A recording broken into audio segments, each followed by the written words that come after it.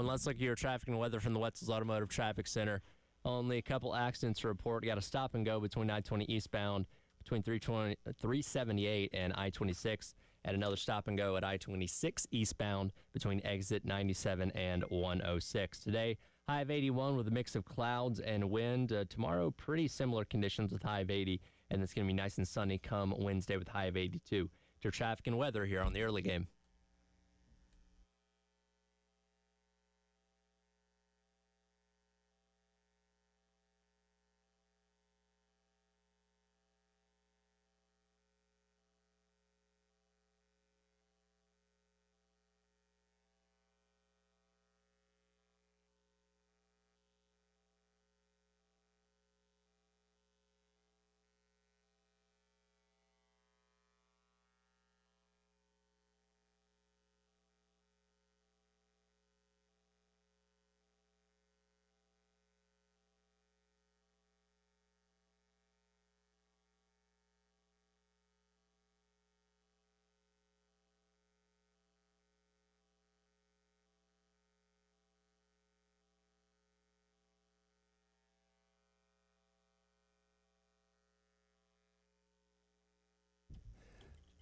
Nine o'clock on your Monday morning. Welcome in. It is the Extra Point.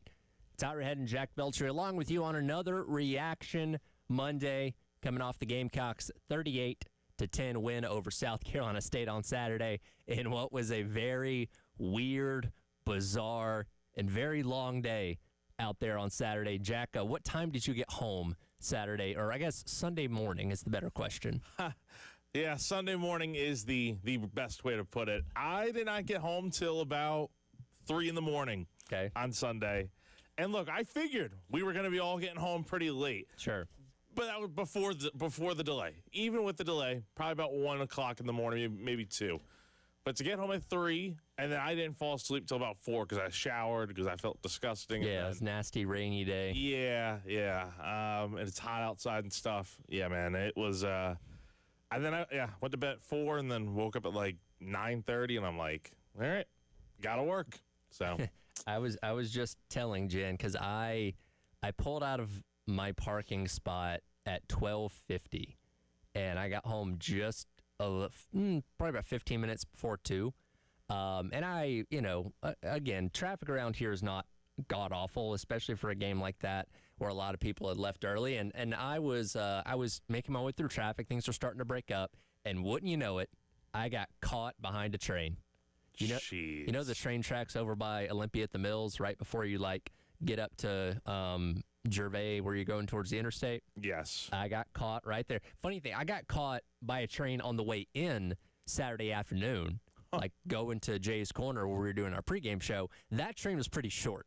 And I was already especially going to a new place, I'm like, man, I want to get there early, make sure I get my spot and all that kind of stuff. So that one was short, fortunately. I kid you not. I swear that train at 1:30 in the morning took 10 minutes to pass. It was the longest train I've ever seen in my life. Man. That's the most Columbia thing that could have happened to me at 1:30 in the morning. Those trains, man. But that seems like the normal time for a train to go by. Because most people aren't on the roads at that point in time. It's just like why they do construction late at night. Well, because they don't want to block the roads typically during the day. So, I mean, look, it all makes sense. But, for us non-average people, we're out till the middle of the night and doing things like this. Well, the funny thing was we were doing our pregame show over at Jay's Corner. Appreciate everybody for having us out there. Looking forward to being back out there this weekend and for all the home games. But, at the beginning of the show, we always give a little weather report. Hey, it was obviously hot at that point in time.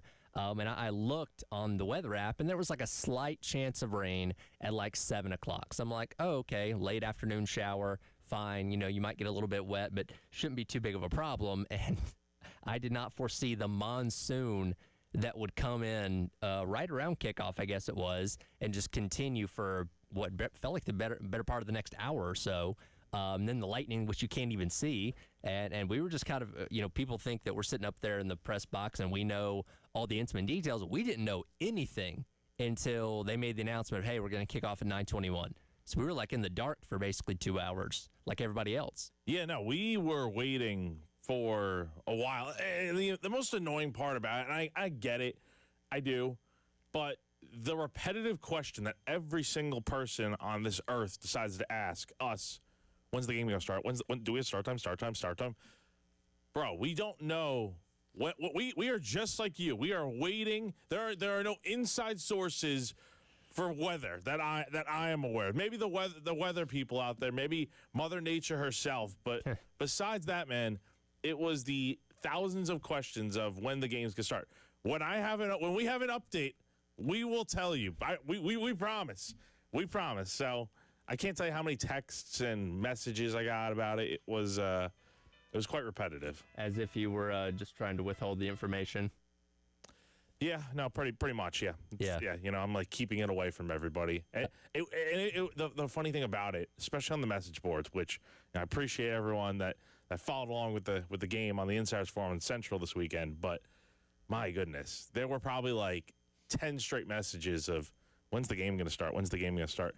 It got to a point in the message thread where somebody just decided to start the rumor that I was leaving Central. Oh no. And then you have like 5 more people right after shift away from the weather talk to, wait, Jack's leaving. I'm like, I just can't win. Listen, don't believe everything you read on the internet, kids. Exactly. It didn't come from me. That shows you the level of boredom people are at. That they just started baseless rumors about you leaving Gamecock Central. It was quite the funny tale. Pretty entertaining 4 hours before the game started. Yeah, so. that was it was a wild afternoon in today, not just here in Columbia, but across all of college football, which we'll certainly get to. So, and I told Elijah this before the game. I said, with all this happening, all the delays, we're going to see some weird stuff tonight. And we saw plenty of weird things before the game even started. Shout out to the student section, by the way, for quite literally weathering the storm. I swear there were some people that did not stop waving their towels for the entire 2-hour delay. That was wild, honestly. Like, that student section is nuts. And I don't really know if there's a better one out there. Like, straight up, honestly. Like, what kind of student section do you have sitting out there in the pouring rain? This was not some mild rain that you had out there. Like, you could literally take a video of the rain and you could see it crystal clear just how insane it was, which is not always the case, but it was like it was downpouring. It was going sideways. It was like biblical flood level type rain. Like, it was heavy. I think I saw a video of some kids or college kids. They were like walking down the sidewalk, and it's just like it looked like a pool of water, and you have them like splashing around. Like it's crazy. It's crazy how much rain there was when it's like in the press box. You couldn't even tell like how bad it really was completely. But and then also, I don't know if you went like down to the I went down to the concourse, during the delay for a little bit just to see, what was going on, and just all these people, thousands of people that were just waiting there and stuff. And kudos to them for sticking it out, because honestly, I did not know when this game was ever going to get played, but around 9:15 when it's about time to play, and that stadium is pretty much, what would you say? It was like 80% full? Yeah, I would say so. I do think there were certainly some people that said, hey, you know what? It's been late enough. We're not staying past midnight. We'll go ahead and go. But I'd say it was pretty close to around 80% full when the game kicked off. And unfortunately, the game was a lot more competitive than we thought, to where we got to get into that. the people that may have been like, oh, you know what, I'll probably leave like mid-second quarter when Carolina's up by 30 points or something like that, didn't quite have that opportunity. Fortunately, it ended up being a victory, again, 38-10. But, coming in here and listening to the show before us, it hasn't felt like a victory Monday. It feels like a loss in a lot of ways because you didn't play well. No, totally. Let's start shifting in this game now, I guess. Yeah, Carolina did not look for a 28-point win. I really have not seen so much. What's the right word? Like not complaining, but like worry. I think is the big word, because you have SEC play coming up. Yep. And I think people are concerned about this team, even though they won 38-10. And again, they're 2-0 on the year. They've looked okay at best, I think. They've looked, actually, I'll take that back. The defense looks really solid. Defense looks great. Like they look like they haven't missed a step after last year.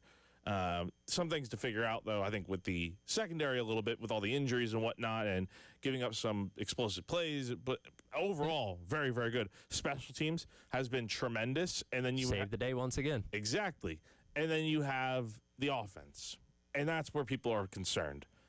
You know, the offense, in my opinion, has been semi-lackluster. That maybe just putting it lightly, honestly. I think there's a lot more. You know, it's at that point now where it happens every single year when something does not go right. But you have the flock of folks out there. This is not everybody, but you have the flock of folks out there that are like, fire Mike Shula, fire him, fire this, fire Lonnie Teasley. But my question is, what is that exactly going to solve? What is your plan if you fire Mike Shula? Oh, we'll promote Lonnie Teasley. We'll promote Sean Elliott to offensive line coach. And how is that going to improve everything? Is that suddenly just going to make everything better because he's done it before? I mean, I guess, but I don't know. There's just a lot of I think angst right now. Just a lot of people that are frustrated with the offense. But the thing is, man, it's week 2 now going into week 3. I highly doubt the playbook has been fully open. And it's not like South Carolina didn't try things the other day. They definitely did. It's just, we'll get into SEC play, and I think we'll really start to see things flourish for the Gamecocks. Yeah, and, again, we're going to dive into the specifics of this coming up here in a minute, but offensively, you've played 8 quarters of football. You had a great opening drive against Virginia Tech, did most of nothing on offense for the next 2.5 quarters, and then turned it on at the end of the game in the fourth quarter there. On Saturday, you did all of nothing for the first 2 quarters, had a decent drive that got you a field goal before halftime, good drive to start the second half to get yourself a touchdown, and then we're okay after that. But yeah, for the most part, you have had less than productive offense in over half of your 8 quarters so far this year. And it's weird because we went into this season with more questions about the defense than the offense. And we kind of thought, hey, man, the offense is probably going to have to pick up this defense and, have to put up a lot of points while they're trying to get adjusted to replacing all the talent on that side of the football. And that hasn't been the case. The defense has looked great. Now, again, it's against a Virginia Tech team that we think is going to be pretty bad, especially after they got blown out by, Vanderbilt the other day and an FCS team in South Carolina State. So maybe we'll learn that the defense isn't as good as we thought in the next couple weeks. But as of right now, they've been passing the eye test for sure, and the offense just seems lost. And going back to the Shula thing, because again, the low-hanging fruit when offense isn't performing well is, it's the coordinator. He's not calling the right plays. He's not doing this. He's not doing that.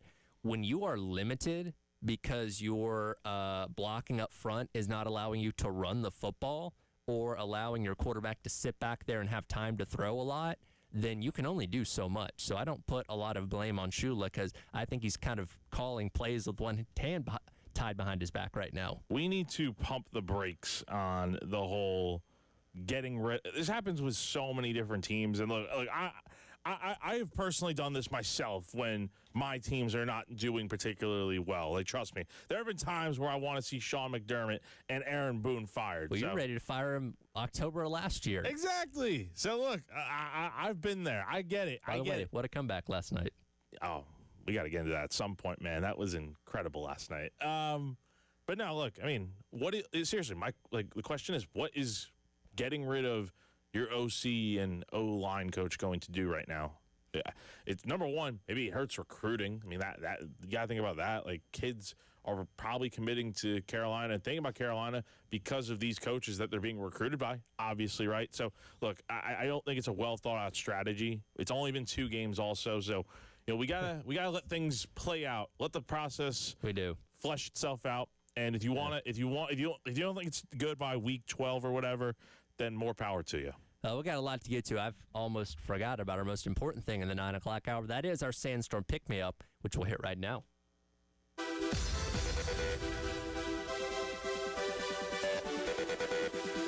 Time to get hyped. Here's your 9 a.m. Sandstorm, sponsored by George Sink Injury Lawyers. Just call all nines. It is time for your 9 a.m. Sandstorm Pick-Me-Up, brought to you by South Carolina's largest injury law firm, George Sink Injury Lawyers. If you've been hurt in the car or at work, call George Sink now at 803 all nines. There's a lot to unpack from this game. We want to get your reactions. Give us a call on the AAA Heating and Air phone lines at 803-404-6100. Hit us on the Firehouse Subs text line at the same number, 803-404-6100. We'll advise you I'm producing, so if you want to call, please wait for the commercial break. But we want to get to your thoughts as we continue to break down South Carolina's 38-10 victory over South Carolina State to move them to 2-0 on the season. It is the Extra Point. It's our head and Jack Feltry along with you on your Reaction Monday here on The Game.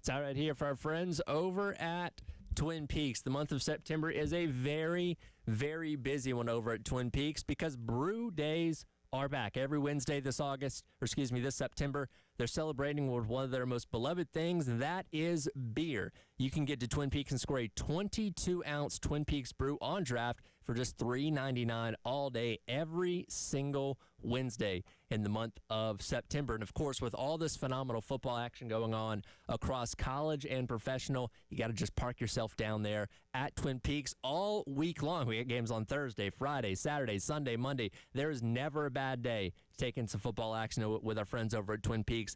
Tons of delicious food, TVs as far as the eye can see, and, of course, those 29-degree draft beers. Check it all out with our friends over at Twin Peaks.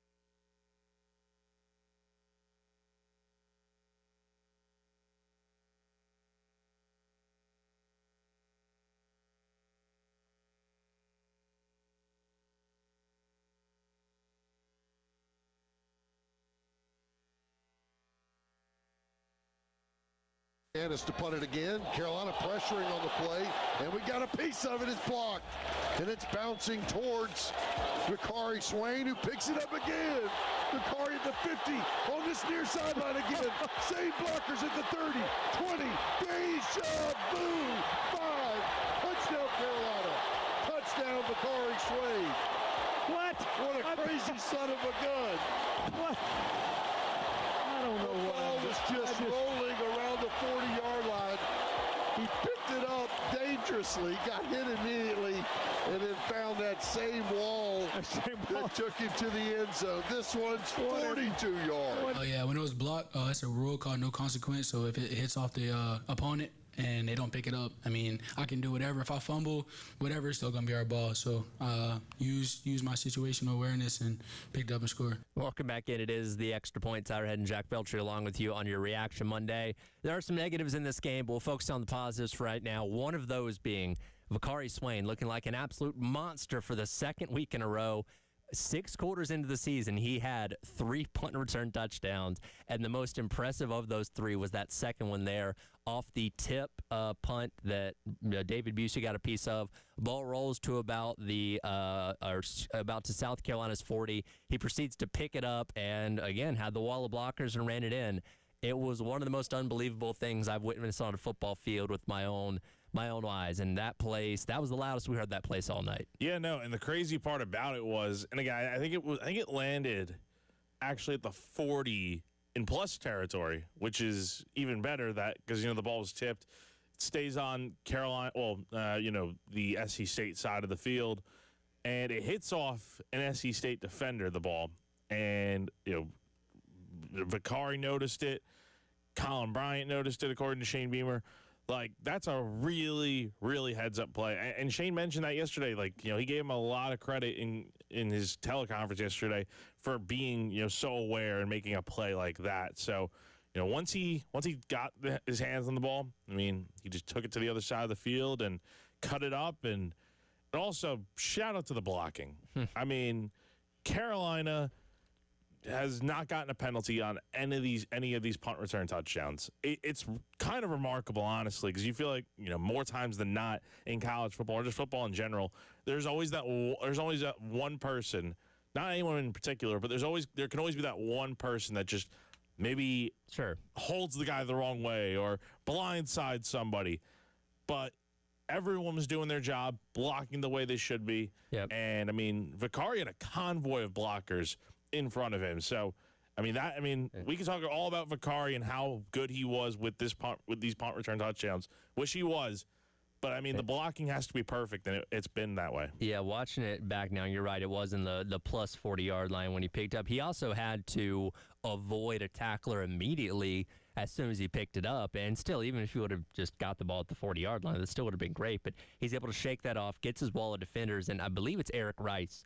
who made key blocks on both of these punt returns because he absolutely leveled the punter on the first punt return. Oh, my God. And then he kind of got the last block at about the 10-yard line when Swain was on his way in for the second one. So shout out to him for a couple key that's the underrated unsung heroes of special teams plays, guys like that to make those kind of blocks. Man, Eric Rice deserves a lot of credit for those blocks as well, especially that first one where you're right. He did completely level the punter. Which I don't know how much damage the punter was going to do to Vicari Swain, but it really slowed him down. I don't know either, but still, that was a really nice block. And again, it's the unsung heroes, the guys that are not going to get a lot of credit that make the big plays like that may not matter on the stat sheet, but boy, they make a difference in Vicari being able to get to the end zone. It's just it's become a thing now. Like, again, you look at South Carolina and Beamer ball and the emphasis on special teams and all that kind of stuff, but like now Vicari Swain has this reputation where every time, and I know Beamer alluded to this in his post-game presser, that he told the guys recently, like, hey, we're not a bathroom break fourth down team. Like, people want to watch us on fourth down or on special teams because they know something special can happen. And now especially, and that was the last punt return that Vicari Swain had for the game, but every time he's going to go back there and return a punt against Vanderbilt this upcoming weekend, everybody's going to be on the edge of their seat like, man, what if he does it again? Can he break it again? Can he get his fourth in the first 3 games? That's the thing, and it's great what he's doing, but I think it does set a precedent now that's like, okay, like every time he touches the ball, Carolina and everybody expects him to score. And, he's been great. Again, he's made game-changing plays now in the first 2 games of the year. Week 1 against Virginia Tech, in the fourth quarter, South Carolina was only up by 2 when he got his touchdown. So that changed the course of the game. And then with, Saturday, those 2 punt return touchdowns, Carolina was trailing at the time. Yeah. They weren't doing anything offensively. They had 12 yards in the first quarter. 12 yards. So they did nothing in that first half especially. But Vakari gets those 2 punt return touchdowns, gives South Carolina 14 points right there. And also think about it, the defense gave you a touchdown later in the game. So in reality, your offense has to really think. Sure. Like Lenore Sellers, whoever, needs to be out there buying a steak dinner. Right. Mike Shula needs to be buying a steak dinner right now for Clayton White and Joe DeCamillis because they are holding up their end. And the great thing about it, though, is, Tyler, if the offense can just pick it up a little bit. I don't think they have to be world beaters by any means. But, man, if they can just block a little bit longer, run the ball a little bit better, give Lenore Sellers a little bit of time, we could be seeing a major difference with this offense. Again, I don't think the offense is broken. I don't think that's the case, contrary to popular belief out there. I think this offense has a chance to be very, very good, especially with 16 under center. You just got to give them a little bit more time. Yeah. Again, the other parts of this team is certainly holding up their end of the deal, and hopefully the offense comes along, and we'll have a pretty complete team at that point in time. It's just that 1/3 of the game that's still struggling a little bit. We'll get to some of your thoughts coming up next. A lot of people waiting on the AAA heating and air phone lines. Again, if you want to call, wait for the commercial break, 803-404-6100. It is the Extra Point on your Reaction Mondays. We recap South Carolina's 38-10 victory over South Carolina State here on The Game.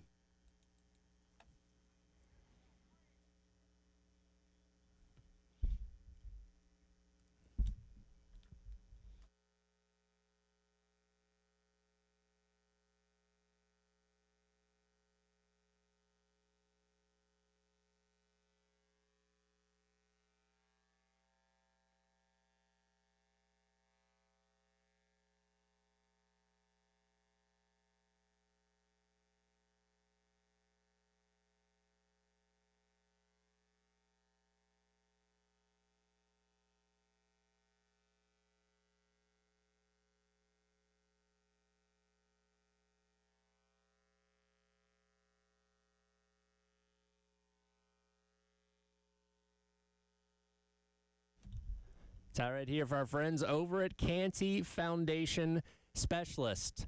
I didn't see the storm coming on Saturday, but when it came, oh boy, that was a lot of rain that delayed the game that we were at for about 2.5 hours. And if you were in the area where that storm came through and you have an open crawl space in your home, you might have some standing water under there. And I've told you many times, standing water can create so many issues with your home. It can create mildew, mold, can even invite pests like termites into your home as well, which of course you absolutely do not want. That's where our friends at Canty Foundation Specialist come in. Go online to schedule an appointment today at cantycanfix.com. They'll send a professional out to your home to evaluate your crawl space issues and get them fixed so you and your family can live worry-free going forward. Again, go online to schedule an appointment today at cantycanfix.com, and they'll come check out your crawl space and foundation to make sure you can live comfortably. Canty Foundation Specialist.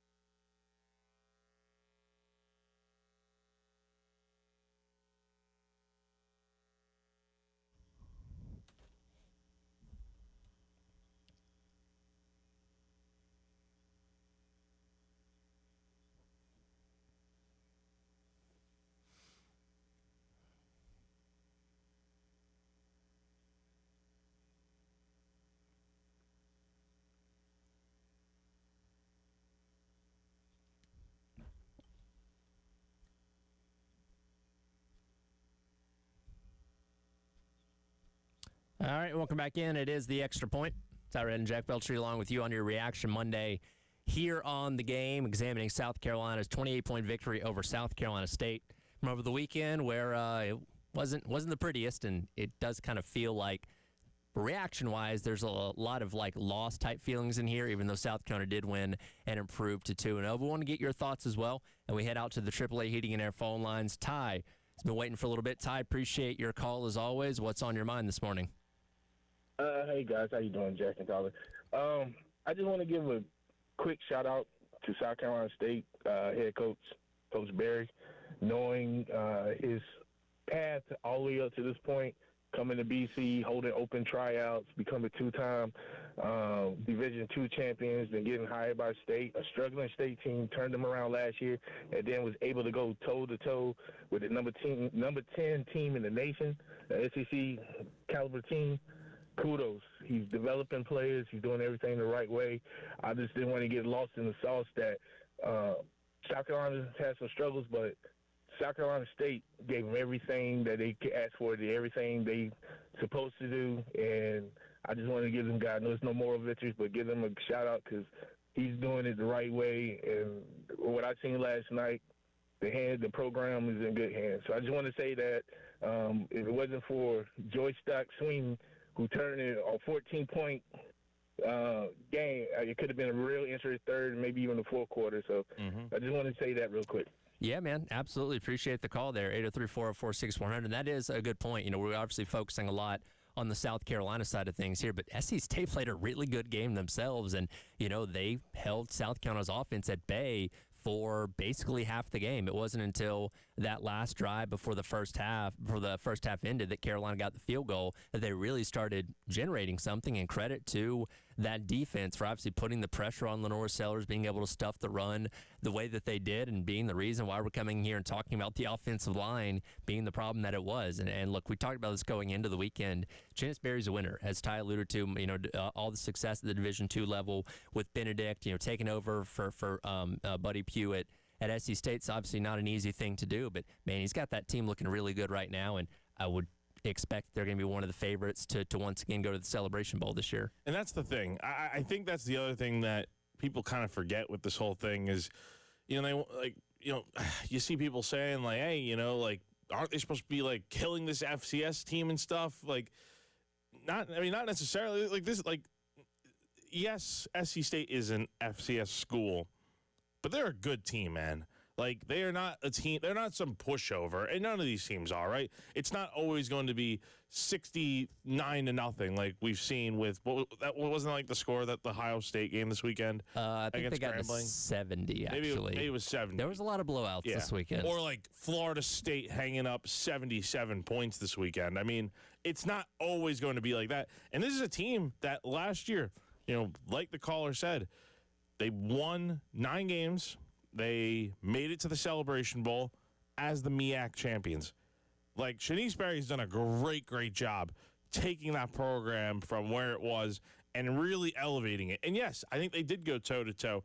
You know, the score may not indicate it, but this was a closer game. And he's right. If Swain doesn't have those 2 punt return touchdowns, or maybe the defense, if this is solely on the offense in this game, which it could be this weekend against Vanderbilt, got to keep an eye on that. We'll see what the defense and special teams do, but it could be a much closer game than it really was. So, you know, you give a lot of credit to SC State because I think it kind of probably, I would hope it woke up South Carolina to the reality that, hey, you mess around and you don't play your best, you're going to get punched in the mouth. Well, think about it like this. Let's take the 2 punt return touchdowns and the scoop and score by Jaron Willis off the board. Then you're talking about a,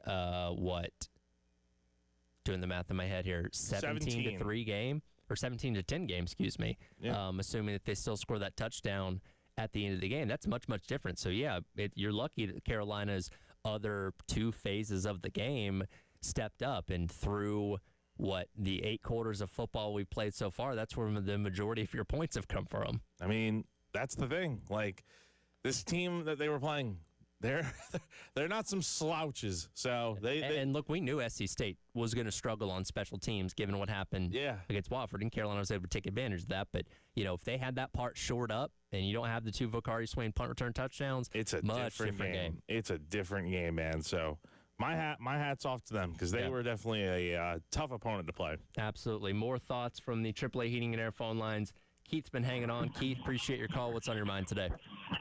Hey, guys. How are y'all? Doing good. Yeah, I'm like everybody else, but I think the gentleman that just called, and you got to give South Carolina State credit. I mean, they just friggin' manhandled us on the offensive line of scrimmage, but it's early, so I'm going to sit back and see what happens. But I think the reality is we're not going to put 60 or 50 on anybody, no matter who we play, and I'm not talking about an SEC team. The reality is we get to the end of the year, and Beamer, if our defense plays like it did Saturday and can hold up against SEC competition, we can get away with this Shula offense. But the reality is, long term, I think that's a problem. Another area, the offensive line. I don't understand what in the world. We've got Elliott over there. There's going to have to be a change in that area at the end of the year. Those are the 2 things when we get to the end of the year, let's look at and see if Beamer decides to go different ways, because it's just the reality. We're going to see that as good as our defense looks coming up in the SEC, we're going to have to score over 30 points a game to have a chance in most of those games. And I don't see it coming right now from this offense, but I'm hopeful. Enjoy the show, and y'all have a great day, and I'll hang up and listen. Thank you. Appreciate it, Keith. Again, 803-404-6100. If you want to call, I would advise waiting for the commercial break because I'm kind of doing 2 jobs at once in here. But I want to get more of your thoughts coming up here in just a minute. I will say one thing. For whatever reason, we know Beamer teams play better as the season goes along. I'm hoping that that's the case here, that as the weeks go by, more reps, more games, all that kind of stuff, we see this offense start to finally hit its stride. And, Sellers mentioned it after the game on Saturday that he thought that they were clicking pretty well, through camp and through scrimmages. And I get it. You're always going to put a positive spin on things that are happening in camp, but maybe it just hasn't started clicking yet, and that's something that is coming hopefully by Saturday against Vanderbilt. Yeah, no, hopefully. I mean, you need to see more from this team. Again, I think the defense and the special teams are holding up their end of the bargain, but how often can you rely on a defensive touchdown, a special teams touchdown, 2 of them, in fact? You should never rely on that, because the law of averages tell you those aren't going to happen very often. And look, Shane's mentioned it, this week after the game, like the offense needs to be better, right? You can't count on them to bail you out every single time like they have been. So it's great right now, but again, it's Virginia Tech and SC State. Not saying they're bad opponents, but you got SEC play coming up, and those teams that you're facing in these next few weeks, starting with Vanderbilt, they'll make you pay. Yeah, and again, going back to Ty's point on the phone line a minute ago, a lot of credit to SC State for the way they played in that game, but those kind of things aren't supposed to happen because talent-wise, size-wise, you have a clear and distinct advantage over South Carolina State, and that's not being disrespectful towards them. That's just a fact of life that, again, you have 4- and 5-star talent comprising your roster and, high-level 3-star talent that, is supposed to be a lot better than those guys. You've got guys that are bigger than those guys, like guys that are just more – because a lot of guys that go to FCS schools are the ones, hey, you're 3 inches too short. Hey, you're about 2 steps too slow. Hey, you can't do this quite as well as some of these other guys, and that's why they play it that one level down. But again, you're supposed to be a whole lot better than that. And again, we saw the Ohio States and the Florida States and the Tennessees and the Alabamas all handled those kind of opponents accordingly. And Carolina wasn't able to do that. Again, you still won by 28 points, but it was a very ugly, sloppy 28-point win that, again, you had to get bailed out by your other 2 facets of the game because your offense left a lot to be desired. They did. You just got to got to move on from these 2 games, learn from it, and hopefully now that we are getting into the meat of the schedule over these next few months here, that Carolina, dials it up a little bit, maybe offensively. Maybe they are relying on Lenore's to do more things. Maybe they finally get a little bit more push up front. And I don't think the blocking was completely, wasteful. I mean, they had some good moments. Yes, on the touchdown specifically to Vandrevius Jacobs, who also had a very good game. That's another thing. I think the receivers were much better this game. Yeah, Nick Harbor didn't do anything, but you had some more receivers getting involved, especially Dre Jacobs and Donovan Murphy, who made his first career start. So, yeah, I mean, the blocking on the touchdown to Dre was very solid. I think they gave Sellers time, and that's what can happen. You block for him, you open up holes in the run game, you can be a lot better offensively. So, again, these are just small things that I think just need to be tweaked. I don't think it requires anyone to get fired or lose their job or make any drastic changes right now. I think it's just simple things that you fix them. It will make a big difference, I think. Just watch. We'll get more of your thoughts coming up next as wrap-up hour number 1. It is the Extra Point. Tyrod and Jack Belcher on your Reaction Monday here on The Game.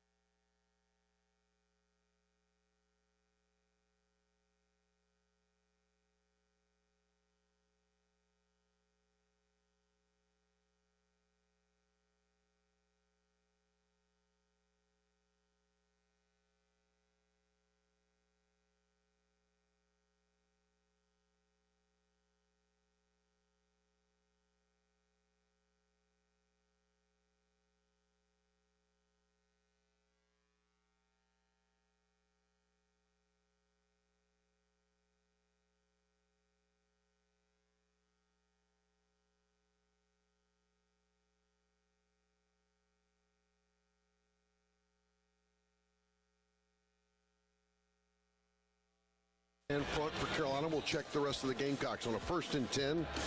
Atkins, a pistol formation. And he'll hand it off inside. The ball is knocked out because the Gamecocks got it. And Willis picks up the football at the 30, the 20, the 10, the 5. Another score, this time from the defense and not special teams. 46 yards. The ball bounced right up in his hand. And he did what he needed to do. He got north-south, and in this case, he got north. We got a defensive touchdown and 2 special team touchdowns for the Gamecocks. It's 30-3 with the extra point upcoming. Welcome back in. Game extra points. Tyler Head and Jack Belcher with you on your reaction Monday here on the game. That was Jerron Willis's scoop and score in the 3rd quarter on Saturday to give South Carolina a pretty comfortable lead at 31-3. Brian Thomas Jr. knocked the ball out there. By the way, he had a really good game. Brian Thomas Jr. was all over their 2 quarterbacks during that game. I feel pretty comfortable in saying he's definitely the second pass rusher opposite Rylan Stewart now from what I've seen through 2 games so far. But good job on him knocking the ball out. And Jerron Willis, who is somebody that we haven't talked about as much from that linebacker room, but we expect him to rotate in a lot this season, going out there and making a play. Yeah, I mean, first off, BT was incredible in this game. 4 tackles, 1 sack, 1 TFL, the forced fumble, obviously, and 3 QB hurries. Heck of a stat line. Very versatile, very good on defense for Carolina, and he is making his impact felt very early on in the season. And he's been a nice complement piece to Dylan Stewart, with obviously them having to replace Kyle Kennard and all the production that he brought last year. But, yeah, getting back into the play. It's interesting on that play because, number one, he was going up against the left tackle, which the left tackle didn't even touch him. He went to the second level and blocked, I think it was Justin Okoronkwo at linebacker. So that opened up a lane for him to just go kind of be on an island and kind of head straight to the quarterback. And the other crazy thing is on the play, when you watch it, there's a tight end coming across right in front of BT, doesn't touch him. And that allowed BT to get a outstretched hand on the running back, knock the ball free, and then it goes right into the hands of Jerron Willis. Like, he didn't even have to move. He could like mid-stride. It was literally like a ground ball coming to a shortstop. Like, literally like it coming right to Jerron Willis, picks it up, open lane, takes it the other way for 46 yards. Really nice play. Yeah, absolutely. Great play there. Want to get more of your thoughts on the AAA Heating and Air phone lines. Ray, always a frequent caller in Reaction Mondays. Ray, thanks for hanging on the line. What's on your mind? Hey, Tyler, Jack, that's your partner's name, right? That is correct. That is Jack correct. Feltry. All right, guys. Hey, all right, Jack, great name. That's my son's name, so I have no excuse for getting your It's name. all good. That's a great name. But anyway, guys, what I was just going to call it and indicate is that, yeah, let's give Bakari the Ferrari. I think that's the name that this prior show named him. And when I heard that, I was like, no more names. I mean, how else can you – I mean, how can you top that one's hard to beat. That's hard. That's really hard to beat. So, well, anyway, so unbelievable performance by that guy. But up to that first punt return, that's amazing. I say that first punt return for a touchdown. I mean, I don't even know if we crossed midfield offensively up to that point. I mean, maybe one time. And I'm thinking in my head, my goodness, I've seen us play these games for 50 years, you know, and I'm thinking even the 3 games I can think of we've lost to lower division teams, we still had a better offensive performance, you know, up to that point. But I give credit to our team, especially special teams. But I have to talk about the offense. I mean, guys, we have an all-world quarterback, electrifying. I mean, very Cam Newton-like. I mean, maybe he's the only quarterback I've seen that you could even mention that same breath.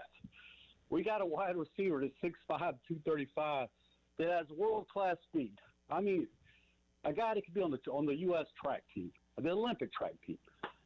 So I guess what I'm getting at is we've got to do better offensively, and this is the thing, and Josiah earlier made a great point.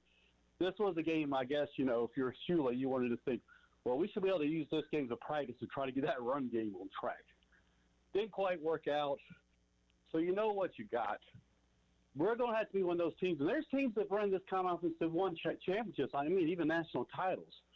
We're going to have to set up the run through the pass. And we got to get away from first down, trying to run the ball up the middle. And even in our running game with the pass, I think we should attack the perimeters more. Because a caller called the last show, and I'm going to call him Rocky Top, because he said he's been in the area about 10 years or less. He's a Tennessee fan, but he pulls for the Gamecocks. And he said it's not just recent that we haven't had a dominant offensive line that can push people back. That's the exception here, guys. I mean, it truly is. So I really think, and I hate to use the word pressure because it can be a negative term, but sometimes it can be positive, you know? Yep. I think it's all on Mike Shula, and I think he's got to come out with the right game plan. He's got to keep our offense in rhythm.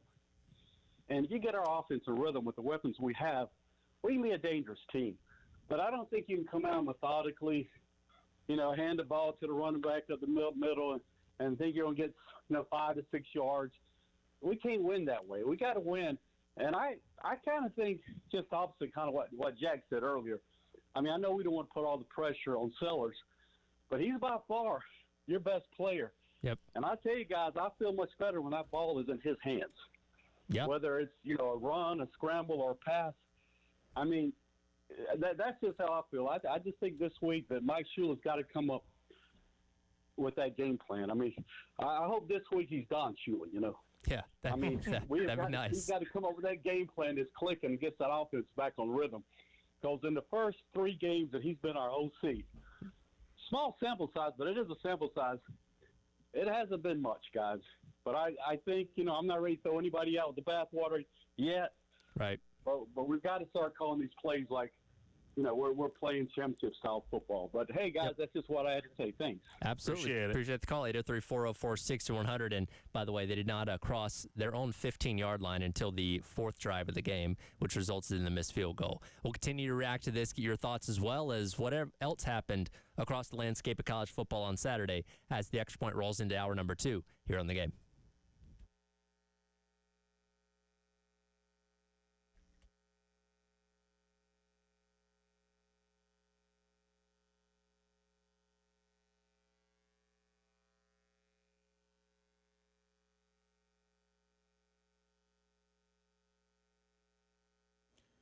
Everyone knows that AAA Heating and Air has the best HVAC replacement options in the Midlands with their guaranteed financing, no payments or interest for 12 months, and a 15-year warranty. 15-year parts and labor warranty. They're hard to beat when you need a new system, and maybe there does come that point where you do, in fact, need a new system, and these are the guys to go to. You could also get repairs. Did you know they have great deals for repairs? Electrical work, they got it.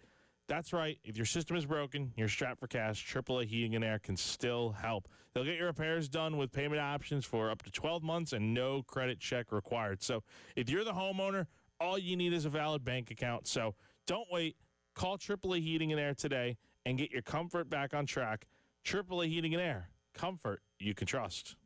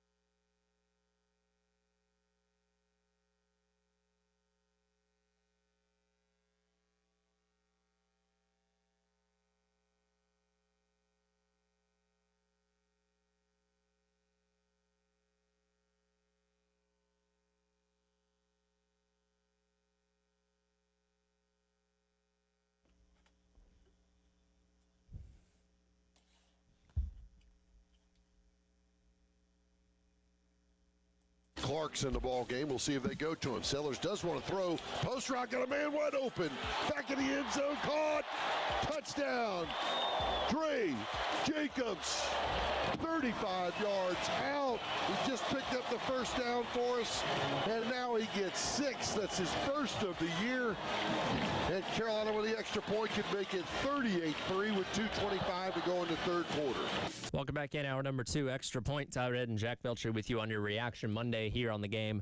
Another call there from Todd and Tommy as Dre Jacobs scored what would be the final touchdown for South Carolina en route to the 38-10 victory over the South Carolina State Bulldogs. And that was an example of the offensive line doing their job. They blocked that pretty well, gave Sellers a clean enough pocket, and was able to find Dre Jacobs, over the middle there to get his first touchdown as a Gamecock. Again, he transferred in from Florida State last year, dealt with injuries a lot, and we thought he's somebody that could have a breakout year, and ended up leading the team on Saturday. Yeah, we've heard even Mike Shula last week wanting to be more diversified in the offense, and that essentially meant getting more guys involved, making sure that everyone can be a weapon.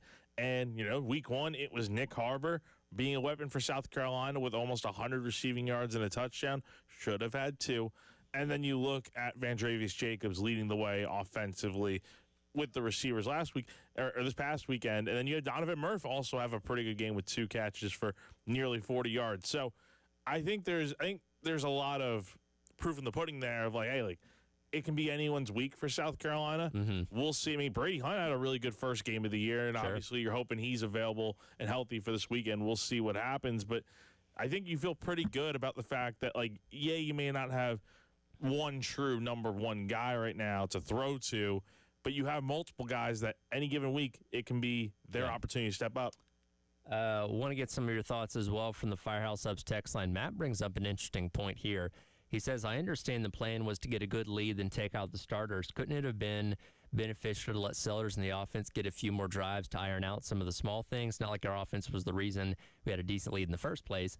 And, again, these games, we talked about it going in. We expected Carolina to be up by a ton to where hopefully you were sitting your starters by, halftime and giving Air Nolan, Cutter Woods, and all these younger guys an opportunity to go out there and see what they have. And we did see Air Nolan in the last couple drives where he was just, handing it off to run the clock out. Did have some chance of let him throw it, which I did think was funny inside the stadium. But with the issues that you have on offense, I think Matt's point is valid. Could you have potentially benefited from letting those guys just finish out the game and having a couple more drives to maybe figure some things out? I think I would have. If anything, I would have done at least another drive or 2, maybe one more scoring drive just to really keep that momentum going. But I think it was also the right time to pull the plug because I think at that point, when they did come out of the game, the starters, I think Dre had just had his touchdown, and I think that was probably the opportune time because you're up, 38-3 at that point? Yeah, and you ended on a high note, so there's that. So I understand it from the standpoint of, the offense wasn't very good, but at the same time, you had a 35-point lead. And the other thing that we need to think about there, you got all these injuries going on. Yeah, that was another thing. It was a rough night injury-wise. Yeah, I mean, you had a lot of guys come away with injuries, and luckily it seems like they'll be in pretty good shape heading into this weekend. Again, you're just really waiting on Brady Hunt to hopefully see if he'll be good to go. But it seems like from what Beamer had to say yesterday, and again, we'll have the SEC injury report to kind of help, fill in the gaps a little bit. But it seems like Carolina's in good shape from that standpoint. But I understand it. You're up by 35. You don't want anyone to get hurt. Just go ahead. I mean, the game's already on ice. Just bring in the backups and let them do their thing because you need those reps for those guys. More thoughts from the AAA Heating and Air phone lines. Teresa's been hanging on. Teresa, appreciate your call. What's on your mind today? Just about the game. I think Carolina started off kind of playing conservatively, and I'm glad that they got into it. It seemed like they just were out of rhythm. They weren't playing together as a team at the first of the game. And I give all the glory to South Carolina State. I was impressed by them. There's a boy from Hartsville that plays for them, and he loves wrestling. He's a big wrestler too, and he has a lot of upper body strength and plays defense. I thought they did well, but I think Carolina can fix the things that they need to fix, and I think we'll have a good year. But if they start off playing Vanderbilt the way they started off Saturday, we're going to be playing catch-up, and I don't know if our team can catch up. Just seemed like they were holding Sellers back some. And I like Jake's point about the different receivers. I know he might be redshirted, but I'd love to see a Sellers touchdown. I was hoping Yeah, absolutely. Appreciate the call. We were hoping to see that. By the way, Teresa did tell me it was her birthday, so happy birthday once again. Happy birthday. Maybe the Gamecocks didn't give you the best birthday present over the weekend because the game was kind of sloppy, they got the they win. still won.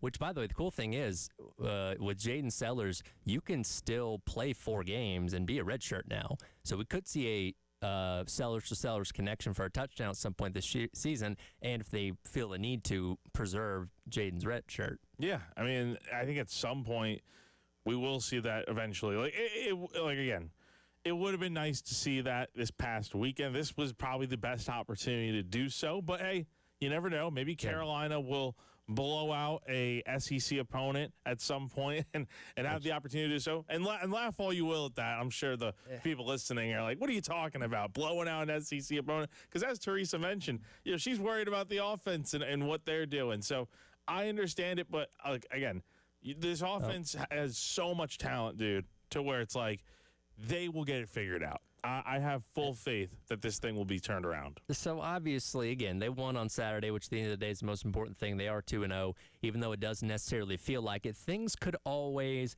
be much, much worse, like what's going on down in Gainesville, because this happened on Saturday night.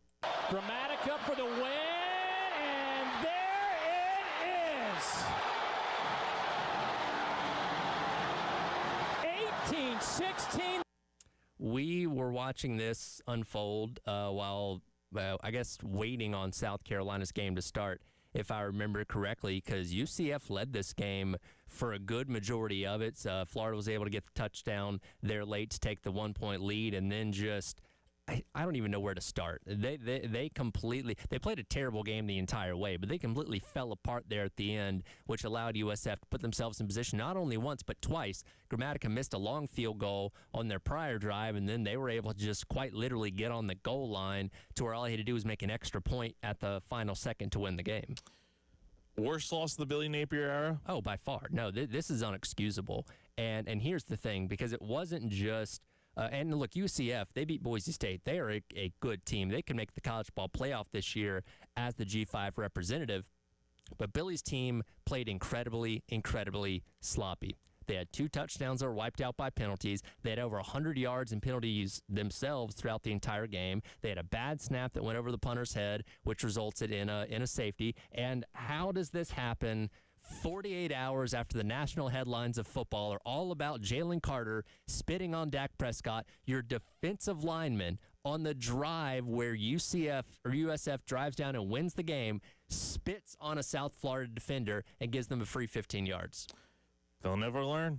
They will never learn. That's the thing, man. These players, they make these silly mistakes, and it's like, what are you doing? Do you not see what's going on? You could lose so much money because of making ridiculously dumb mistakes like this. So I don't know, but yeah, I mean, again, this is a brutal loss for Florida. Flip side, another big win for South Florida, who they go to Miami this weekend, and even if they lose that game, because they're ranked right now, South Florida has a chance to really run the table, win their conference in the American, and be that group of 6 team that makes it to the college football playoff. I think they're in the driver's seat right now to do so. And let's show some love to Alex Golich. Here was him emotional after the game talking about the victory.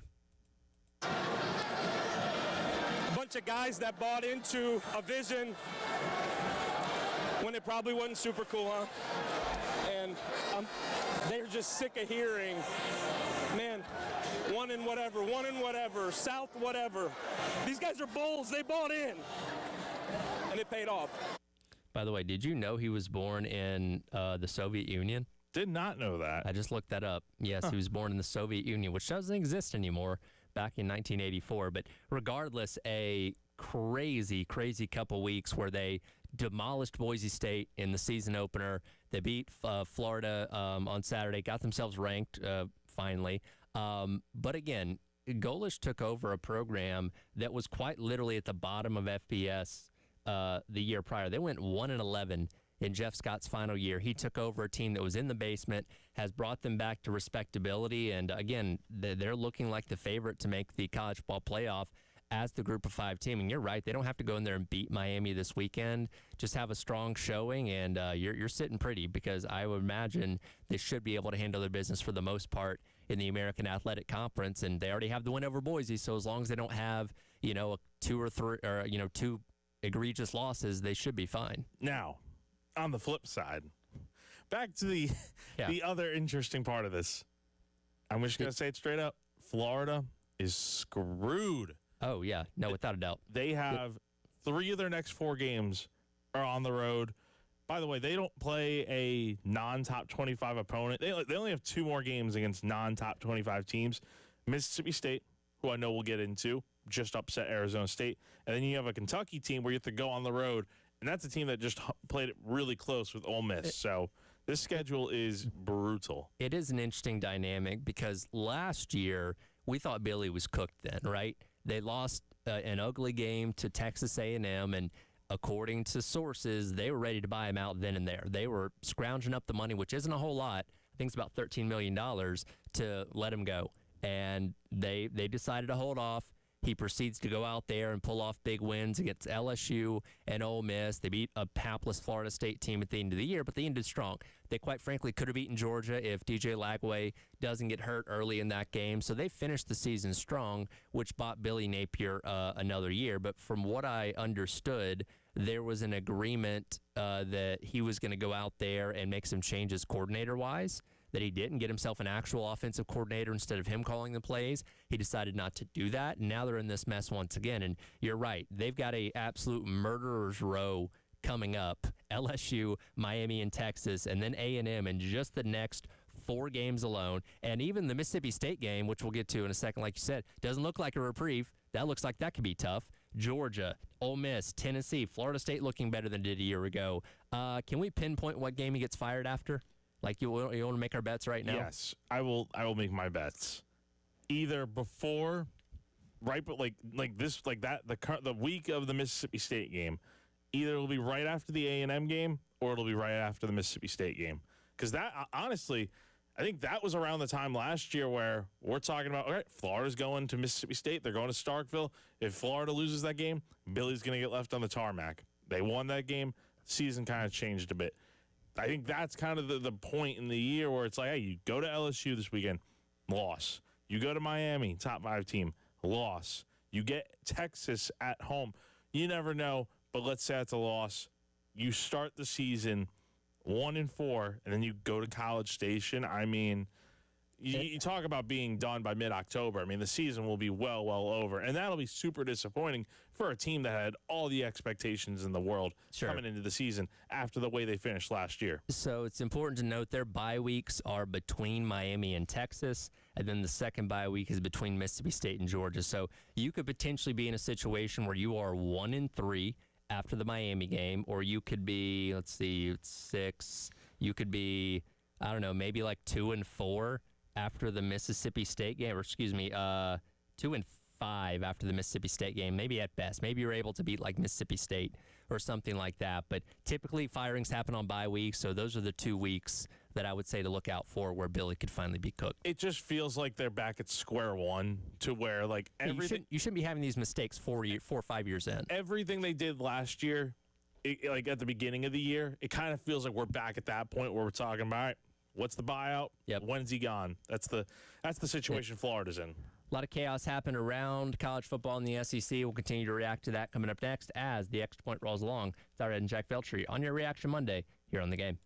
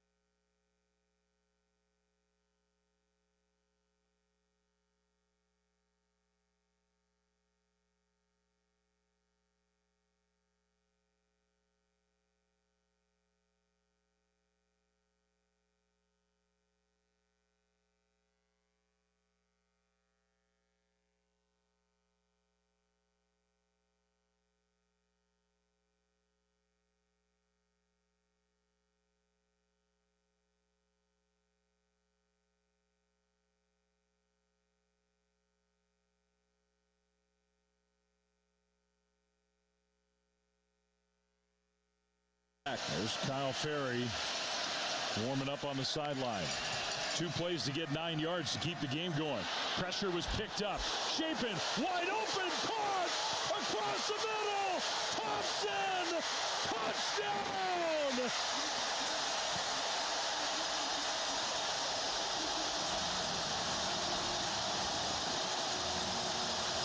Welcome back in. It is the Extra Point. Tyler Head and Jack Beltry along with you here on your Reaction Monday on the game. If you're waiting on the AAA Heating Air phone lines, we'll get to you coming up here in just a minute. But that was the call on Saturday out in Stark Vegas as Mississippi State pulls off an incredible comeback to beat Arizona State 24-20 and upset the number 12 Sun Devils. There's a rule that you learn as a journalist of no cheering in the press box. You're not supposed to show excitement over anything, really. You're supposed to be professional. But let me tell you, it was so hard for Elijah Campbell to contain himself as he was watching this game end on my laptop during, I think it was during halftime of the Carolina game. But I know you guys were obviously big on this upset when it came to picks this week, and you're both very excited to see this one go this way. Yes.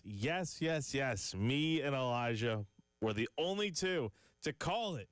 Picked Mississippi State to beat Arizona State in staff picks this week, and man, that was it just felt like, for whatever reason, being at home, the cowbells, night game, Arizona State having to come across the country, all that stuff Kenny Dillingham said about the hotels and stuff and the casinos and all that. It just felt like Mississippi State, and they went through an awful season last year. Awful season. But I think Jeff Lebby, that's the signature win right there.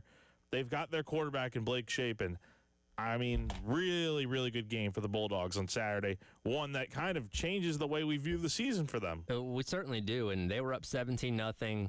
That lead got evaporated, and it really looked like when Arizona State went down and kicked that field goal to go up 2017, like, man, maybe the dream's about to die right here. And then Brennan Thompson with the double move, because it's one of those things like when you're a team like Arizona State, if nothing else, you're supposed to be playing back. You'll allow them sidelines, you'll allow them middle of the field, but nothing should ever get behind you in a situation like that. And Brennan Thompson pulls off that double move, gets himself wide open across the middle, and the rest is history. It was a chaotic game, and what they've now taken down the goalpost. I don't know where they take them in Starkville, Mississippi, but I'm sure they're sitting somewhere of significance. I'm trying to think. I mean, I've been to Starkville.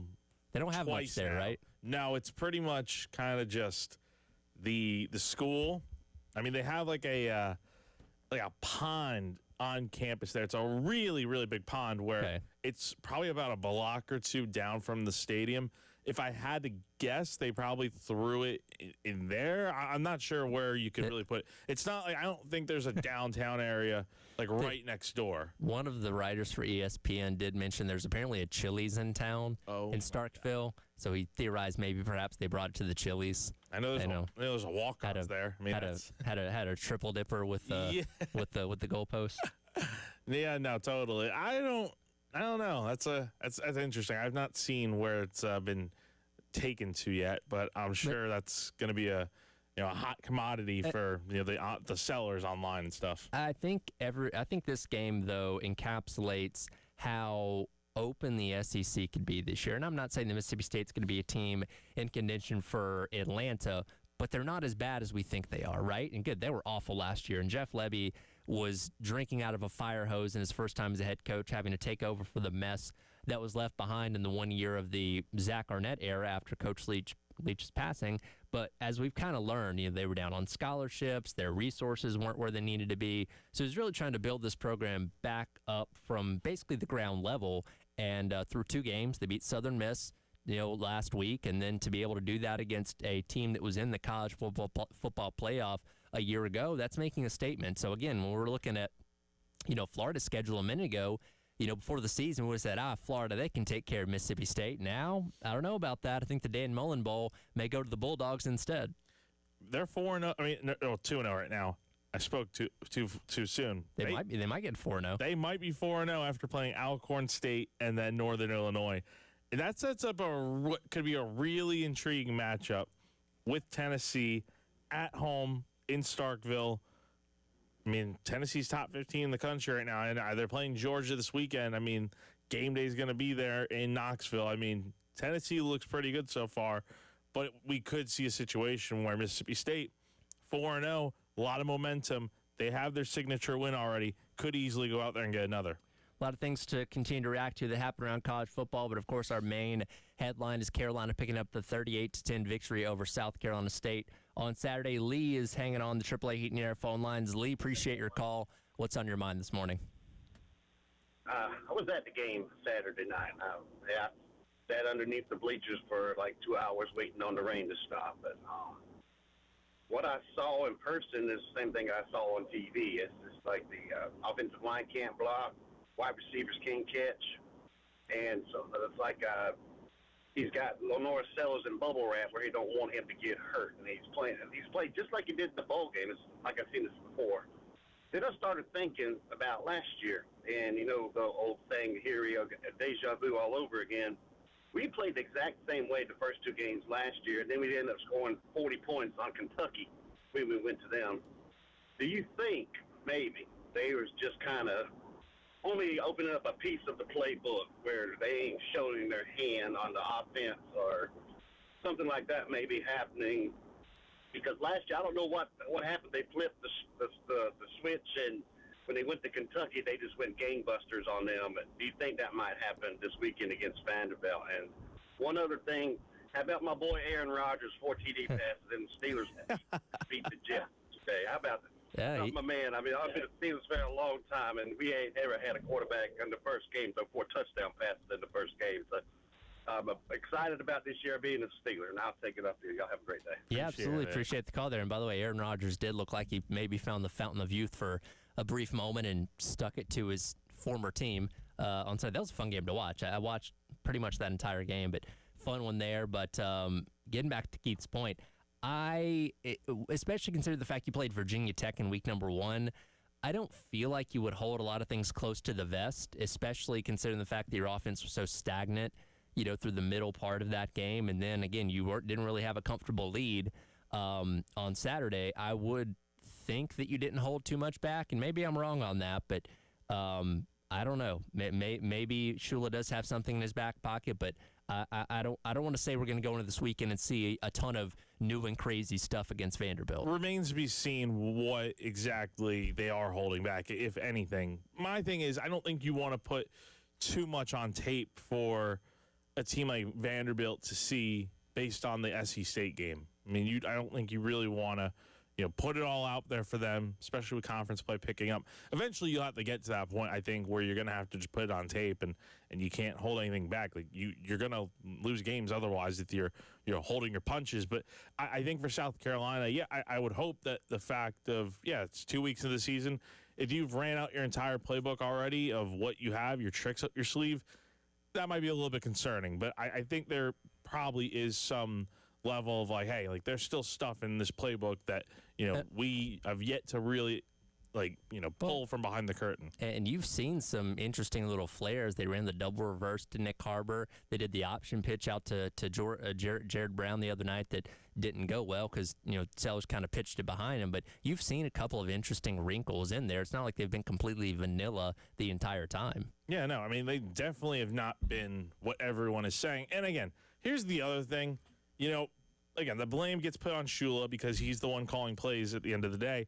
But also, guys have to go out there and execute. This is a two-way street where Shula can, hand the car keys to Lenore Sellers in this offense. But if they're going out there and crashing the car, that's kind of on them. That's not necessarily all on Shula, who was not driving the car necessarily. I think that's a decent analogy. I'm not sure that made complete sense. Yeah, I get it. But I think you get what I'm saying here. Yeah. So, again, blame needs to be going around for not just Shula, but the rest of the offense too, because at the end of the day, they are the players on the field having to execute. We'll continue to react to this as well as everything else that happened across the SEC and college football as the Extra Point and Your Reaction Monday rolls along here on the game.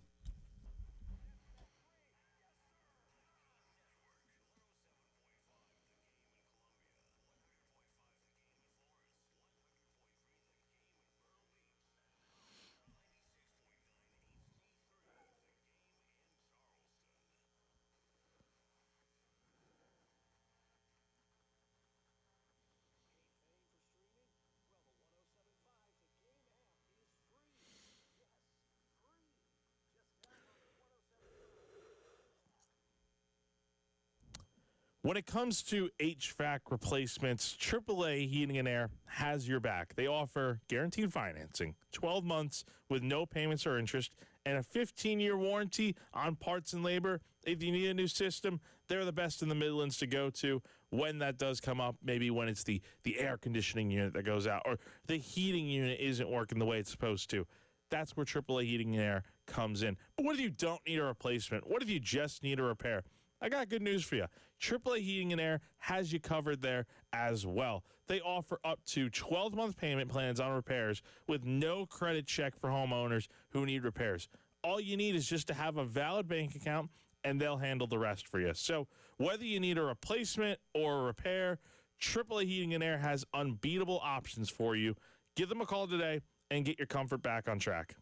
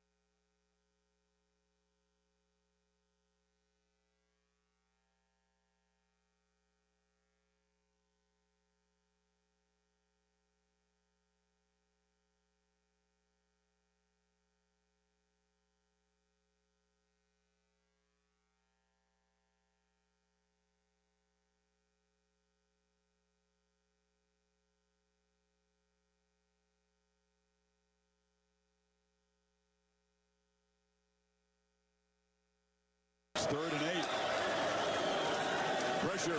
Mateer escapes and slings it downfield into traffic. Catch made.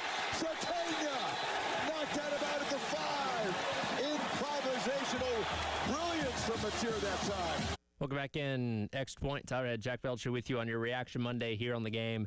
The only ranked versus ranked matchup of the weekend was Oklahoma playing host to Michigan, and you heard the call there from Chris Fowler. John Mateer working some magic in that game as he goes 21 of 34, 270 through the air, 1 touchdown and 1 pick, helping the Sooners pick up the victory over the then number 15 Michigan Wolverines. And I know we spend a lot of the offseason talking about John Mateer and the hype train surrounding him, and I think all of us said, okay, let's see him do it against a quality opponent. Well, Saturday night, he did it against a quality opponent. Also ran for 74 yards and 2 touchdowns as well.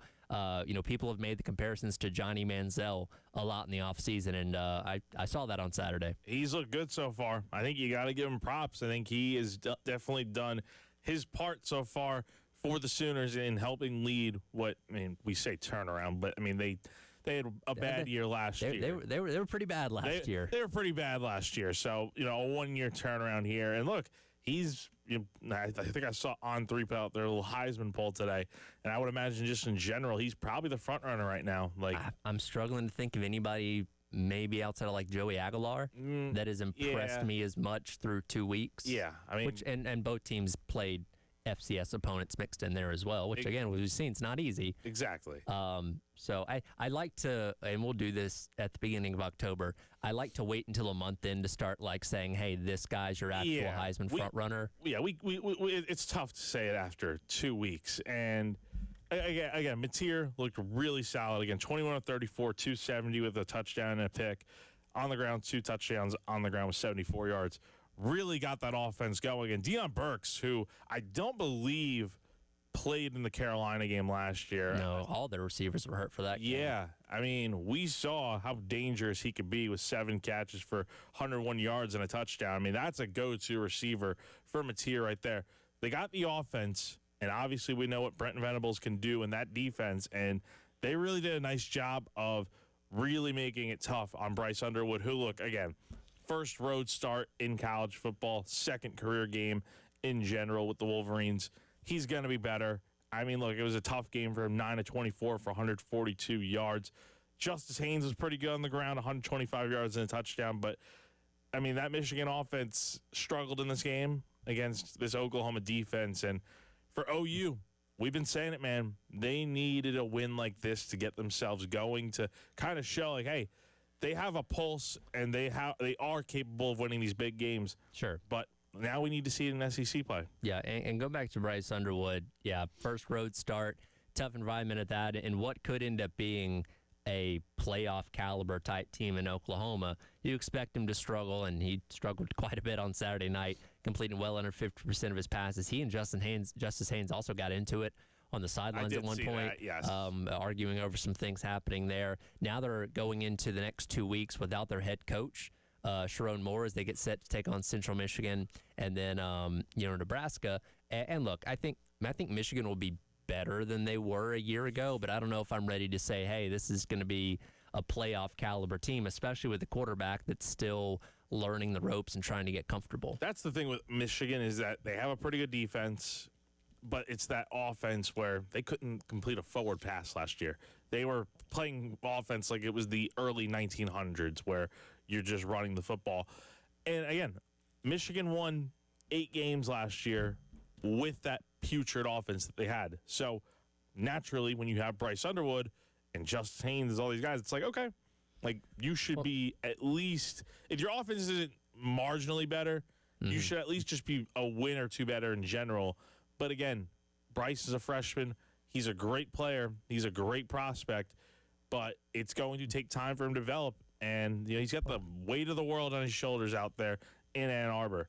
Give him a little bit of time and see what happens. And that's the interesting thing in this new era where, again, it's been very public how much money Bryce Underwood is making to start as a true freshman, where in years past, if you're in a situation, like say this was 2015, and Bryce Underwood's on this team as true freshman starting on the road at Oklahoma, and as these kind of struggles, people aren't going to love it, but they're going to say, hey, he's a freshman, he's learning and all this kind of stuff. But when you're getting paid as much as you are to be the quarterback, to be the savior of this team's offense, then people are going to have a lot shorter of a leash with you saying, hey, I don't care if it's on the road. I don't care how good that team you're facing is. You're supposed to be better than this. Yeah, I mean, he is supposed to be better, but again, it's the first career road start, and look, you have no choice but to give him time.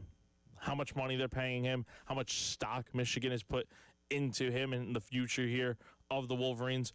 If he's sloppy right now, deal with it, because that's the situation you're in.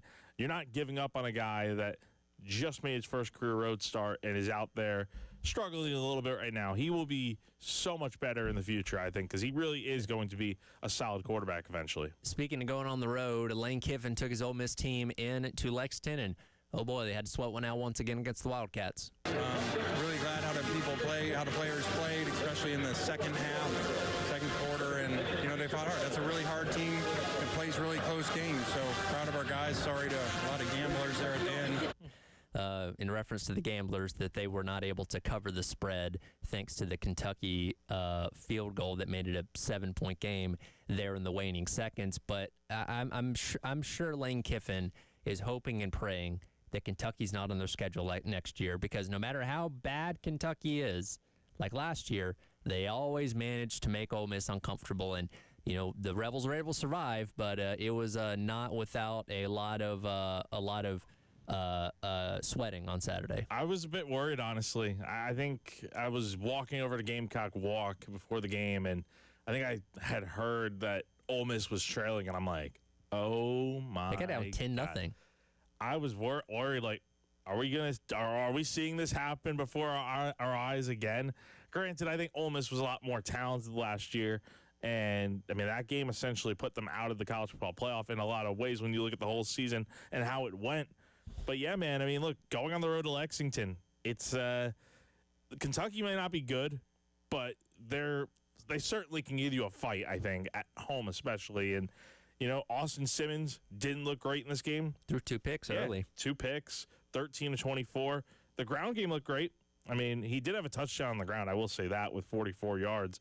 But yeah, I mean, look, it was a struggle, and like Lane said, did not cover the spread. And the other thing is Austin Simmons did have to leave due to injury multiple times. So you hope for the Rebels' sake they are able to get him back to 100% healthy. And I mean, Lane did say we would expect him to be fine, but that would be a big loss if you lose him for any extended period of time. Yeah, both these quarterbacks actually got hurt. Zach Calzada got hurt late in the game as well, and Cutter Boley had to come in to try and lead Kentucky on the comeback and wasn't able to do that.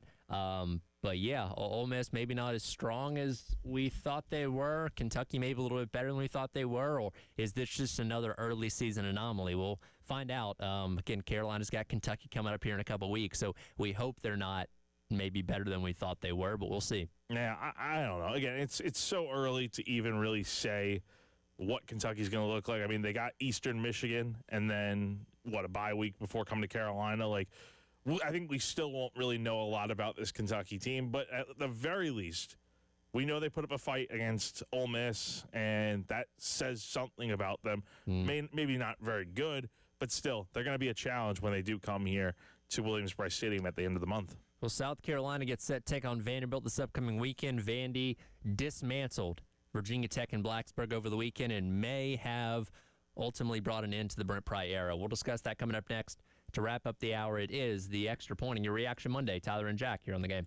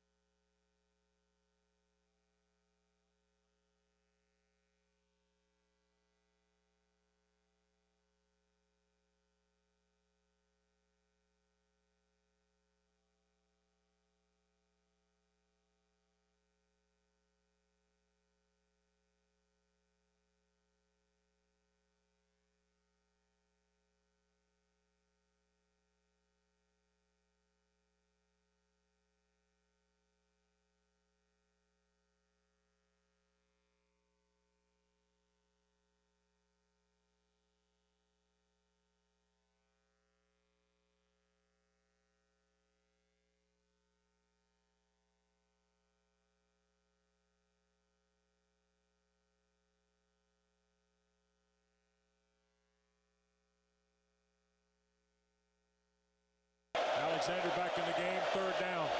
Pavia to throw, looping for the end zone. It is caught! What a catch! Richardson, touchdown Vanderbilt.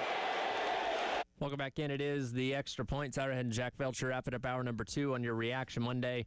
That was the call on the ACC Network as Vanderbilt took the lead 24-20 en route to their 44-20 victory over the Virginia Tech Hokies up there in Blacksburg, as it was a pretty flawless second half for Vanderbilt after getting down 10-0 early and then down 20-10 in the third quarter. Vandy scores 34 unanswered points to close things out, and looks about as strong as they were a year ago. And coincidentally, Virginia Tech on the other side looks like the days of Brent Pry might be numbered up there in Blacksburg. Yeah, it's not looking good for Brent Pry at all right now. You got Old Dominion coming into town this week, and you should win that game, but Old Dominion has beaten Virginia Tech a couple times in the past handful of years. I was about to say, Old Dominion has had Tech's number over the years, and we all know what happened with Carolina last year. So it's going to be tough, and I just don't know how much longer Brent Pry survives. I mean, he has not been able to win these big games, much less the close ones at all, and this one was an absolute blowout. You had a 10-point lead at the break, and it's one thing to lose, but to get shut out 34-0 in the second half is quite frankly unacceptable. And for that fan base that packs it out every weekend at Lane Stadium, creates an atmosphere that is bar none. That is disappointing for the Hokies. Here's the only 2 stats you need to know from Saturday's game. Virginia Tech, as a whole, had 21 total yards of offense in the second half. Vanderbilt ran for 199 yards in the second half. That tells you the story right there. And much less for the Hokies, Kyron Jones has not been very good to start the season at all. 17-29 for 134 yards and a touchdown. I mean, he had a touchdown on the ground as well, but and again, Virginia Tech's rushing game was non-existent. Like, the guys that they brought in, like Terrion Stewart, 10 yards. I know he's been banged up. Marcellus Hawkins, 29 yards. I mean, the Hokies are just not looking very good offensively right now, and when you couple that with the fact of your defense is just not able to slow down Diego Pavia, Eli Stowers, Bryson Coleman, all these different guys that they have on a very good offense with a pretty good defense to go along with it, it's tough to win. Yeah, it's one of those things where by the transitive property, Vanderbilt had a more impressive win over Virginia Tech than you did 2 weeks ago. So hopefully that doesn't translate over to Saturday night because, again, you're working out a lot of kinks, especially offensively for South Carolina, where it seems like Vanderbilt has things clicking. Yeah, it's got to be kind of concerning, honestly, considering that's the performance that Vandy had going on the road to Blacksburg. My thought process is, look, if they can do that on the road, take out whatever team they did it against. I know Virginia Tech isn't all that good, but again, they went on the road and won handedly in a tough environment. What's to say they can't do that here in Columbia this weekend? I think a lot of people said this was a win coming into the year, and I still think it could be, but I'd be concerned right now with the way Vanderbilt is coming in. They're hot right now. And on the Virginia Tech side of things, my Twitter timeline is still full a lot of the VT people that we've followed and talked to leading up to the game to start the season, and a lot of them kind of shared the same sentiment that was probably the quietest they'd ever heard in Lane Stadium and the emptiest they'd ever seen it at the end of the game. Because, again, most people left before this thing was even over because when you don't have any offense to show for in the second half and Vanderbilt's running up and down the field on you, you kind of know which way this one's going to go. And, again, I think you have a decent leash at a place like Virginia Tech, but it does seem like it's going to be coming to an end for Brent Pry here very soon. Yeah, it's not looking good right now for the Hokies, and you're 0-2 to start the year. You got ACC play coming up here in a few weeks, but the clock is ticking. Like, a win over Old Dominion does not change anything this weekend potentially.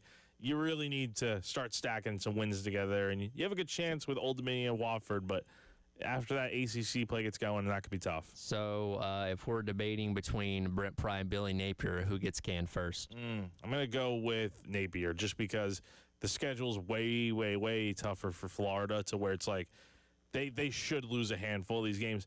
Virginia Tech, again, they're not awful, but they're certainly not a good team.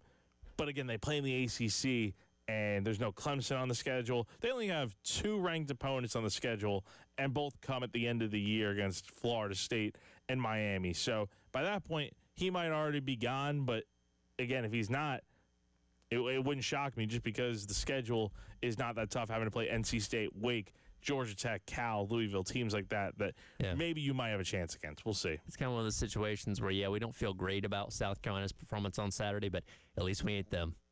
No, it could be a lot worse, but seriously, though, it's going to be tough this weekend with Vandy coming into town, and they got a good team there, and they are definitely proving right now that last year was not some one-hit wonder fluke. Oh, man, we barely even scratched the surface of everything that happened, not only in the college football world, but the NFL world with opening weekend as well. We'll dive into all that coming up tomorrow as the week rolls along. This has been the Extra Point. Coming up next, Gamecock Central Takeover Hour, presented by Firehouse Subs here on The Game.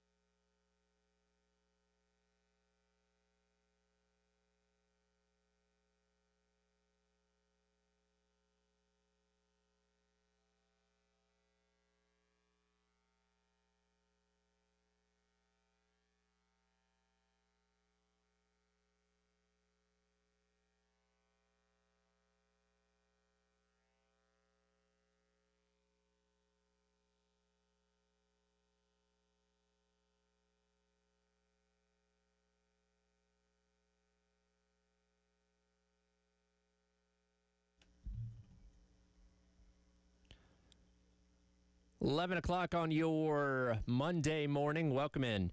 It is the Gamecock Central Takeover Hour presented by Firehouse Subs. Tyler West, Chris, along with you on a reaction Monday. The Gamecocks picked up the 38-10 victory over South Carolina State on Saturday night. But, guys, it was a very bizarre, messy, rainy kind of day leading up to the start of that game.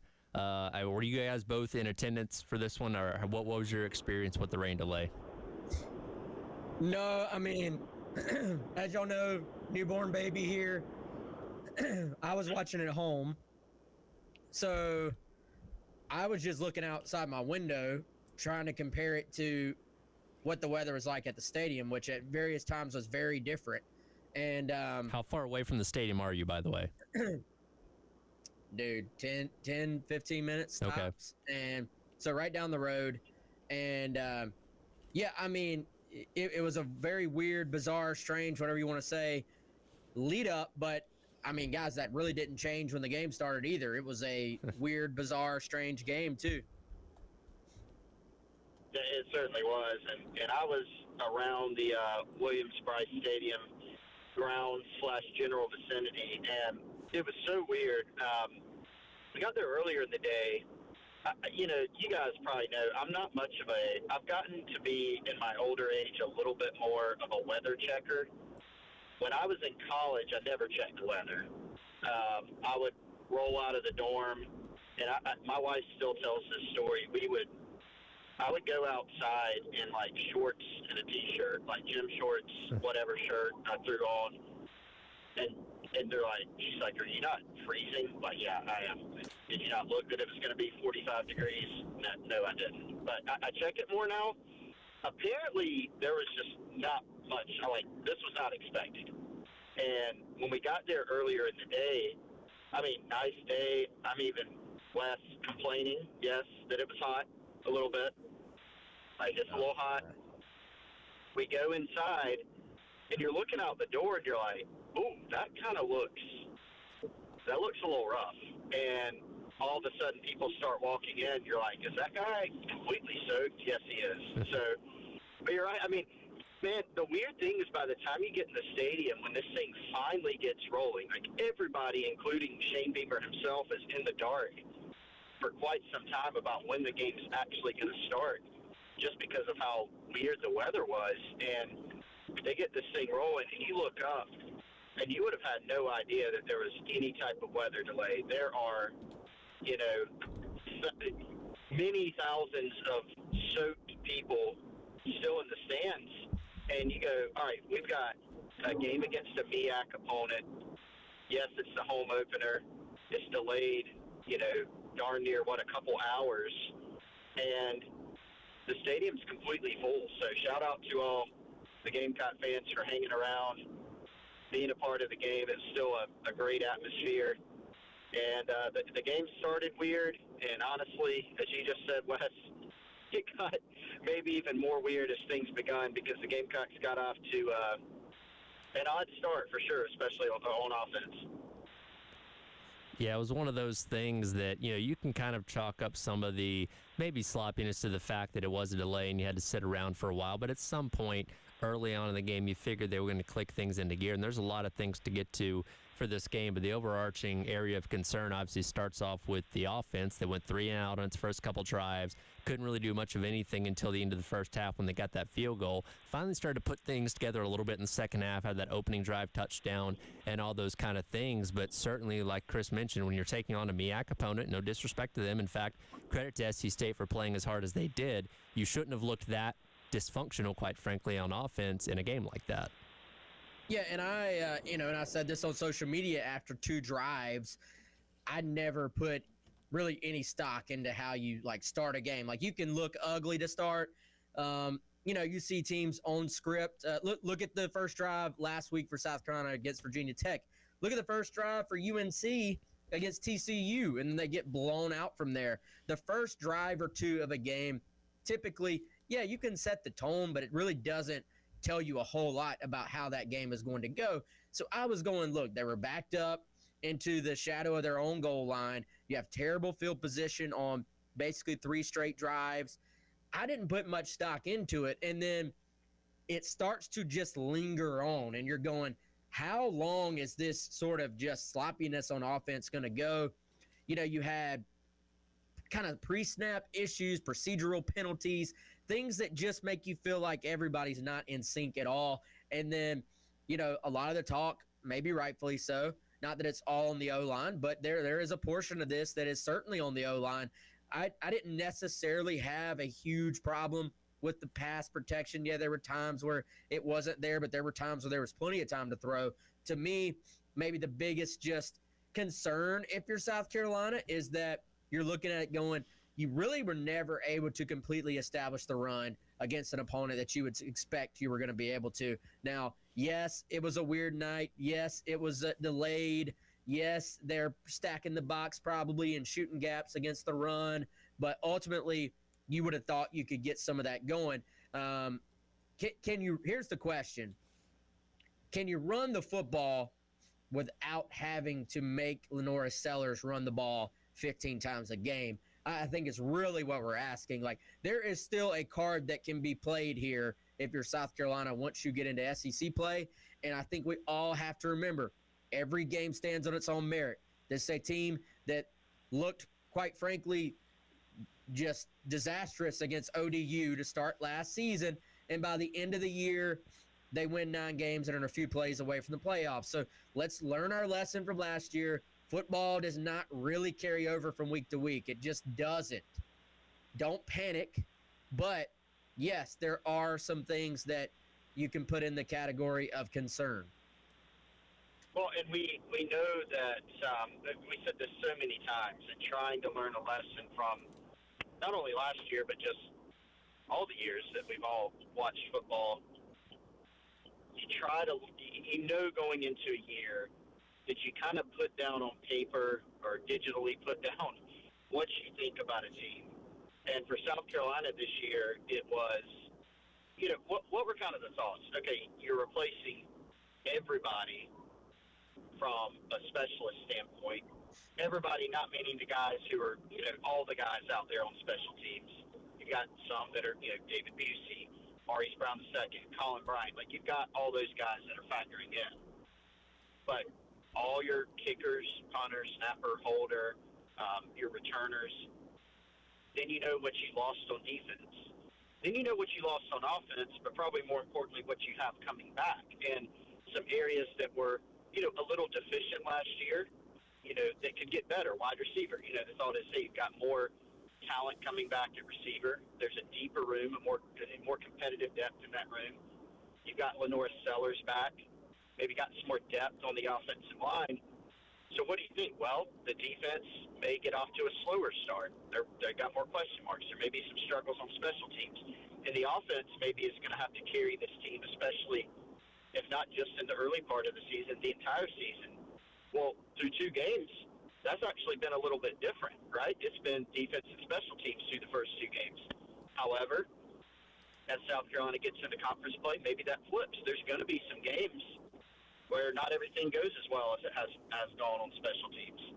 South Carolina is going to give up a competitive, meaningful touchdown on defense at some point this season, probably this weekend against Vanderbilt. And I do think the offense is going to do more than they've done so far through 2 weeks. The question is when and how much, of course, and when do those things happen. So I think you're right. Like, it has been different through the first couple of weeks than we thought. You cannot bury or anoint any side of the football, any individual, any position group through these first 2 games. So it is definitely completely fine, and I think, in fact, well warranted to be concerned with some of the things you saw on offense. That does not mean that this is what we're going to see throughout the year. What we do know is South Carolina's got to improve in all those categories. And Wes, you're right. Is a lot of it on the O-line? Sure. But, man, if you're looking at that game, I've said this, I feel like I'm already on repeat mode from what I've written. And, Wes, we discussed this on our podcast on GC Live this morning. If you're looking at that thing and only talking about the O-line, you're glossing over a lot of other material. You're glossing over penalties. You're glossing over, you know, bailing the pocket too early on some occasions. You're glossing over some missed reads in the run game. The fact that they didn't run Sellers much at all in this game, and that's going to be a huge part. You're glossing over, frankly, just being disjointed and missing some throws that Lenore Sellers normally hits. There's a lot to unpack from that game that needs to get better, can get better, and I do think South Carolina has the capability to play better, and they've got to starting this weekend against Vanderbilt. And that's something that Coach Beamer talked about after the game. And yes, because it's been a consistent issue for the past couple of years, people kind of immediately point to the offensive line, and they certainly had their issues on Saturday. But there were moments when they did do their job. You know, that touchdown pass from Jeeves Jacobs, they gave Sellers a good pocket. Same thing with that drive they had that led to the field goal, right before the half there. They did their job at times. The run blocking was obviously suspect, but it wasn't a complete and total disaster, I would say. But there were other elements of the offense. Again, like you said, Sellers bailing the pocket too early, overthrowing some guys not making catches. So it's the entire unit that, for whatever reason, is not clicking the way that it needs to. And, again, you better get something figured out for Vanderbilt this weekend, because they sure look like a tough challenge once again this year. Well, and guys, I tend to believe that offense, like success begets success. So when you are having 3 and outs, when you are, when you're struggling to make that first down of a drive, and then you have to go back to the sideline, the fans are groaning, you were sitting there, and by the way, the game starts with terrible field position. You're being maybe a little bit conservative and trying to not turn the ball over, not take a safety like you did last week. And, it's hard to get into a rhythm. Once you hit that first throw, once you get that first decent run, once you start to put the defense on their heels, it kind of snowballs in the positive direction for you. If it's going the other way, you start to press a little bit, it starts to snowball against you a little bit, and then you have what happened to South Carolina, frankly, is you just feel like you cannot find that cohesiveness, cannot find that rhythm. And then as great as those punt returns for touchdowns were, it puts you in a spot where you're not worried about losing the game at all. That was taking away reps that you really, frankly, needed with the first-team offense on the field. In my opinion, that's part of the reason why the game was pretty much out of hand, and you still see the first-team offense out there, in my opinion, is the staff is probably going, hey, we got to get reps. We got to give these guys opportunities to find some type of rhythm out there. And, to Chris's point, they have not really run Sellers yet. I'm sure we're going to see that a little bit more at some point against certain opponents. But even the passing game, I wonder for a guy who is still developing his ability as a passer, developing, I would say, his consistency as a passer, how hard is it to find a rhythm if you're not throwing the ball much? Like if you're in a 3-down sequence and we're 2 handoffs and a throw, and then I miss that one throw, we're back on the sideline thinking about that throw I missed. I think they're going to need to make a concerted effort to put a little bit more on Sellers' shoulders, because I do think his success, his confidence will build from his initial success. Get him some early, easy throws, get the ball out on the perimeter, let him make some plays early. That doesn't even necessarily mean you have to run him 5 times to start the game on the first drive, but just get him into the flow of the game. And I think some of those missed throws that we've seen, some of those missed reads, I think they will come along. He starts hitting those, and then from that point, you get your momentum moving forward. Plenty more to react to. Let us know your thoughts, 803-404-6100 on the AAA Heating and Air phone lines, as well as the Firehouse Subs text line, as we look back on South Carolina's 38-10 win over SC State over the weekend here on the Gamecock Central Takeover Hour, presented by Firehouse Subs on the Game.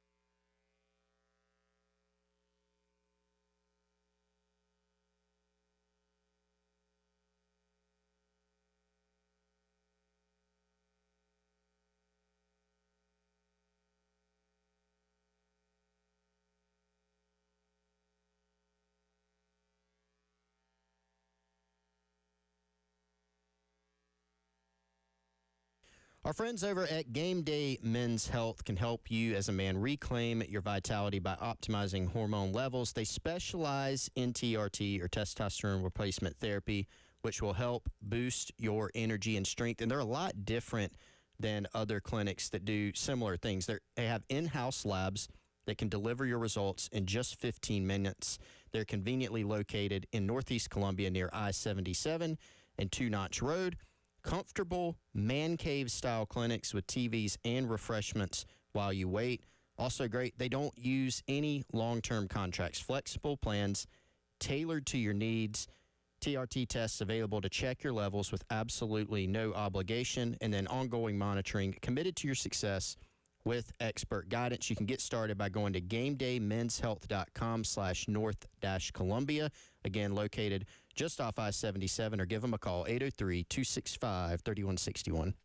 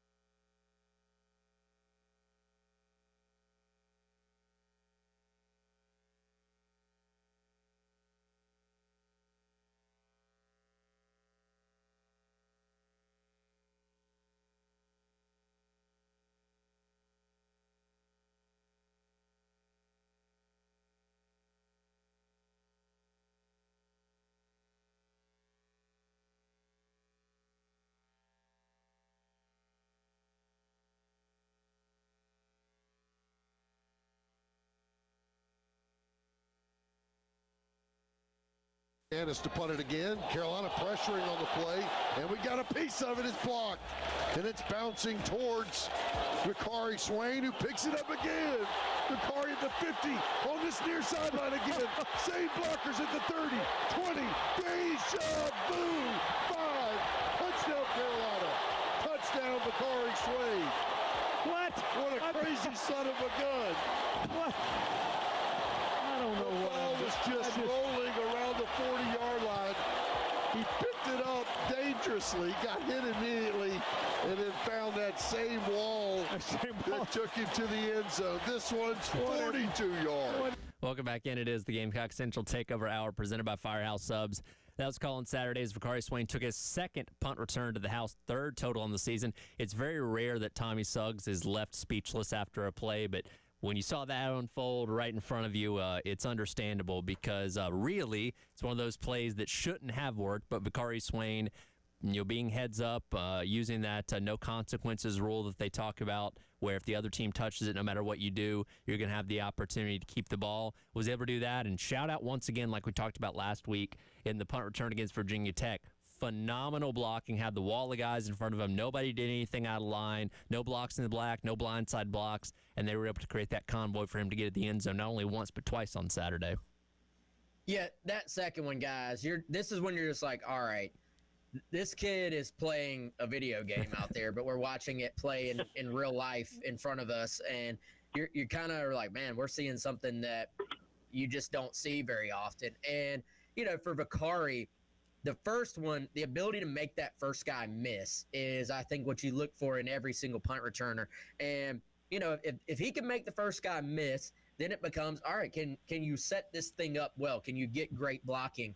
And they had the perfect wall set up.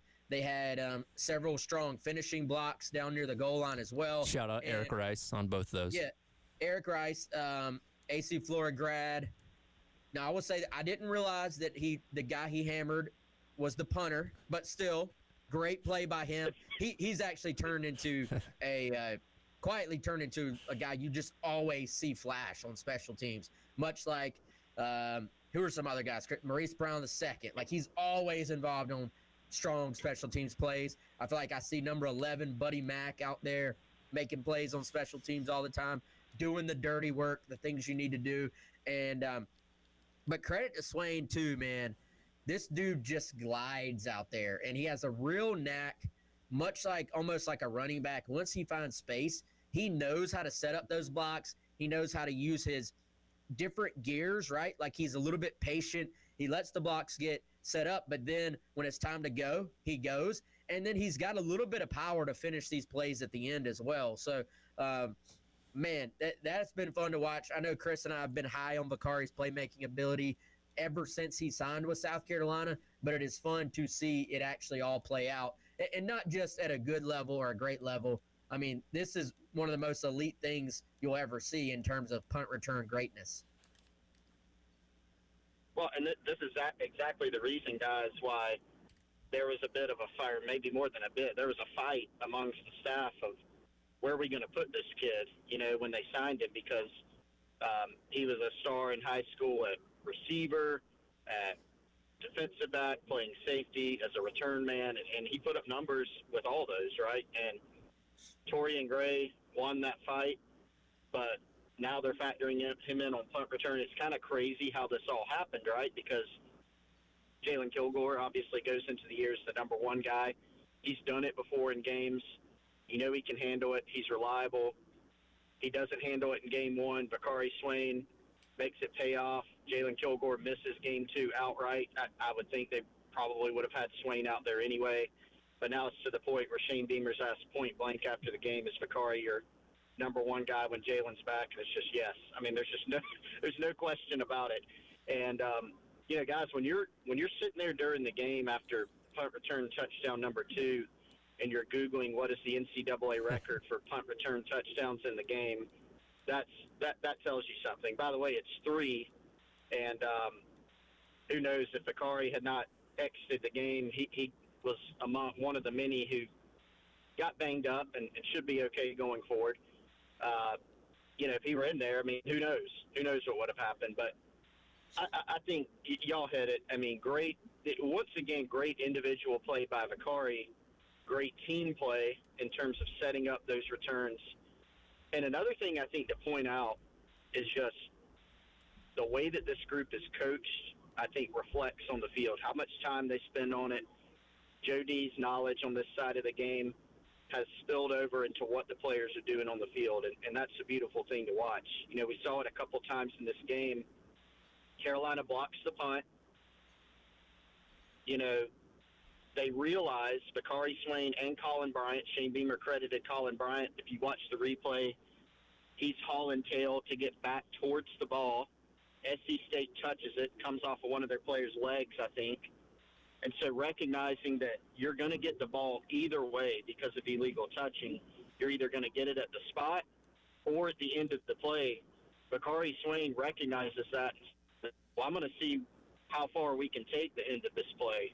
And he ends up taking it into the end zone. So heads-up play, great individual play, great team play. And special teams has been, it's gone from these first 2 weeks at least. We'll see what happens going forward.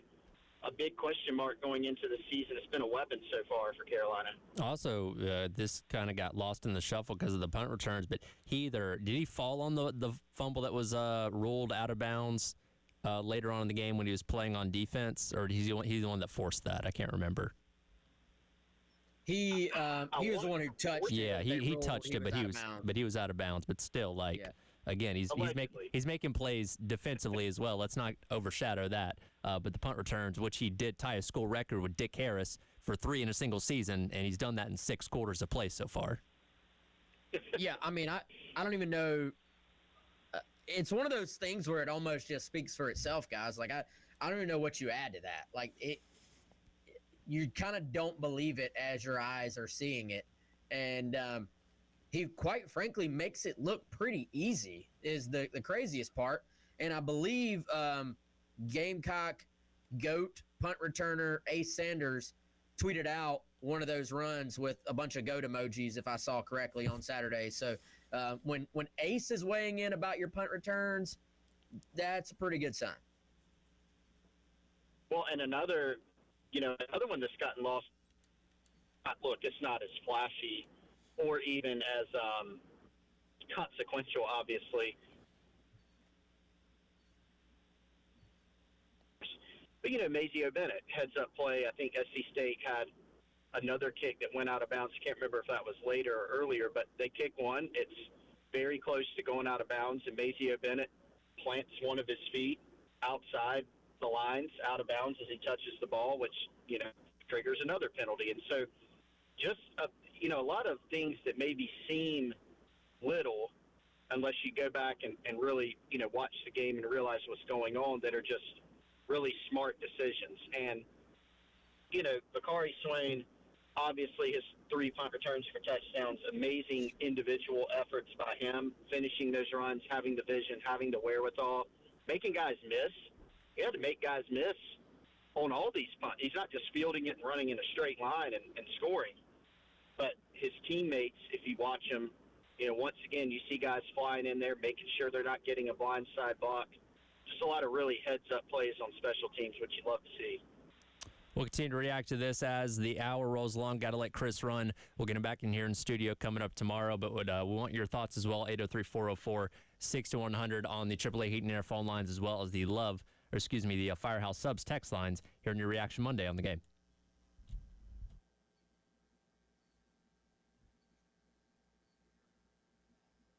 You gonna give me a point, Tyler? You gonna point at me? Yeah.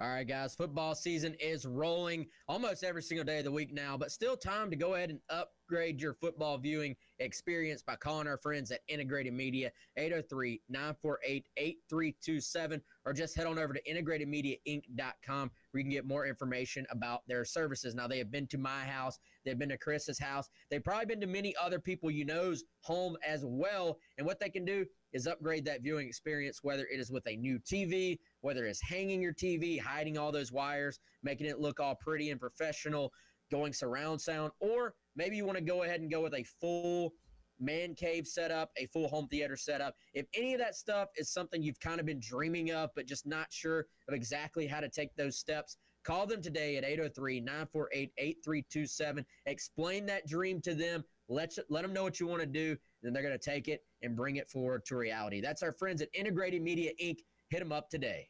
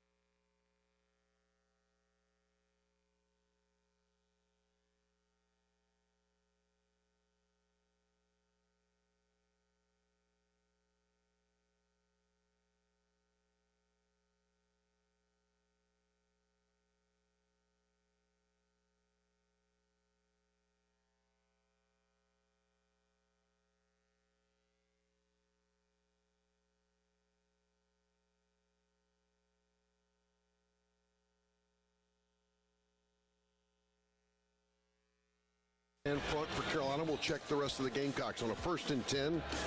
Atkins, a pistol formation. And he'll hand it off inside. The ball is knocked out because the Gamecocks got it.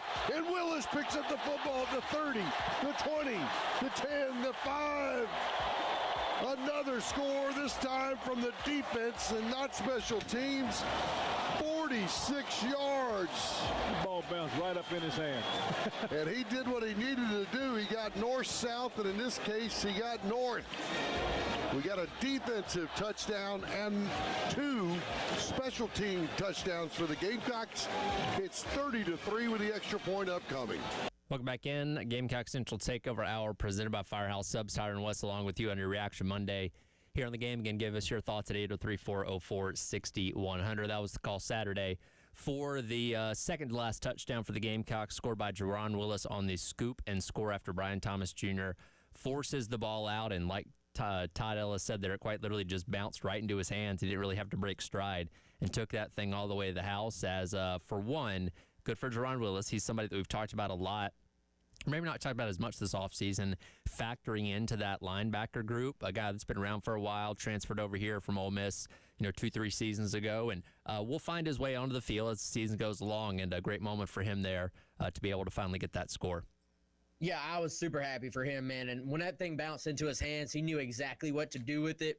You saw some of the athleticism on display there, just in terms of the burst in terms of busting through the line and just taking it to the house. And, I think while the offense, it feels like, had to kind of keep the ones out there, I would imagine maybe a little bit longer than they wanted to because of the way the game was going in terms of just trying to find a rhythm. The defense, on the other hand, was able to go ahead, sub some guys in, rotate a lot. Some of that was by, necessity because some injuries kept piling up, particularly in the defensive backfield at nickelback. But in terms of getting some of the other linebackers in there, getting some of the other defensive linemen in there, they're really able to rotate a lot, which is what you want to do in a game like this. Give those guys an experience. And, even if the game's out of hand, even if it's a non-conference opponent, to score, on your home field as a defensive player has got to be just a pretty special moment. And, this is someone that has worked really hard to try to get into the mix, has kind of just been, it feels like, right outside of the rotation for much of his career. Like you said, I do think there's going to be some moments where Willis gets in there. He's had a pretty good offseason leading up to the regular season, and just was super happy for him, man, to get out there and be able to make a play. It is interesting, and Chris brought this point up earlier on in the show, where we spent so much of the offseason just kind of expecting, hey, when you lose half of your defense to the NFL, you're probably going to have some growing pains and some reacclimating with new guys filling in those spots, either with guys stepping up that were reserves last year, guys coming in via the transfer portal, and the offense was going to have to kind of pick up the slack a little bit. But that's not been the case. And, that touchdown that SC State scored the other night was against a lot of the reserves. So your main defense is still not allowed either team to get across the goal line into the end zone yet, which that's, regardless of who you play, that's still something significant that you carry into game number 3 against a very tricky Vanderbilt team. But I like everything that I saw on defense. I think I said this to Jack earlier. I think we can officially say that Brian Thomas Jr. is your other pass rusher opposite of Dylan Stewart. He had a phenomenal game. He's the one that forced that fumble that led to the Jerron Willis, touchdown. Had a sack, had a bunch of hurries, that kind of stuff. So he is certainly going out there and making the most of his opportunity at that opposite edge spot.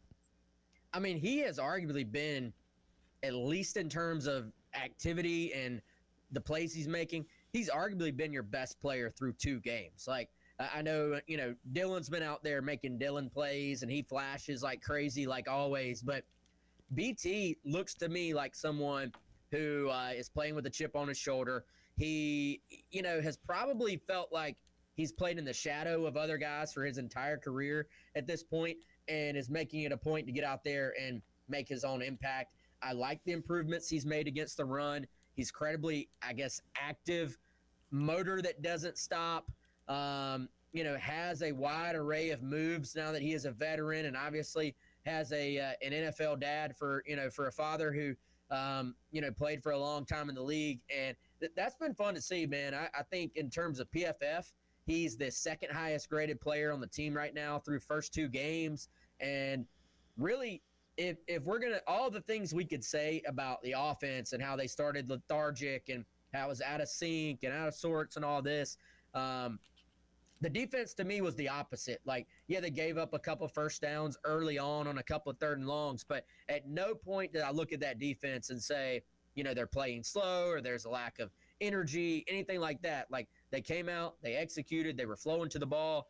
Even, the announcers talked about this, Tyler, on that fumble that did end up getting ruled that Bakari was touching it while he was out of bounds. You had like half the team fly to that football as soon as they saw it hit the ground. Like, you're getting multiple players to the ball, which is truly what you want. And yeah, we thought there would be growing pains. Maybe there still will be some when we get into SEC play, but man, so far so good. Like, this group has been fun to watch, and I feel like they have taken on, especially the last 2 years, we can kind of see the identity of what Clayton White wants them to be. and it's different players. They did lose all those guys to the NFL, but it's the same identity in terms of their play style from what we saw last year. Yeah, and once Swain got the second punt return touchdown, the offense was able to get the field goal before halftime where you had a 2-touchdown lead. You felt pretty okay after that. Obviously, you thought the team would have been up by more, but you didn't really think that SC State was going to be able to overcome even that small of a deficit given how well the defense was playing, which, again, if you got defense figured out, hopefully, as we know, these Beamer teams get better as the season goes along. The offense starts clicking over the course of these next couple weeks, and you'll be in good shape. Again, last year the first two games were their own interesting experiment in terms of looking good against one team and not good against the next. So kind of seeing looking bad against one team and looking a lot better against the next. So this is not something we haven't seen before. But again, when you got defense in this league, you're always going to have an opportunity. It's good to see that they haven't really shown much drop off from where they were a year ago. Yeah, and that is, just impressive in terms of the standard you've built, the fact that you're in a situation where, you do lose all those guys, but you look, almost just as athletic, I think, at linebacker. I do think it looks a little different on the D-line, like those interior guys are a little bit bigger, a little bit stronger. But I think for South Carolina, just so far so good. I liked some things I saw out of Troy Pikes on the inside last night or Saturday night as well. And technically it went to yesterday morning, so that counts. Well, yeah, true. Yeah. Such a weird game, man. It was weird all the way around. But, I think, not to keep going back to the offense, but in terms of all these things kind of matching up and playing together, the idea of complementary football, the defense has picked you up a couple times now. The special teams has picked you up. It'll come for the offense. Like, I don't think that I don't think anybody should completely panic about the offense yet. There's way too many good players, and typically your O-line is the last thing to gel together, I think, unless you just have 5 veterans that have all played together for, a year or two. So I know that's not what anybody wants to hear, Tyler, and I'm not saying that means they're going to be dominant by the end of the year, but I don't think they have to be dominant. I think what you're going to need to see is just kind of that step-by-step progression from them as the year goes on, and then give 16 a chance. As long as you give 16 a chance, everything else will come into play, I think. We'll come back and wrap up the hour, get to some of your thoughts at 803-404-6100 as the Gamecock Central Takeover Hour presented by Firehouse Subs rolls along in your Reaction Monday here on The Game.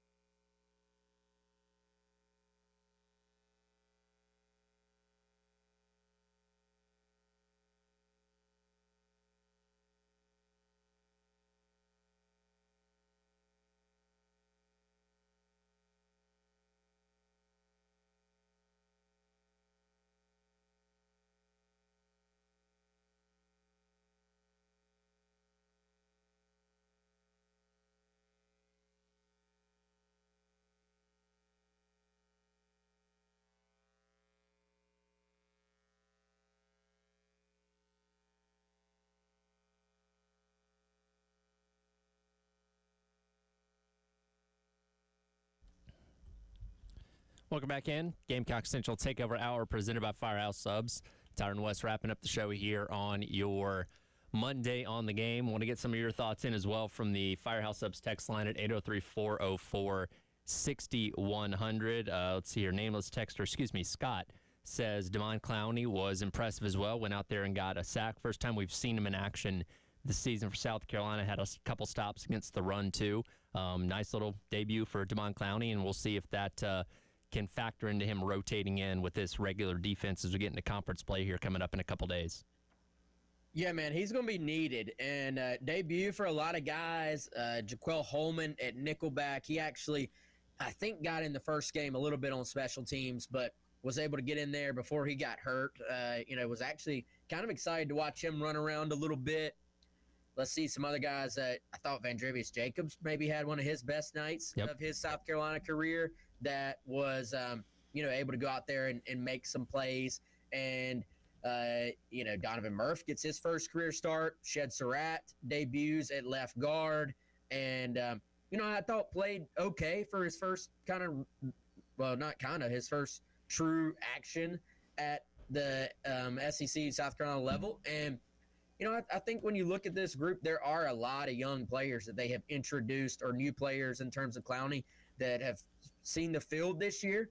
And now it's a matter of letting them all settle in and kind of continuing to see who are the best players, who are the guys that need to take the bulk of these reps. And, they wasted very little time getting Donovan Murph in there as a starter week 2, even with the fact that he did not enroll early like those other guys in terms of being here for the spring, but did enroll early in terms of being on campus a full year earlier than he was supposed to be in terms of his graduating class. So the cream does kind of rise to the top.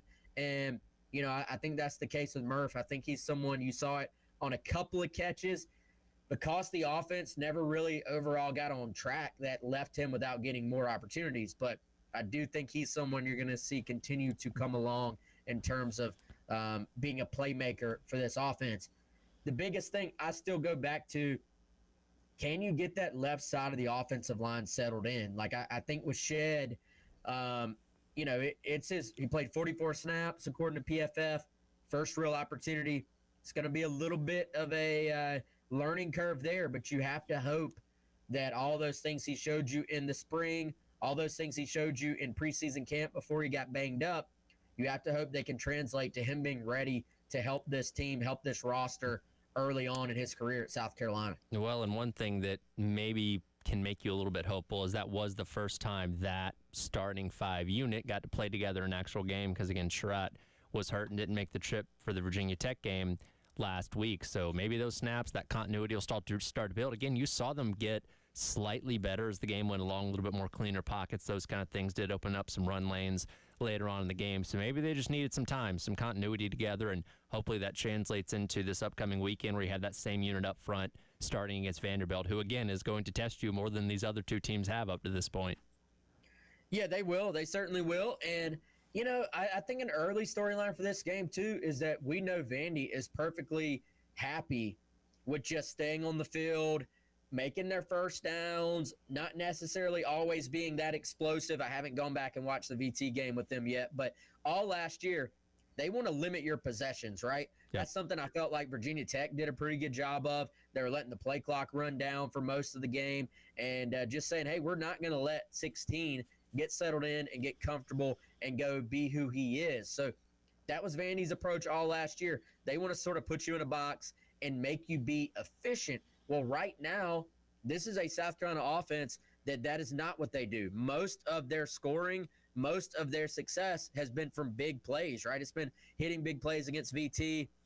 You hit the big play to Dre Jacobs on Saturday night as well, and that's just not who you are as an offense. I think that part of this game is kind of a bad matchup for South Carolina, frankly. They're, I think, converting under 30% of their third downs through 2 games on offense is South Carolina. And I do think that's one of those things. If you can clean up things just a little bit, like I said earlier, you can build momentum on offense. If you're having 3 and outs early, you start to press, and you a lot of times have more 3 and outs. If you have a little bit of success early, you can build that momentum. You can get sellers going. It's not that far off. It's not as far off as it looks because you do have talented players, but you can understand fans kind of waving that red flag saying, hey, I see some issues here. Why is it not cleaner? Why are we having these pre-snap issues? Why do we not look in sync on offense? And all those things I think are valid as well. Last one here, final 2 minutes. Elijah and Preston have been trying to determine a nickname for Vakari Swain now that he's become this punt return master. A lot of people seem to like Vakari the Ferrari. You have thoughts on that? Oh man, no, you put me on the spot on that. I'm not good with those type of nicknames anyway. I'm still kicking myself. So Kevin Miller texted me in my 10 takeaways on the game piece. I said one of the headlines was "Don't forget about Vandravius," and I completely missed my chance to say "forgot about Dre," and link that in. So I don't know if I'm the best with words in terms of like coming up with those nicknames or super creative things like that. But Bakari the Ferrari, I think is far better than like, I think I saw the Swain train or something like that. Somewhere like it works. Yeah, it does. Somebody else suggested Crown Vicari, but a Ferrari's a nicer car than a Crown Vic. So I feel like we'd probably want to lean towards that one. That one is the leader in the clubhouse until somebody else beats it, I would say. Yeah, I can't think of anything better than that. And my goodness, he's certainly making a statement in these first couple games. And I did, by the way, get that buy or sell right by saying we'd get another special teams touchdown 2 weeks in a row. So we'll rehash all those tomorrow and see how we did point wise. But and don't worry, it's going to come up on Friday as well. Can we go 3 weeks in a row?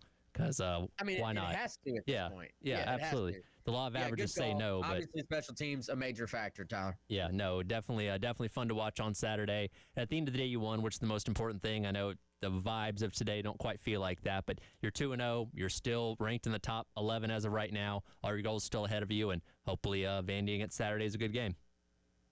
Yeah, looking forward to talking about it all week long, huh? Yep, that'll be fun. Reaction Monday rolls on coming up next as we hit the halftime show with myself and Scott Hamilton of the Pros and Courier. Let us know your thoughts at 803-404-6100 as your Monday continues here on The Game.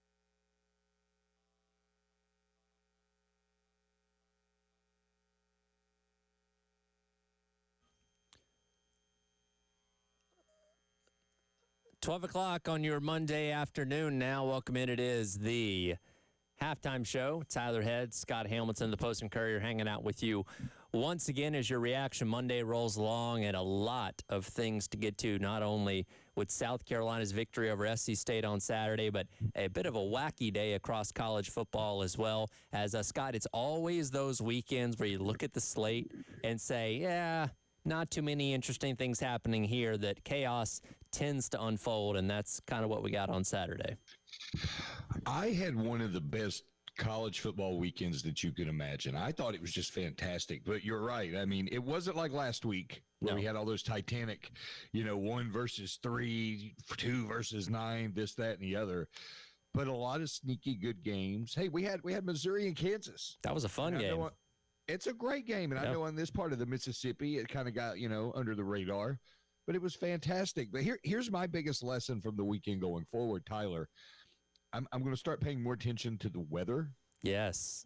I'm going to learn to read a Doppler radar, and I'm going to be more prepared. I'm going to take naps. Yeah. I need to throughout the day, period. Power naps, maybe at halftime of this game, halftime of that game, just so I'm ready in the event of unfortunate weather. Well, and that was the thing on Saturday is we were doing our pregame show, at 2 o'clock in the afternoon. It was nice and hot and muggy, and we were looking at the weather for later on, and I did see a slight chance of rain. And I did mention, hey, you got a chance. Maybe it could be, a passing shower. Field might be a little bit wet. Okay, that might be a problem for kickers tonight or something along those lines. I did not foresee the biblical monsoon that would make its way through Williams-Brice Stadium over the course of the time between roughly 6:30 and 8:30 or whatever. And the tricky thing is, and I completely understand why we do this, fan safety and all that kind of stuff, when you're in weather delays that are lightning related, you can't see the lightning always. Like people think, and there was that photo from Sanford Stadium where there's this massive lightning strike off the corner of the west end zone. It's like, okay, I see that lightning. Yeah, that makes a lot of sense. But a lot of those things are things that you can't see, but, they have the technology and can detect when it's in a certain mile radius to the stadium. When that happens, you're not supposed to have anything going on, not supposed to have fans in the stands, and they have that 30-minute clock that continually resets. The problem was, nobody in the building was updating the clock or updating people on, hey, we just had another strike, 30 more minutes, another strike, 30 more minutes. We just, they had the radar on the screen at Willy B, and we just looked at that for the better part of 2 hours, and they finally made the announcement, hey, things are clear, they got to warm up, but we'll kick off at 9:21. So it was a lot of, just everybody looking around like, anything? No. Do you know anything? No. And we just kind of did that for a while, and it was a late and very weird night when it was all said and done. I felt guilty that I didn't go to that game at first. I did Coastal and Charleston Southern, which is a whole different animal. I felt guilty I didn't go to the Gamecocks because I'm like, you know what? I could have actually maybe I should go to that one, blah, blah, blah. Or maybe I should run up to Clemson and watch them play Troy, which they were also hindered by weather. But the longer that nightmare went on Saturday night, and we had Andrew Miller covering that game. Mm-hmm. Andrew Miller normally does not cover University of South Carolina. He was pinch hitting for David Cloninger. And he may never cover them again now. That poor son of a blank. I felt bad for him. He needs like the red badge of courage or something. Lulu Kesson of the Greenville News, she was posting regularly. And it was, I mean, I don't want to equate it to some kind of watch when people are under duress or anything, because I mean, everybody was safe, presumably. They're in a press box, they're hanging out, but still, it's just, you can't do anything, and you're not going to make deadline. No. Well, our guy Rick Henry, with WIS team, always sits next to us up there in the box, and again, we were kind of sitting there saying, oh, I hope this thing starts soon. And when the game finally started at 9:21, I just turned to him and said, I don't think you're going to have anything for the 11. He's like, nah, we're going to punt until the morning. So everybody was having to adjust. And, I am able to leave as soon as the game's over. But like Elijah, Jack, all those people that had to go to the press conference and write their stuff, I mean, they weren't getting out of there until 2:30 in the morning in a lot of cases. You know what I was doing when that game ended? I was sitting comfortably in a chair at home. You probably fell asleep right after that. No, well, okay. What time did the game actually end? Like 11:30? It ended just shy of 12:30. Like, because it was just a tick over 3 hours, and which I want to get into. Should we have a mercy rule a little bit later on in the show? Because I think it might be time for something like that. But it took me about 20 minutes to get to my car because I pulled out of my parking spot at like 12:50 a.m. So the game ended right around 12:30. Wow. Okay, yeah, I was dead to the world. I had punted by that point. I saw everything I needed to see. I felt like they were going to comfortably win. To let you know, Carolina was still playing when Hawaii kicked off, which that was 11:59. Yeah, that was the Hawaii test is always a late night. So if you're still playing when Hawaii's on, something's going on. In my gambling days, I always bet on Hawaii, so I would have something going on late at night. But we'll talk about that during another therapy session. Sure. But yeah, by the time the Gamecocks wrapped up, I was dead to the world because I get up early on Sundays. Okay. I get up very early on Sundays to do my ballot before church. I have to do my AP ballot. Yeah. So and I take it very seriously. So I do a lot of research. I was dead to the world, man. So I don't feel bad about it though. Yeah. I'm not hating on it. Well, and it's a lot more comfortable of having to stay up late from the comfort of your own home compared to being on location, which to add to my already almost hour commute home, I got stuck behind a train, which is the most Columbia thing in the world to happen. Right over there between Founders Park and the Olympia at the Mill, there's those train tracks that go across hugely, I guess. And again, it's 1:30 in the morning. We're all trying to get home. We're all trying to leave the game. And you see them arms start coming down and those lights start flashing. You're like, why? Why could I not have been 50 feet further ahead in traffic and missed this? And that was quite literally probably the longest train I've ever seen in my life, or at least felt that way. I will admit I was up past my bedtime last night by accident. Okay. Radio's Tyler Head, by the way. I punted on that NFL game. Oh, you gave it up. And yeah. And I went out on the porch. And I was watching a little bit. I'm like, this is done. And I started watching some other stuff. And then I said, you know what? Heck with it. I'm going to bed. And as I'm walking back in the house, I said, well, let's see what the score is. And I'm like, oh my gosh, there was like a minute something left. And I'm like, oh, okay. So I hurried and ran over to the couch and turned it on and saw one of the best endings I've ever seen in the NFL. Incredible. First 41-40 game in the history of National Football League. And you know what? Scoregami, I don't know what happened. They've not updated yet. Scoregami. Have you ever seen Uniform Gami? No, I've not actually. That sounds like something right up my alley. It's wonderful. I highly recommend it. I've checked that out. But yeah, whatever. 41-40, first one ever. Yeah, for whatever Scoregami didn't tweet after that game. I'm like, y'all okay? Well, this is when we need you the most. But yeah, wild weekend of football overall, which we'll get into as much as we can over the course of the next couple of hours. But it's been an interesting morning as we react to this game because the reactions to it feel like a loss, even though Carolina walked out with a 38-10 victory over South Carolina State. The negatives in a lot of ways outweigh the positives for people because once again, we're talking about an offense that couldn't really get it clicked in gear over the course of those four quarters, especially at the beginning of the game. It took special teams to bail you out once again. And that's highly concerning going into your first SEC contest this weekend. I mean, I want to lay some of it at the feet of the weather delay because that can derail anybody. Sure. It can. It can derail anybody. But there's something going on. And I don't know exactly where it lies, where the problem lies. I mean, there are some positives to pull out of it. I mean, there are a lot of positives to pull out of it. I'm not going to be that guy. But it's still concerning the way the offense isn't clicking quite the way it should, especially against an opponent like that. It's not good when Lenore Sellers is playing a full 3 quarters, dude. Yeah. It's not good. Yeah. And again, ideally, we all thought, hey, you get up by enough, you can pull Sellers at halftime and let some of these younger guys get reps, and you're deep into the third quarter, maybe even lasting into the fourth quarter. I don't remember.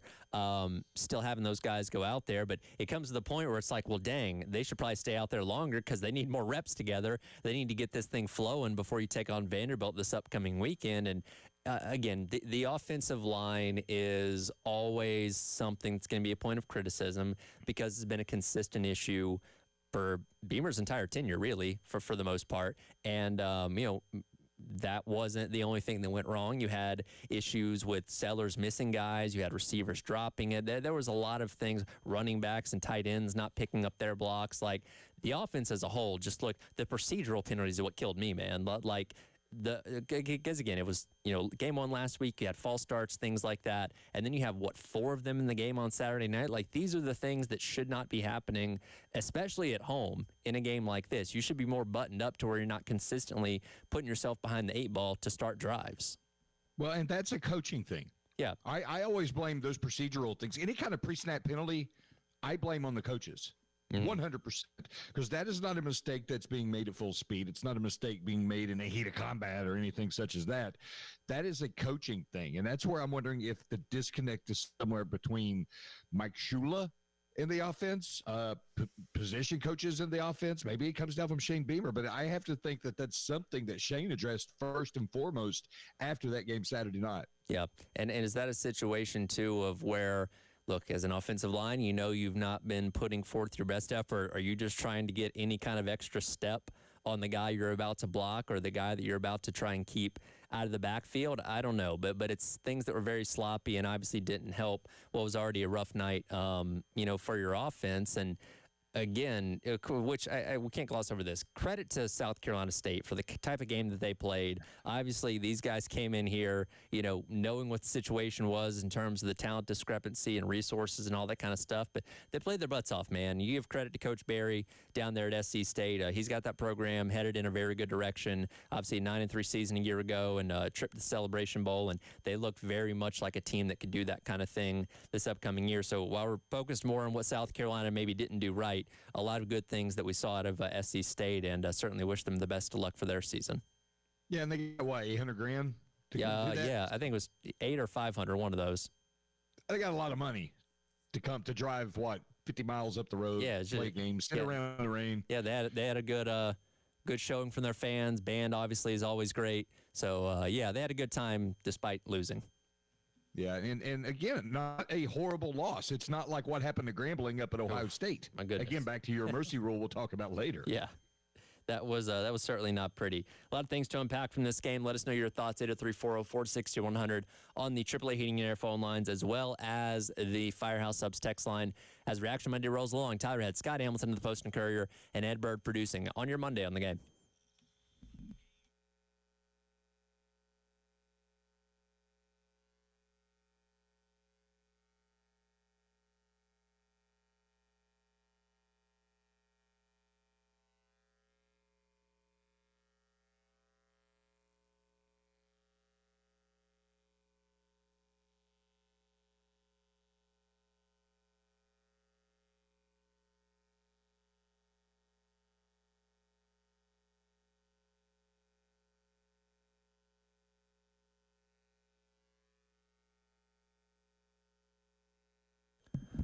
Tyler Ed here for our friends over at Pro Swing. How's your golf game going? Is your swing struggling a little bit? Well, Pro Swing Columbia's got you covered. You can come in for a free 30-minute swing evaluation where they will give you a blueprint of your swing with some pointers and drills to work on to make you a better overall golfer. They also use the OnForm coaching app, which can give you the before and after video of your swings so you know what aspects of your game you need to work on. You can also get discounted rates to practice and play at Pro Swing on those Golf Zone simulators if you're actively taking lessons. They're also a tailor-made dealer, and they have club fittings as well. If you want to get more information, give them a call at 803-592-3916 or go online to proswingcolumbia.com to book. Again, Pro Swing Columbia. Go over there and improve on your golf game.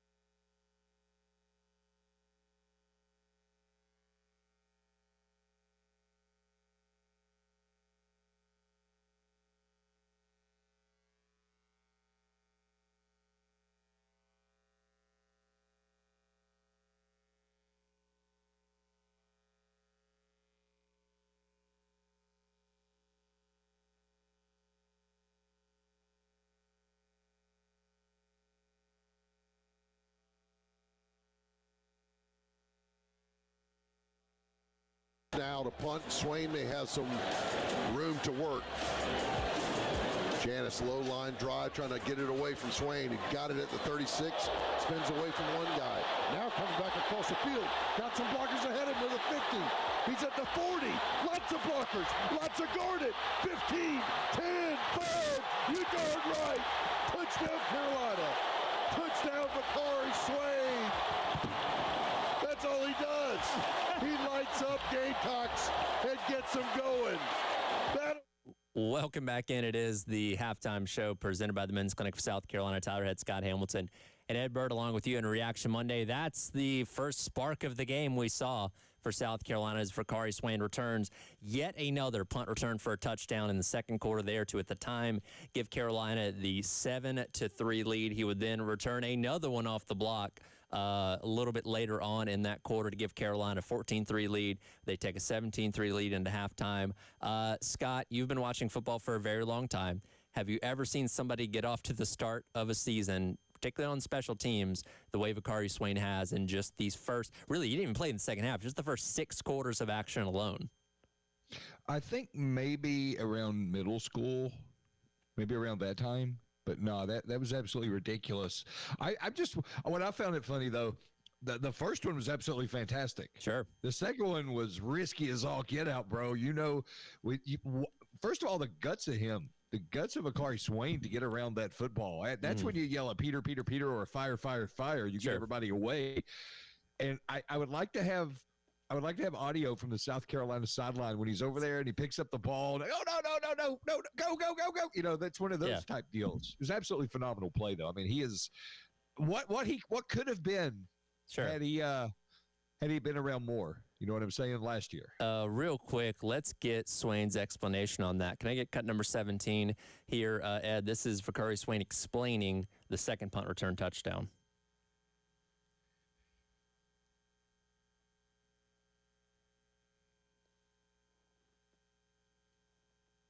Yeah, if it'll play. Okay, well, never mind. We don't have to cut number 17.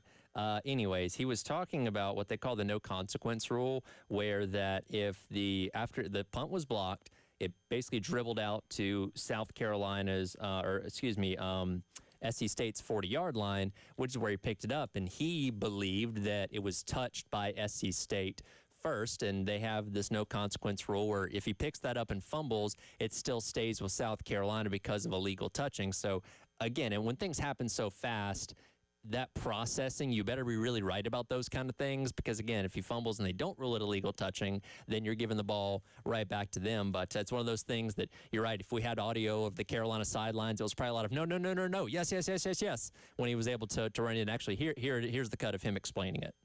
Oh, yeah, when it was blocked, it's a rule called no consequence. So if it hits off the opponent and they don't pick it up, I mean, I can do whatever. If I fumble, whatever, it's still going to be our ball. So use my situational awareness and pick it up and score. And I'm trying to look here as I'm watching the replay once again to see if for sure, as it goes up, okay. Yeah, as he was like picking it up, I believe one of the SC State guys. It was kind of a wide camera shot. It's hard to tell. But regardless, it ended up working out at the end of the day, which is all that matters. I am shocked at his ability to explain that very complicated rule and to use no consequence. I mean, first of all, good on him for knowing that. Sure. You got to think fast. I mean, is Joey D the one coaching them up on that? That teach. I mean, if that's the level of coaching they're getting in special teams, God bless South Carolina. That's wonderful. Sure. I mean, honestly, that's a very complicated rule, Tyler. Yeah. I didn't know it. Did you know it? I didn't know it. I was aware of it, but it's not something that you think about very often because those situations don't come up a ton, I feel like. But yeah, it's one of those things where it's like, yeah, and again, Beamer obviously puts a lot of emphasis on it, given his background. Joe D, 30 years in the NFL, where I'm sure he knows every single rule, forwards, backwards, and sideways when it comes to special teams. So, yeah, I don't know if every single program in the country has coached their guys up on that, but in the 1 in 1,000 scenario that kind of thing does happen, they're ready for it, and that's all that matters at the end of the day. And don't want to let this get lost. Phenomenal job once again by the return team when it came to building the wall for him on both those returns to get him to the end zone. What is the complexion of the game? What is the attitude around South Carolina program, fans, everything, if Vakari Swain doesn't do what he did in the first half? Now, the rub on this, think about this, though, Tyler. Sure. Let's say he doesn't take the punts back for touchdowns. Then those are opportunities for the offense. Yes. So we could look at it like that. That's the bloom on this rose. I guess the thing, though, is like your offense had done all of nothing besides driving a little bit and then missing a field goal. So I don't know if you'd sit comfortably saying, well, yeah, they probably would have scored on one of those drives if he didn't end up having one or both of those punt return touchdowns. So let's say everything else stays the same. And again, this is assuming Carolina still gets a field goal before halftime. You go into the half tied 3-3. You come out of the half, you got a touchdown, still only up 10-3. And let's just for the heck of it say you don't have Jerron Willis's scoop and score later in the game. So that eliminates 3 touchdowns in this game. Instead of winning 38-10, you're winning 17-10, which is a whole lot different conversation in terms of how this game is perceived. So, yeah, and this is an important point that we've made several times today. We thought going into this year that because of what you lost, which, again, half your defense is in the NFL now, we thought the offense was going to have to pick them up early in the season because it may be a kind of a work in progress of getting new guys into new spots and the defense trying to live up to what it did a year ago. That's not the case. The defense is playing great, and the offense is still trying to figure itself out, despite the fact that a good majority of your offensive players are the same from a year ago. I'm looking now at some of Pro Football Focus's grades coming out of that game, and it's not good. It's not good, especially across the offensive line. I mean, there was no obvious improvement. For us, the uneducated ones, there was no obvious improvement across the offensive line. And now you've got a Vanderbilt team coming in on, I don't want to say on a heater, but they look pretty darn good. Well, against Virginia Tech. By the transitive property, they beat Virginia Tech better than you did. So for Virginia Tech, at Virginia Tech, and Brent Prize days, I think, are officially numbered there. But yeah, by the transitive property, they looked better against the team that you beat in week number 1. What does that mean? We'll see. But this is not your granddaddy's Vanderbilt team anymore. They come in here with a lot of juice, a lot of momentum, and quite frankly, I'm not going to be surprised, and I'm sure this game will pop up on game day coming up this weekend. I wouldn't be surprised if the majority of people picked Vanderbilt in this one. I wouldn't either. Have you looked at the early spread yet? Let me take a look at that right now. I think it's like 7, maybe. I think I saw that. This isn't hyperbole. I'm going to throw this out there in the ether, and you can chew it up, do whatever you want with it. Okay. Diego Pavia is the poor man's Tim Tebow. I was going to say Johnny Manziel, but sure. I think he's more Tim Tebow. He's that bullying, grinding. He's the showman of Johnny Manziel, but when it comes to actually being a sportsman and a competitor, I see Tim Tebow. Now, he's not Tim Tebow. Let me throw that out there. Not Tim Tebow. No, he's Tim Tebow had more pro prospects than him, and that's not saying much. But here's the thing, Diego Pavia, and we're going to preview that game a lot more later on in the week. He has been a part of the fundamental change in the culture there because the dude is a winner and a dog, right? And that's been infectious throughout the entire team, going back to last year and obviously what they've been able to do early on in this year. So you're going to see the most confident Vanderbilt team you've maybe ever seen before coming in here on Saturday. Well, and don't let it get lost in this. They've got Jerry Kill. Yes. On the sideline.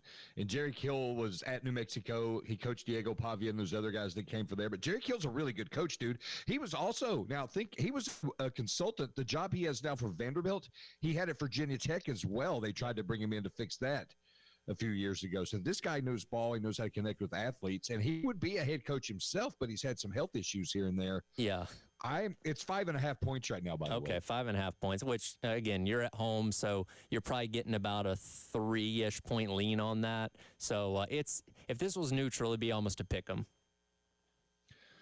That's not good. It's not. And again, we'll preview that more as the week goes along. We want to get your reactions too, 803-404-6100. Also going to bounce around to what else happened across college football this weekend, as there was a lot of chaos on Saturday. That's all coming up. It's the Halftime Show on your Reaction Monday here on The Game.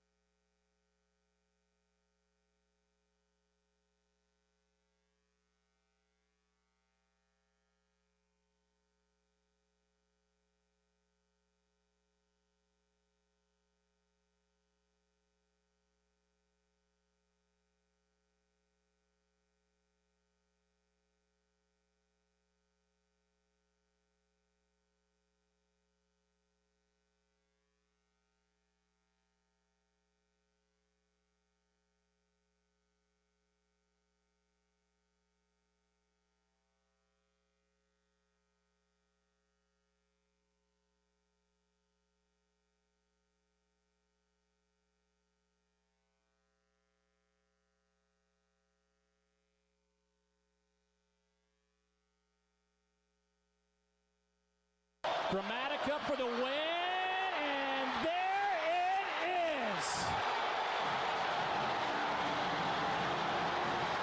18-16. Welcome back in. It is the halftime show. Tyler Head and Scott Hamilton from the Person Courier with you on your reaction Monday here on the game. Again, it didn't look like the most entertaining slate of games for week 2 in college football, but that's when chaos can run amok, and that's exactly what happened down in Gainesville, Florida on Saturday. As you heard the call there, South Florida taking down the Gators 18-16 thanks to a Nico Gramatica field goal, which was essentially from extra point range, an easy chip shot there for a legacy kicker in Gramatica to put the Bulls to 2-0. Both wins coming against ranked opponents, and things get a little more uncomfortable for Billy Napier now as the hot seat just got a whole lot hotter. But I want to talk about winners first here. How about Alex Golesh, man? He took over a 1-11 program 2 years ago, 2 7-6 seasons, which given where they were is very respectable, and he's off to the best start of anybody in college football this year. Yeah. Just sneaky good, Tyler. Sneaky good. And, we're really going to find out something this week. Yes. Because they play Miami. But I believe in this team, man. And look, I'm also of a certain age, of a different generation. I remember when South Florida was good, dude. Dude, they were 07. They got all the way up to, I want to say, second in the poll. Number 2 in the polls. They fell a victim to the curse of the twos and were one of the teams that lost at that ranking. But yeah, they were quite literally in the national championship picture, along with West Virginia. Did Rutgers get up there at one point? Like, that was such a weird season. But South Florida, at the time, back when the Big East was kind of seen on the same level as the other power conferences, was making a statement. And in years since, they've had a lot of downs, some ups, but mainly downs. But it does seem like Alex Golesh has got this program on the right track. And again, they went in there and beat what many people thought was one of the better teams in the SEC going into the year. And I will raise my hand and say right now, I believed in the DJ Lagway hype. I believe that Florida was going to take a significant step forward, and maybe they'll salvage something out of this. But as of right now, it's not looking good. One thing first. It is the first time Florida has lost at home to a school from Florida, not named Miami or Florida State, since 1938 when Stetson won. That's right. What is now the Swamp. Yes. That is incredible. Yes. And as far as the hype, I really felt like Florida, and I was with you. I want to say I had Florida number 18, 19 in my preseason ballot. Mm-hmm. What we saw at the end of last year was so encouraging because those guys were playing hard. Sure. They knew their coach's job was on the line, and they were selling out for their coach. And you're like, man, he did not lose the locker room, even with that incredibly difficult schedule, even with all of the naysayers and all the other stuff going on. That team rallied around their coach. He's going to be okay. Yeah. But what we've seen this year, that was uninspired football on the part of the Florida Gators yesterday. First of all, the spitting penalty. Yes. The spitting, huge. But it was coaching malfeasance, though. What happened inside the final 2.5 minutes of that game when instead of trying to run the clock down and make it as difficult as you could, if South Florida got the football back, they tried 2 passes, incomplete, had a run for 2 yards, and had to punt a drive that took all of 27 seconds. Let's hear from Billy Napier first. Cut number 35 here, Ed. Here's Billy Napier giving his honest assessment of what went down on Saturday. Certainly, the penalties contributed to the game. I think we had over 100 yards in penalties. It extended their drives, and it slowed down our drives. You add in the bad snap for the safety, and then you lose the explosive play battle and you lose the turnover margin. You don't deserve the right to win. And you had 7 possessions in the second half and punted 6 times and ultimately let them hang around, and they kick a field goal there. They take it down the field and kick a field goal to win us. So I want to keep it short and sweet. I think that we can do much better. We can coach better. We can play better. Obviously, I don't like these any more than our fans do or you do. And we have to do much better. And I think that we have a group that will respond, and tomorrow will present that opportunity.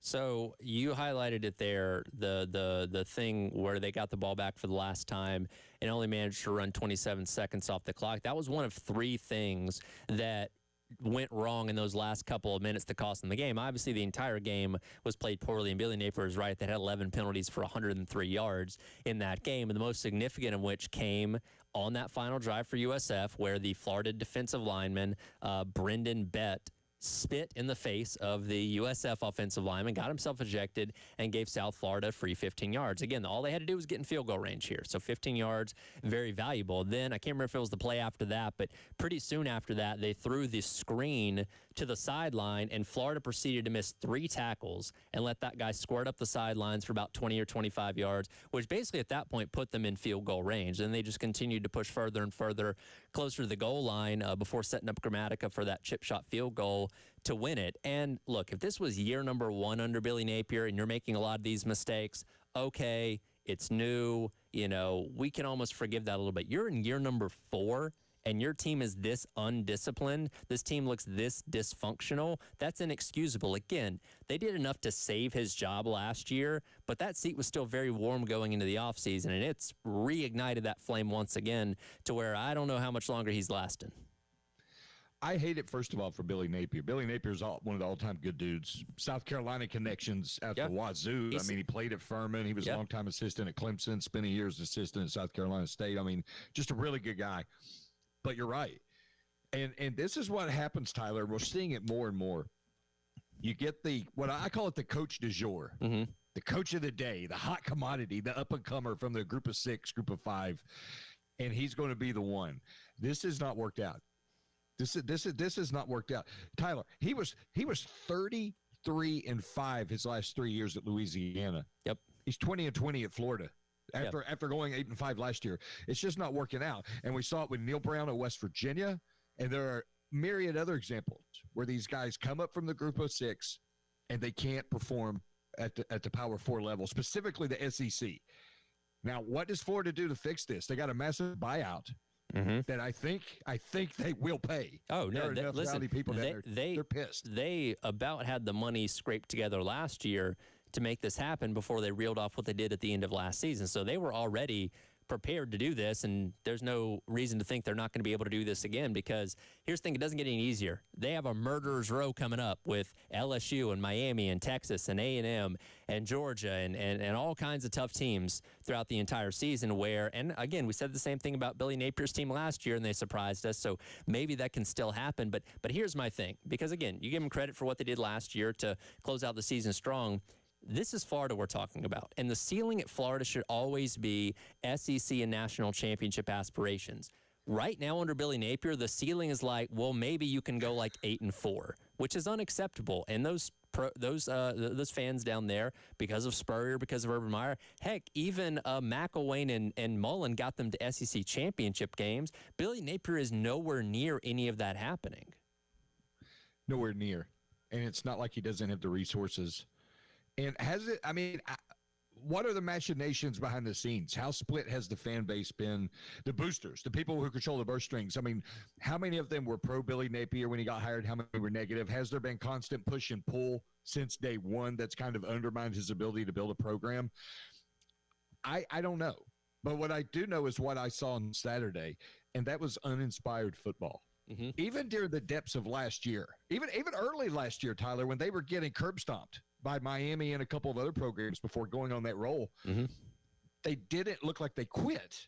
No. That team Saturday, dude, there was no get up and go. There was no fight in that team. And that's when you've lost that, you might as well. And what was it? The former athletic director at Florida, the one before the one now, I can't think of his name, but he was absolutely was it Jeremy Foley? Jeremy Foley. Yeah, Jeremy Foley. Yeah.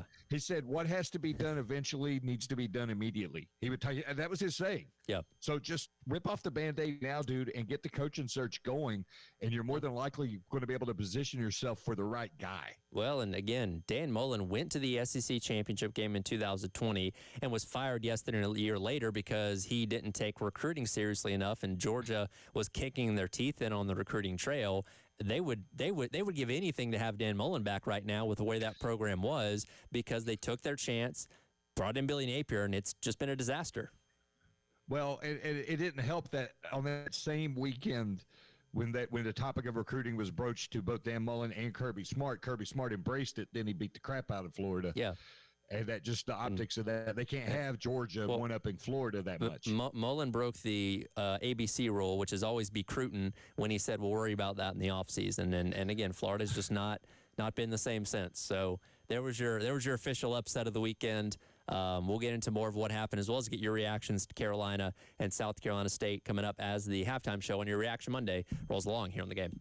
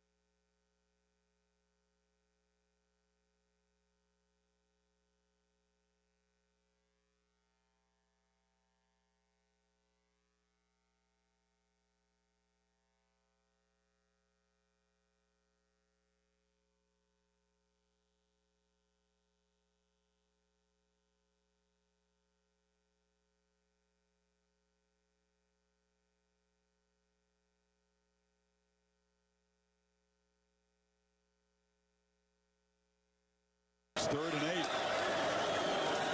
Pressure. Mateer escapes and slings it downfield in a traffic. Catch made. Satania knocked out about at the 5. Improvisational brilliance from Mateer that time. Welcome back in. It is the halftime show. Tyler Head and Scott Hamilton along with you here on your Reaction Monday on the game. Not only breaking down South Carolina's 38-10 win over SC State, but everything else that happened across the landscape of college football over the weekend. That was Chris Fowler on the call for a magical play made by Oklahoma quarterback John Mateer in their 24-13 win over Michigan in the only ranked matchup of the weekend. And what we mentioned a moment ago, where DJ Lagway maybe has not lived up to the preseason hype that were placed upon his shoulders through 2 games, and yes, one of those was against Illinois State, John Mateer has very much lived up to the hype surrounding him. He was thought to be this game changer that Oklahoma was going to bring in and revitalize their offense that was so disastrous a year ago. And when you do that kind of stuff to a team like Michigan, that gives you a lot of credit points. And he certainly looks the part so far. Yeah, right now I'm looking at updated Heisman odds, and he is the leader, plus 800. How about that? He's got that it factor about him. And I know a lot of people compare him to Johnny Manziel with the style that he plays, but dude he's got the skill, he's got the ability, he's just kind of a winner at the end of the day, and that's a very hard thing. You can't coach that. You just either have it or you don't. And that game with Oklahoma coming in here to Columbia in mid-October is looking tougher and tougher now. I'm going to go more the Baker Mayfield route. Okay, that's fair. Kind of swagger. I don't have the man crush on Johnny Manziel that you have. That you've mentioned him twice today already. I was a big Manziel fan back in the day, man. I can't help it. Or you were a Manziel guy. I liked Baker too, by the way. I was Baker was cool.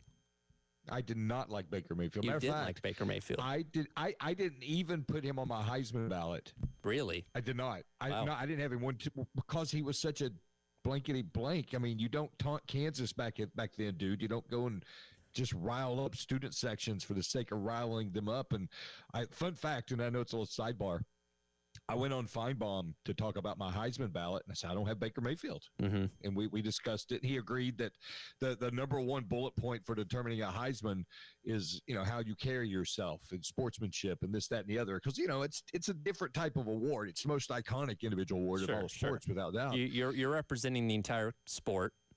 You are, and your university more than anything, because what you're doing will be remembered forever. Yes. Can you tell me who won the Outland Trophy in 1982? No, but you can tell me who won the Heisman Trophy. That's how it works. Yeah. My phone started blowing up. I don't know how people got my number in Oklahoma. I don't, but I was tormented for like a good 3 days. Okay. I mean, anyway, back to the point. Mateer, he's the real deal. And bring in the OC with him. Ben Arbuckle. Yeah, no, just like with Vanderbilt last year, the package deal works. Like that.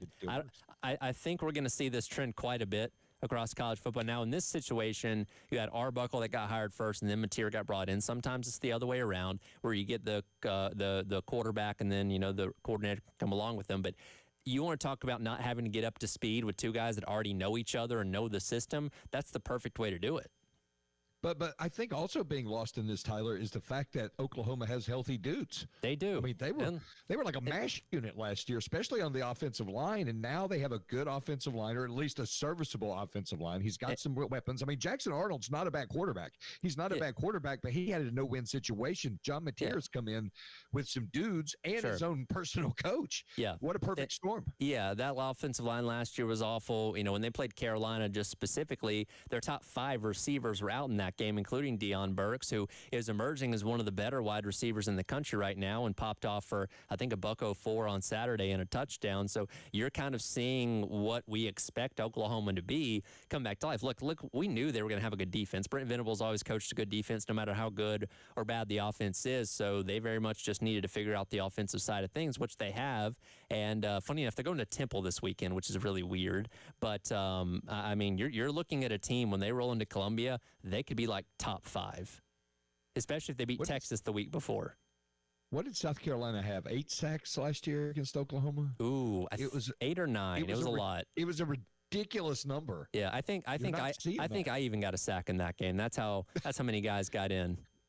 You split one with Terry Ford. I did. Yeah, we combined for one.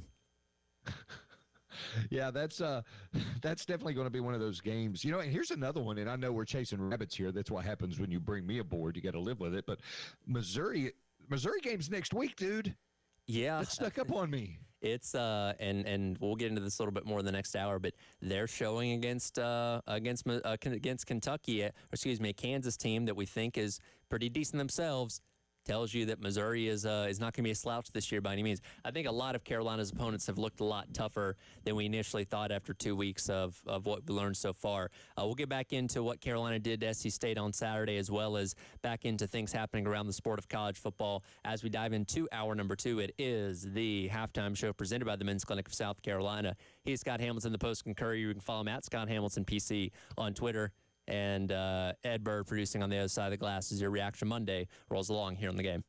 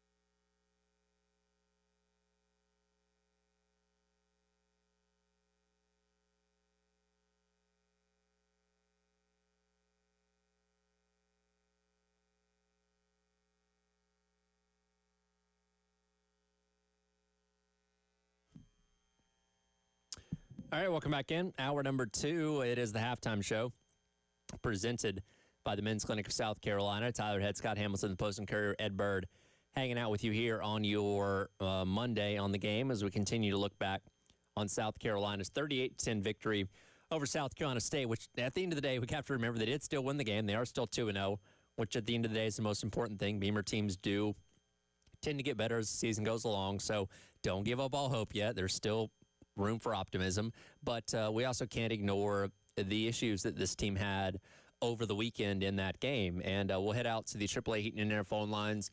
Thomas wants to weigh in about some of those offensive issues here on Your Reaction Monday. Thomas, appreciate your call. What's on your mind? Thank you, Tyler. Perfect segue. Our two biggest problems on offense that I want to talk about, Mike Shula and the offensive line. First, offensive line. On paper, should be one of the better offensive lines of the Beamer era, loaded with upperclassmen, depth, a lot of starts between these guys, and they're basically hot garbage through 2 games. Communication's bad. We got to try some different combinations, but also don't set them up for failure, which brings me to Mike Shula. Early returns on Shula as OC are underwhelming, to say the least. Honestly, I miss Dow Loggins, and I never thought I'd say that 2 years ago or even at the beginning of last season. But at least Loggins would adapt his scheme to fit the personnel he had to maximize their abilities. And I feel like Shula is handcuffing Sellers. He's stubborn to a fault. We constantly run into heavy boxes. Teams at this point are daring us to throw with 8, sometimes 9 in the box. We never seem to check out of those. Does Shula allow Sellers to check out of those? I don't know. Also, where's the read option in this offense? Defenses are just teeing off our running backs anytime we run inside, outside zone, or duo. We need to make defenses have to account for Sellers as a runner. It's a great strength of his. We need to shorten the field for Sellers. More quick passes, screens. He's taking too long to go through his progressions, and with the lack of pass protection, is breaking down. Give him half-field reads, something. Spread the offense out more. These condensed formations are allowing defenses to load the box. Bottom line, guys, look, you're right. We're fortunate to be 2-0. A lot needs to change, or the next several weeks could really derail this season before we even hit that murderer's row in October or November. Appreciate your time. I'll hang out and listen. Yeah, man. Appreciate it, Thomas. Again, 803-404-6100. And I think his concerns are echoed throughout Gamecock fandom coming away from this weekend. So he talked about the offensive line, talked about Shula. Let's start off with the offensive line here. And I feel like we had the same conversation a week ago because the offensive line performance against Virginia Tech wasn't great. Struggled to protect Sellers at times. Obviously weren't getting push up front when it came to running the football.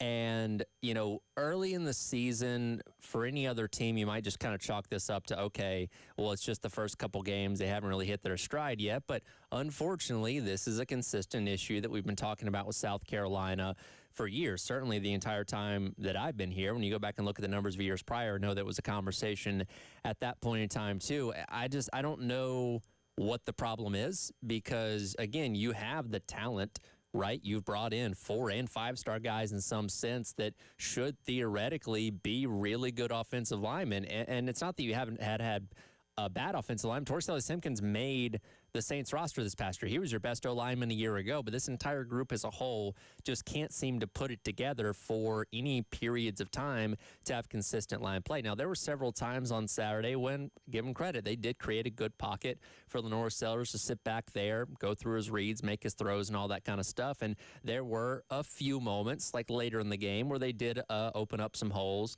for running backs to get through, but it's not consistent enough. And consistency up front is what you need in this conference because we've talked about it forever.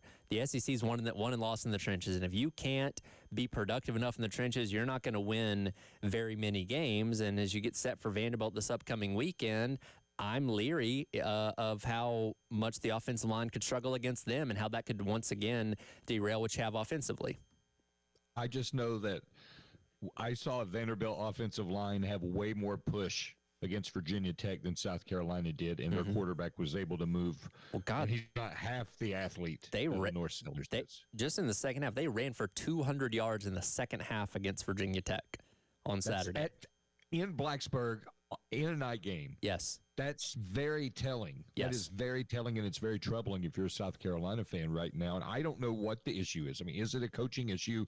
Is it an issue where what they're trying to do schematically, and again, the caller, he hit all the right buttons. Is it an issue of what they're trying to do schematically doesn't fit the linemen? Not all linemen are created equal, dude. Not all linemen are created equal. Not every guard is going to be able to block in a zone blocking scheme or whatever. I mean, you've got to have the right guards. It's no different than having the right receivers for your offensive system. Is that where the disconnect is happening? I don't know. Is it matter? Maybe they're just not good. Yeah. Maybe that's what it is. They're not developing linemen.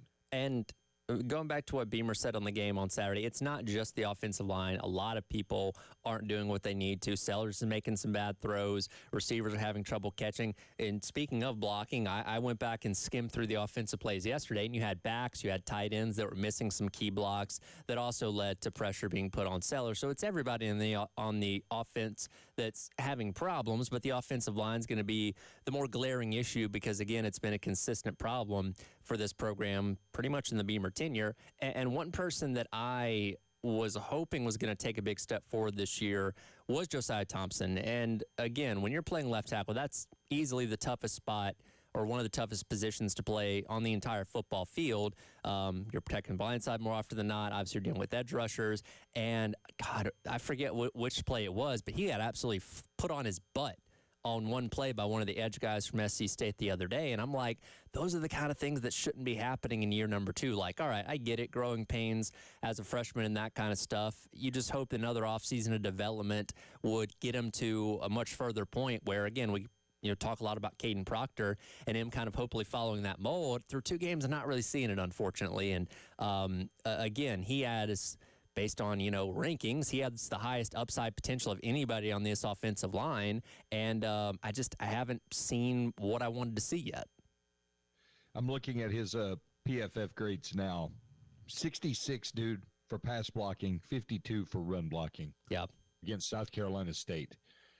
That's not good. I mean, that's not good against LSU. That's really not good against South Carolina State. No disrespect. Yeah, it's not. And to the other part of Thomas's, call there in reference to Mike Shula. And again, when things are going wrong offensively, everybody is obviously going to look at the offensive coordinator as well. And it's kind of one of those things like, is he hindered by the fact that his offensive line isn't playing well? But Thomas brings up a good point. He is trying to force the run a lot. Right? And it's clear that it's not working, but it continues to go back to that well on a lot of different scenarios against things like loaded boxes. And when your offensive line isn't getting push up front, is that just like, okay, I have a concrete game plan of what I want to do at what points during this game? I'm not going to stray away from that. And then there's the element as well of Sellers not using his legs as much as we saw last year. And that started in the bowl game where, and I get it, like Illinois and SC State was doing this a lot on Saturday too, where you have a guy spying on him. You have a linebacker or whatever that has their eyes locked on Sellers and is there to make sure that he doesn't escape. But at the same time, Sellers does have the athletic ability to get out and make those guys miss, as we saw that happen last year. So that shouldn't be a deterrent from you using his legs, which are very valuable in this offense. And maybe it's a thing of, okay, he doesn't want him to get banged up a lot early in the season by taking unnecessarily hits against a Virginia Tech team that you didn't need him to run against to win, and a SC State team that you expected to beat by a lot more. But if we go through these next couple games and he's still not using his legs as much, then I think it becomes a situation of, okay, well, that's just not going to be a part of the offense this year, I guess. Well, I mean, you nailed it. It goes back to the bowl game. And who happened to be the OC for the bowl game? That was Mike Shula. Mike Shula. These problems started creeping up when Mike Shula became the offensive coordinator. And also, you talk about enforcing the run game, and you can't force the run game if you're not getting push up the middle, yet they're insisting on doing it. How do you alleviate that? You widen the gaps, you spread the field, and you keep them honest on the outsides. With any way you do it, you can do it with screens, you can do it with stat, all kinds of mesh patterns, anything. It's the case of typically you use the run to set up the pass where, again, you want to bring everybody closer to the line of scrimmage. That way, boom, you got more room on the outside for a receiver to hit a big play. But this is a situation where, like you said, you're going to have to start stretching them out towards saying, okay, well, now they think we're going to throw the ball. Now let's run it because there's not as many guys lined up, in the box, and we're going to have some more room. room here. Like, it's the opposite of what you want it to be, but that might be what you have to do if you want to get this running game going. And I saw, some situations on Saturday once again where, like, Rasul Faison made a couple guys miss and got 4 or 5 yards, but they're still getting met, like, either at the line or in the backfield by, the white shirts. Like, you can only be so successful when you're having to bounce off guys before even getting back to the line of scrimmage. Use the pass to set up the run, and all kinds of good things happen. Now, the X factor in all that is Lenore Sellers, who has to learn to count. His internal clock needs to be slowed down just a bit. Just a bit. Like, instead of saying 1, go, it needs to be 1.5 or 2. And then go. That's the only issue I really have, other than a few balls that sail here and there with Lenore Sellers. Everything else that's happening, it's happening in front of him, and it's happening in the coach's box. Yeah, it is. We'll get some more of your thoughts coming up next as we continue to react to South Carolina's 38-10 win over South Carolina State. So hang tight if you're on the AAA Heat and Air phone lines. It is the halftime show presented by the Men's Clinic of South Carolina. It's our Ed and Scott Hamilton on Your Reaction Monday on the game.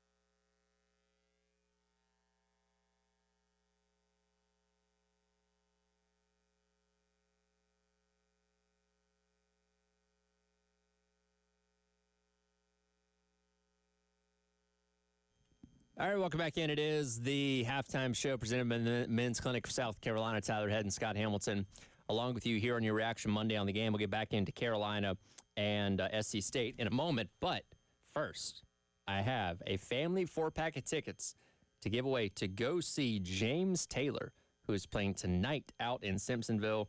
Show begins at 7:30 at the CCNB Amphitheater at Heritage Park. Caller number 4 right now at 803-404-6100. Go win yourself a pair of 4-pack tickets to see James Taylor out there in Simpsonville. So Ed Bird is standing by to take that call. I'll be right back. I need to make a quick call. I was going to say, we could just give you some tickets if you want. You don't have to win them. Well, you roll like that, do you? We have connections. You know a guy, Terry Ford? Well, Terry doesn't give away tickets. Our guy, Dreamy Josh, does. Dreamy Josh? Yeah, you never met Dreamy Josh. I've never, no, he sounds like a person I need to know if he's the ticket man. Yeah, Josh got the tickets for everything, man. So, yeah, caller number 4, 803-404-6100 if you want to, win those tickets. As we get back into the conversation about South Carolina and SC State, again, it's a very weird feeling because the reactions today almost feel like you're coming off a loss, which you're not because you are 2-0, and at the end of the day, you did win by 28 points, which is better than some teams did against their lower-level competition this weekend, looking at you, Clemson, which we'll get into more coming up in just a moment. I will say this. Beamer teams always play better as the season goes along. Yep. Last year, you played a ugly game against Old Dominion where you narrowly escaped with the win, and then you went and beat the brakes off of Kentucky the week after. I wouldn't say you beat the brakes off of Virginia Tech, but you won that game pretty handily going away in the fourth quarter, and then you played an uncomfortable, 2.5-ish quarters against South Carolina State and were able to win that game by 4 touchdowns. So I'd be willing to say you're probably in the same kind of boat you were a year ago. And obviously that team ended up going 9-3 and just narrowly missing the college ball playoffs. So, your goals are still ahead of you. Like it's not the end of the world and don't, turn off your TV because this team isn't going to be worth anything. But there are certainly some valid concerns going forward that you hope that they can correct. And again, we're going to find out where exactly they stand this weekend against a very feisty Vanderbilt team. Well, let's look at it like this. And again, we're gonna spin this into a positive, okay? Yes. They did get the win. They did. They are 2-0. Yes. Defense is playing pretty darn good, dude. Yeah. I mean, the defense is performing. The defense is before special teams obviously performing. Mm-hmm. The offense is capable. They just have to shore up some things. It's just that shoring up an offensive line in week 3 ain't great, especially if it's not riddled with, and correct me if I'm wrong, it's not riddled with injuries anymore, right? I mean, everybody's pretty much back, aren't they? Well, yes, and that's one thing that gave me a little bit of pause for being too concerned coming away from VT, because we learned after the game that Shed Surratt wasn't with the team, and we kind of expected him to be your starter at left guard, which he did indeed start on Saturday. So what you had Saturday was what we perceived to be your true starting 5. No injuries, nobody out. You've got Thompson, you've got Shed Surratt, you got Boaz Stanley, you got Trevon Ball, and you got Case Henry. Those are your guys. And that's who you're rocking with because you feel like those 5 guys give you the best opportunity. And again, unfortunately, it wasn't a whole lot better. And here's the thing with Shed Surratt, even if he was your best option at left guard, as a true freshman in the SEC, he's going to have growing pains. He is going to have those opportunities where he's going to have to learn lessons the hard way. He's going to get put on his butt. Those kind of things you just expect out of a guy playing in that role as a true freshman. Same thing happened to Josiah Thompson last year when Tree and Tro had to play on the offensive line due to injury back in 2023. Sometimes you get your butt handed to you, and that's good from a development standpoint because you know what to prepare for the next time, but that's one area of your offensive line that hey, not that it's a weak link's maybe not the right word, but this guy's more susceptible to something going wrong because he's so new at this. These other guys are going to have to play even better to pick him up at times. And then does the defense say we're going to focus on him?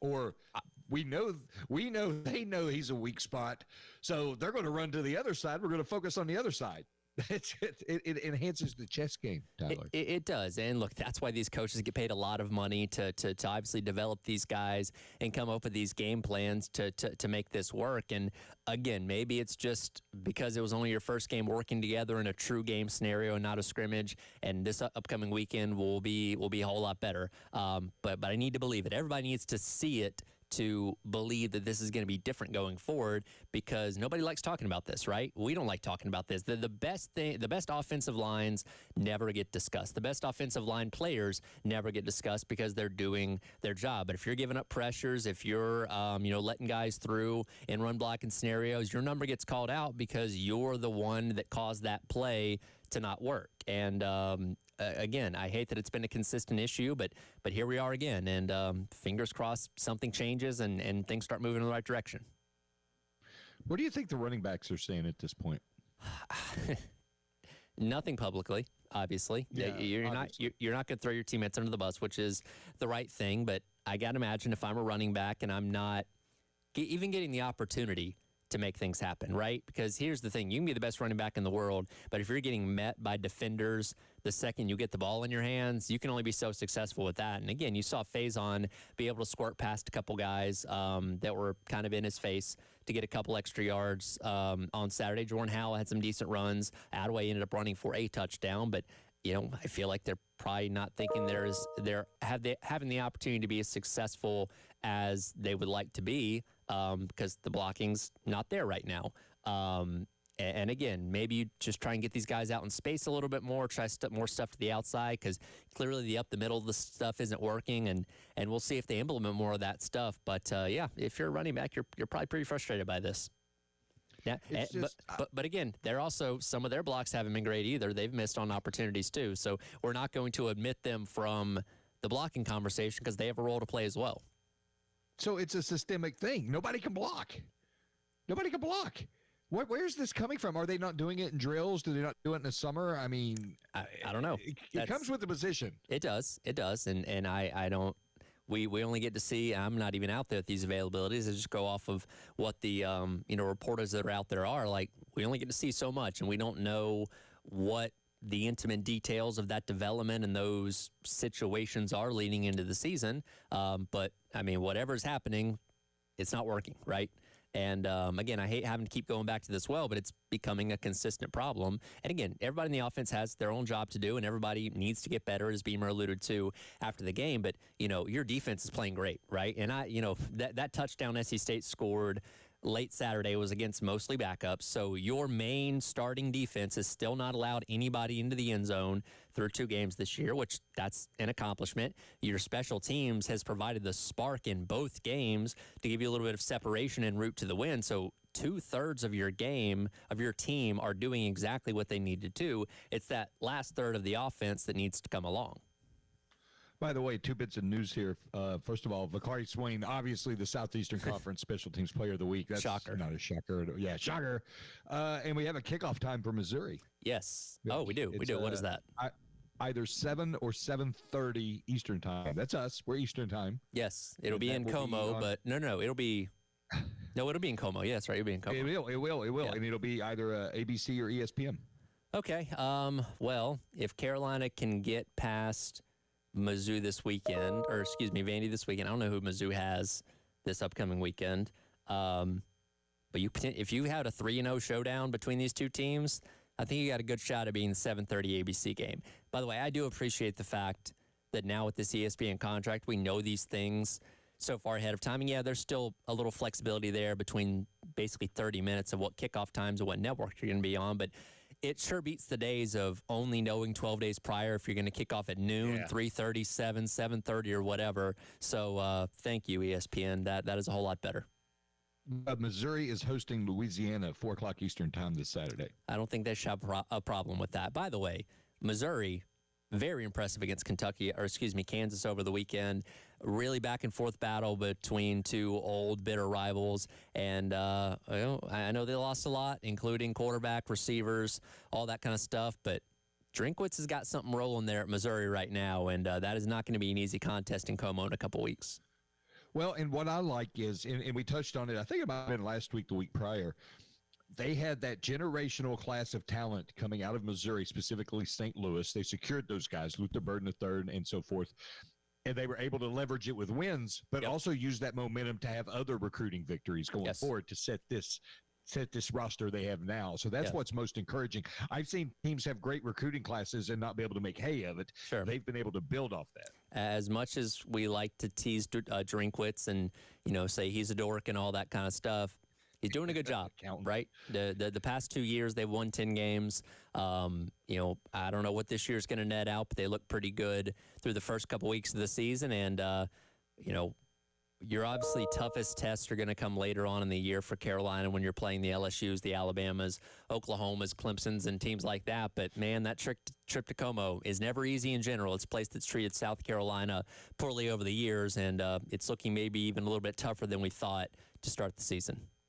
Yeah, I'm looking at Missouri's schedule now. No Georgia, no LSU.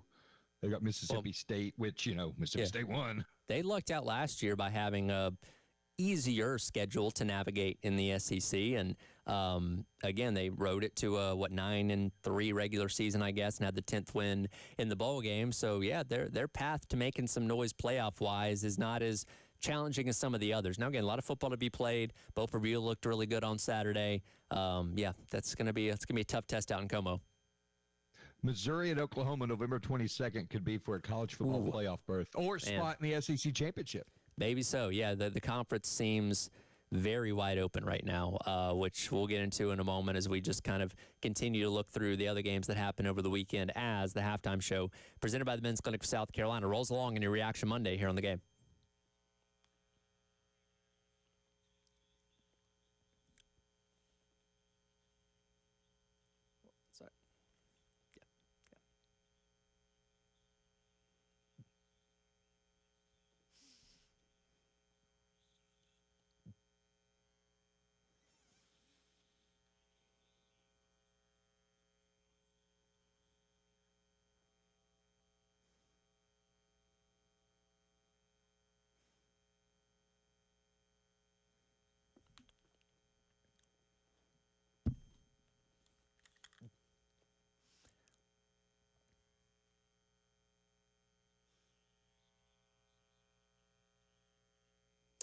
Tyred here for our friends over at Tilly's Warehouse. Been telling you about them for the past couple weeks, but I'll remind you again, they're the first wine and spirit store in 5 Points in the past 20 years, located directly behind the Salty Nut Cafe and the old Pavlov's building. It's a hard place to miss when you're down there in 5 Points. And they've got everything that you can want and so much more. And to answer your question, yes, Tilly's does have G4 tequila as well as some of your other great selections of High Noons, Sun Surfers, which you can buy the case. You can grab the ready-to-drink ones right there by the checkout counter as well. And if you mention that you heard this ad on 107.5 The Game, you can get 10% off any wine selection over at Tilly's Warehouse. Stay connected with them on Instagram or Facebook or visit the website tillyswarehouse.com for more information. And you can discover why Tilly's is your new must-visit spot over in 5 Points.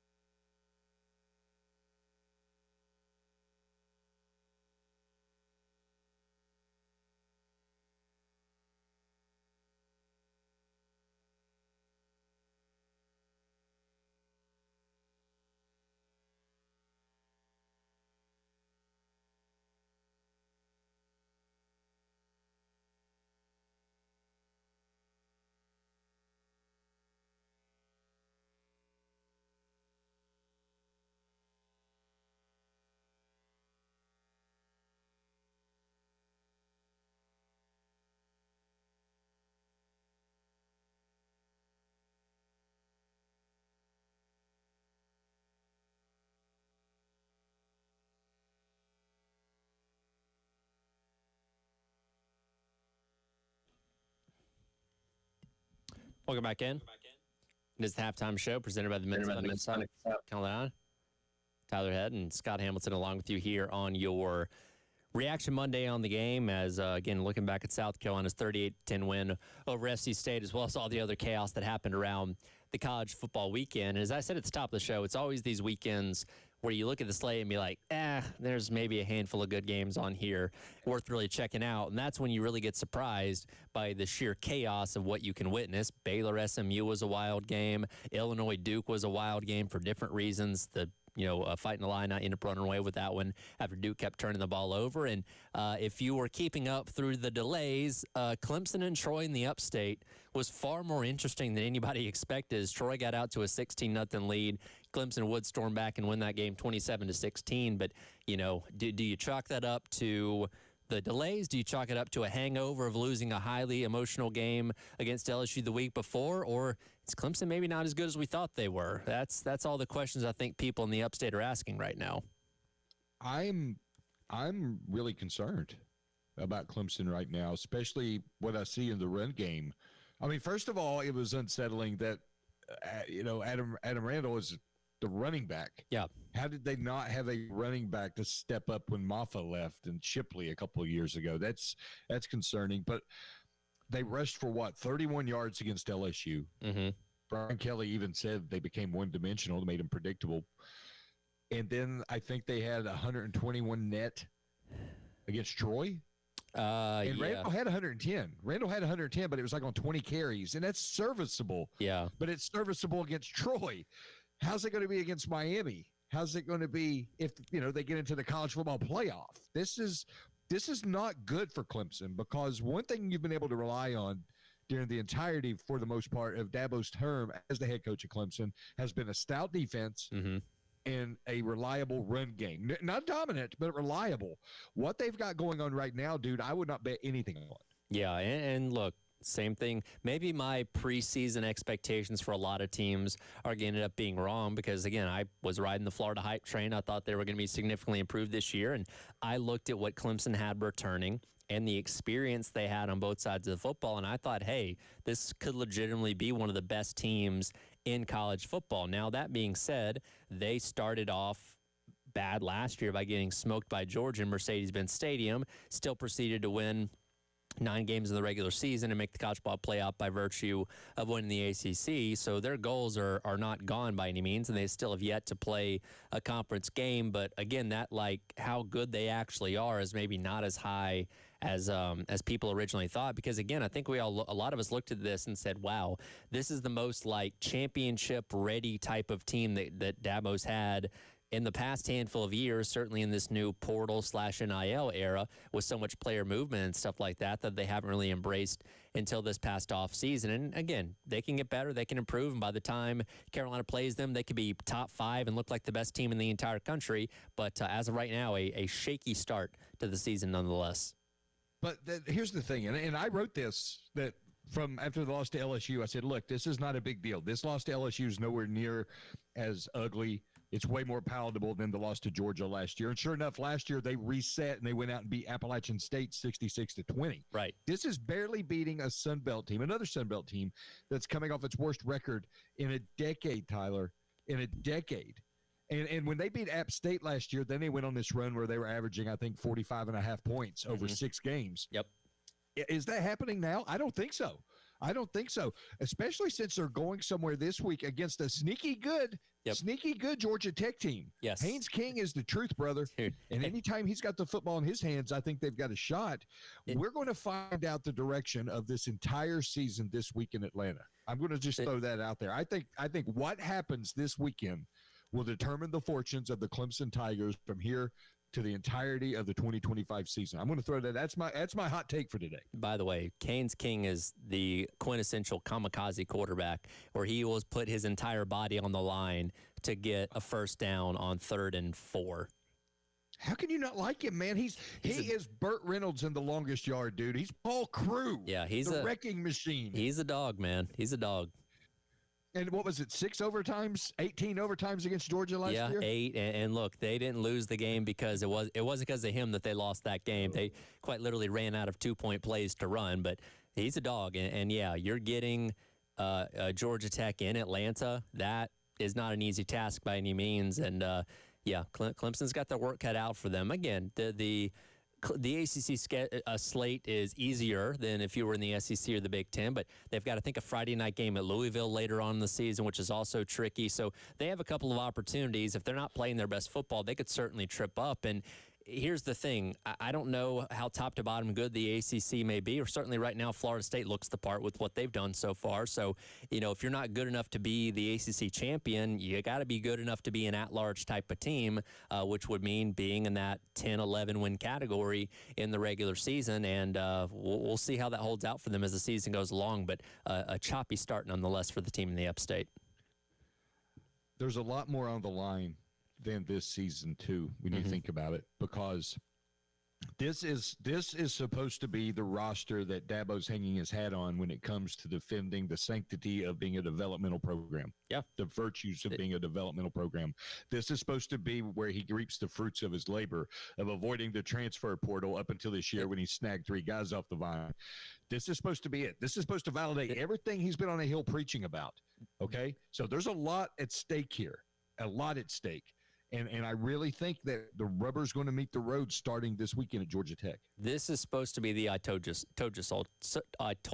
team. Perfectly put. Perfectly put. Because, again, let's go back to 2 years ago, 2023. They had their worst record in like a decade, where they failed to win 10 games in the regular season. And again, we had the famous Tyler from Spartanburg rant, which I'm still convinced was completely staged, by the way, where it gave Dabo the opportunity to say, hey, folks, remember what I've done for you up to this point. So that happens. Last year, again, to start the season didn't look great. They got better as the season went along and still managed to make the college football playoff. But Dabo has stuck to his guns of being a development type of program and only or primarily focusing on, high school recruiting and not delving into the portal too much, except for this past off season. So yeah, them having a lot of success this year would have been his opportunity to tell people, hey, I know what I'm doing. I'm trusting my own process, and you can't convince me otherwise. But if the season does go sideways, I don't know what that conversation is.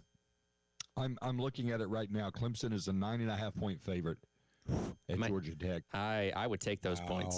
Give me Georgia Tech to cover on that one easy. I would take all those points. Wow.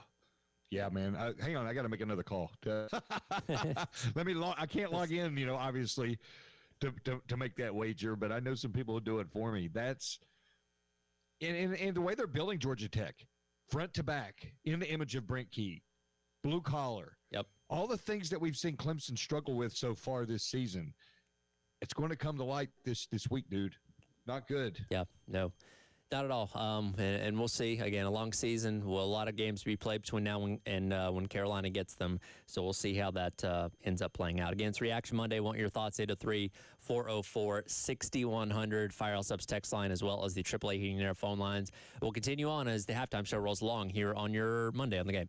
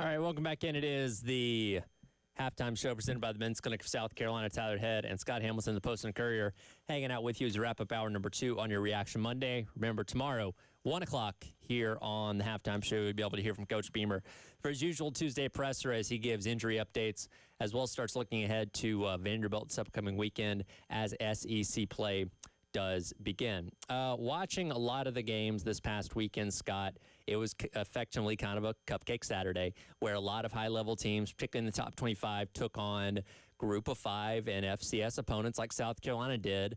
And more than I can ever remember, there were some egregiously lopsided scores. 11 games were decided by 50-plus points with FBS teams taking on FCS or G5 opponents. And it begged a question in my mind of, do we ever need to get to the point where we have a mercy rule in college football? Like in baseball, you have a run rule limit where if you're up by, 10 runs in the 7th inning, the game's over. Softball has something similar where, again, if you're up 63-0 with 10 minutes to go in the fourth quarter, can we not institute like a running clock or something like that to get the game over with? I get it. Coaches want to still get guys out there for development purposes and stuff like that. But we know the game is so far out of hand. There's no reasonable way for the other team to come back. And maybe this is only limited to non-conference games. You don't want to do that in conference. But, like, if that game is that lopsided, do you need to still have all the stoppages and timeouts and all those kind of things that a normal game would have when we're all just trying to get this thing over with? Couple of things, and I'm glad you brought this up. This was the lead item in my column today on postandcourier.com. Notre Dame was off. Notre Dame is number 8 on my ballot. Yes. Numbers 1 through 7 had an average margin of victory of 40 points each. Yes. 40 points each. And I'm with you. I'm with you on this mercy rule deal. But I think it should also be determined by if it's P4 versus Fee4, no. Okay, that's fair. Because the idea, I look, first, let me preface it with this. I love Mike Gundy. Yes. I love Mike Gundy, everything about Mike Gundy. Mike Gundy got his ass handed to him. Yes, he did. He poured gasoline on the fire. On 107.5, I think I can, but he deserved it. Yeah, Dan Lanning said he poured gas on the fire, which he absolutely did, and they kicked his teeth in accordingly. Yeah, was it 69-3 or something ridiculous, like 13, whatever? Yeah, 69-3. Nice. If it's P4 versus P4, no mercy rule.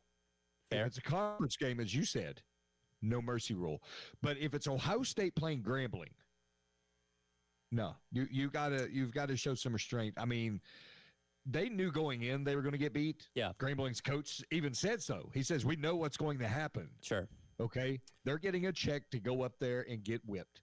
But let him keep it a little classy. Now, here's the rub on all this, Tyler. What do you do for the fan?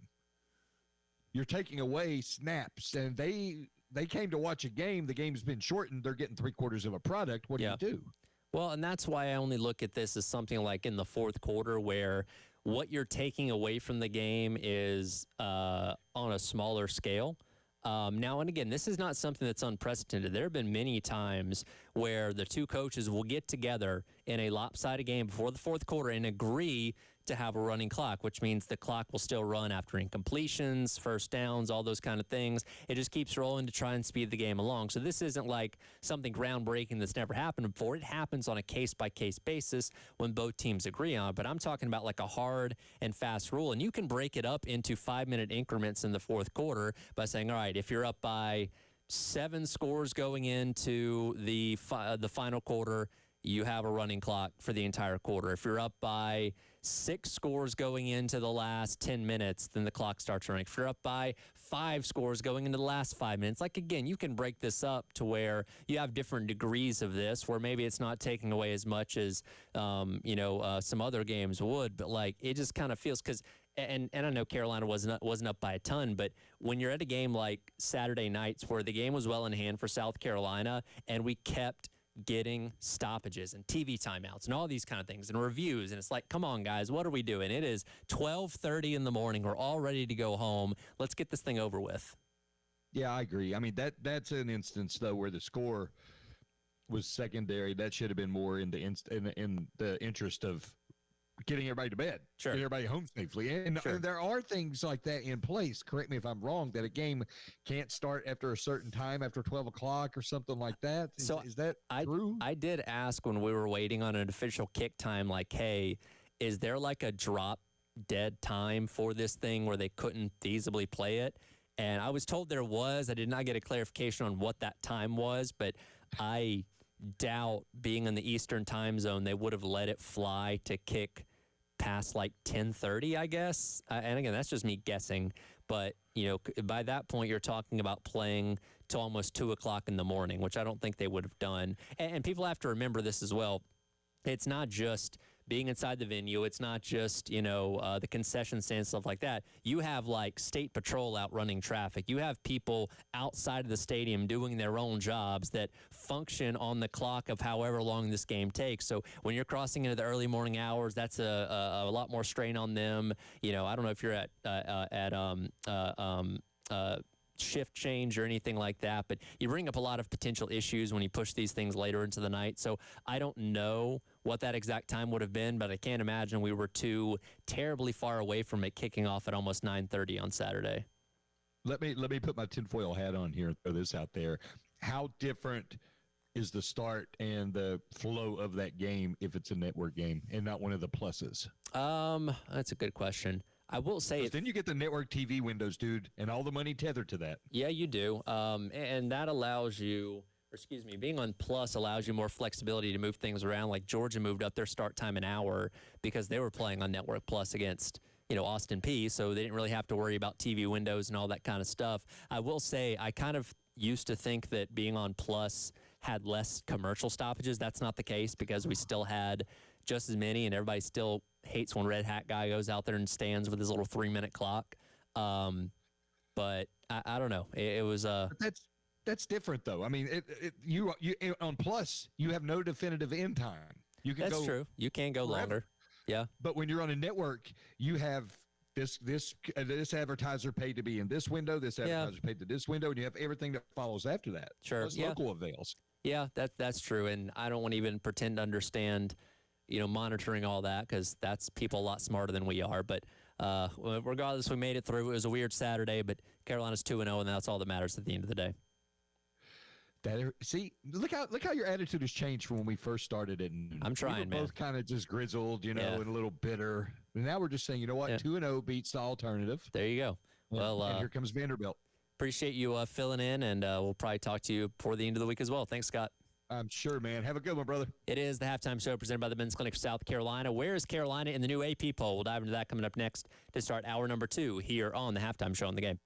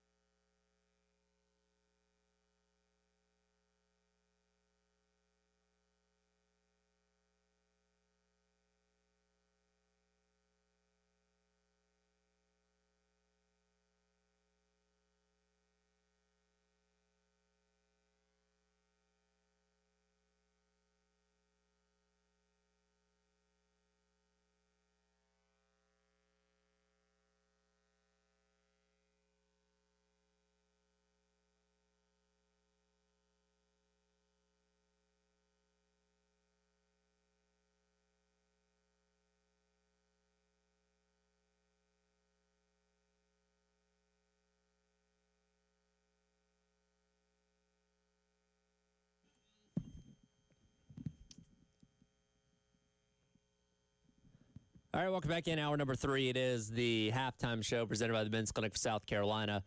Tyra Head, Ed Bird along with you here on your Reaction Monday on the game. Breaking down South Carolina's 38-10 victory, over SC State on the weekend to move to 2-0 on the season. They'll get rolling with conference play coming up later on this week, taking on Vanderbilt Saturday night at 7:45 right here on the game. We'll get into the latest AP poll coming up in just a minute, as Carolina did drop slightly when the poll came out yesterday. But I want to start off, because we haven't really mixed in too much of what Coach Beamer had to say throughout the day yet. But cut number 7 here, Ed. Coach Beamer talking after Saturday night's victory about, well, quite frankly, a lot of things to clean up. And what Gamecock athletics means to them. Proud to have their name on the field, and then the grounds crew had the field looking amazing. Having said that, a lot that we've got to get better at. Certainly a sloppy first half from an offensive standpoint. I think field position had a big reason for that, not to make excuses, but I think our first 4 drives, we started all 4 of them inside the 20-yard line, if I'm not mistaken. There's no excuse. We've got to be better when we're backed up, but field position was a struggle early on. We weren't very efficient. We know we need to be better. There's a lot to clean up. Proud of the way I told our players at halftime that we'd find out a lot about our offense and our team in the first drive of the second half, because we knew we were getting the ball first, and then they kicked off, and then to have a drive right there to go down the field and get points on that first drive of the second half was huge.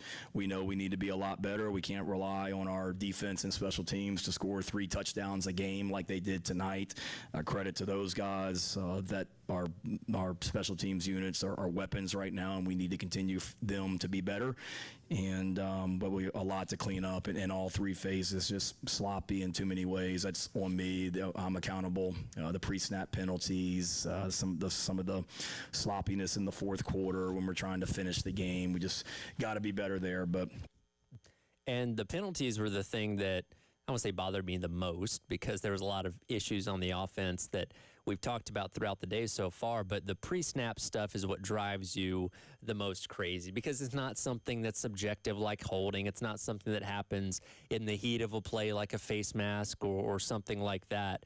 It's before the ball's even snapped, when you're routinely moving too early, and you had 3 false starts and 1 illegal snap infraction, whatever you want to call it, on Boaz Stanley, and most of that happened in the first half. I believe there was one false start penalty early on in the fourth quarter there. But those are the things that drive you crazy, because those are the most fixable issues, right? And those are things that a disciplined offensive unit shouldn't be doing.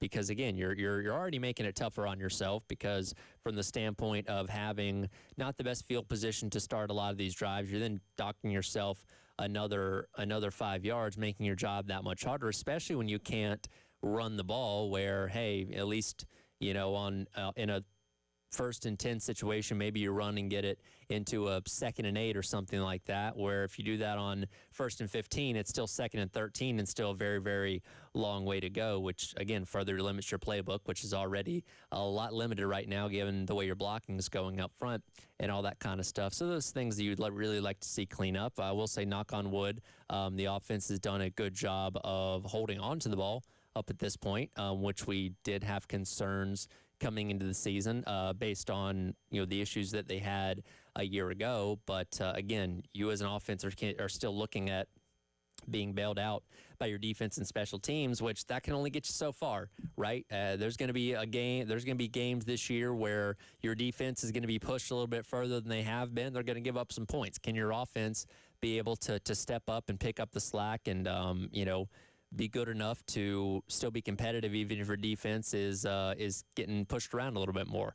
We'll have to see. But again, at the end of the day, you're 2-0, and that's the most important thing. However, the not so great performance against South Carolina State did contribute to South Carolina falling down in the latest AP poll rankings, as they go from number 10 to number 11.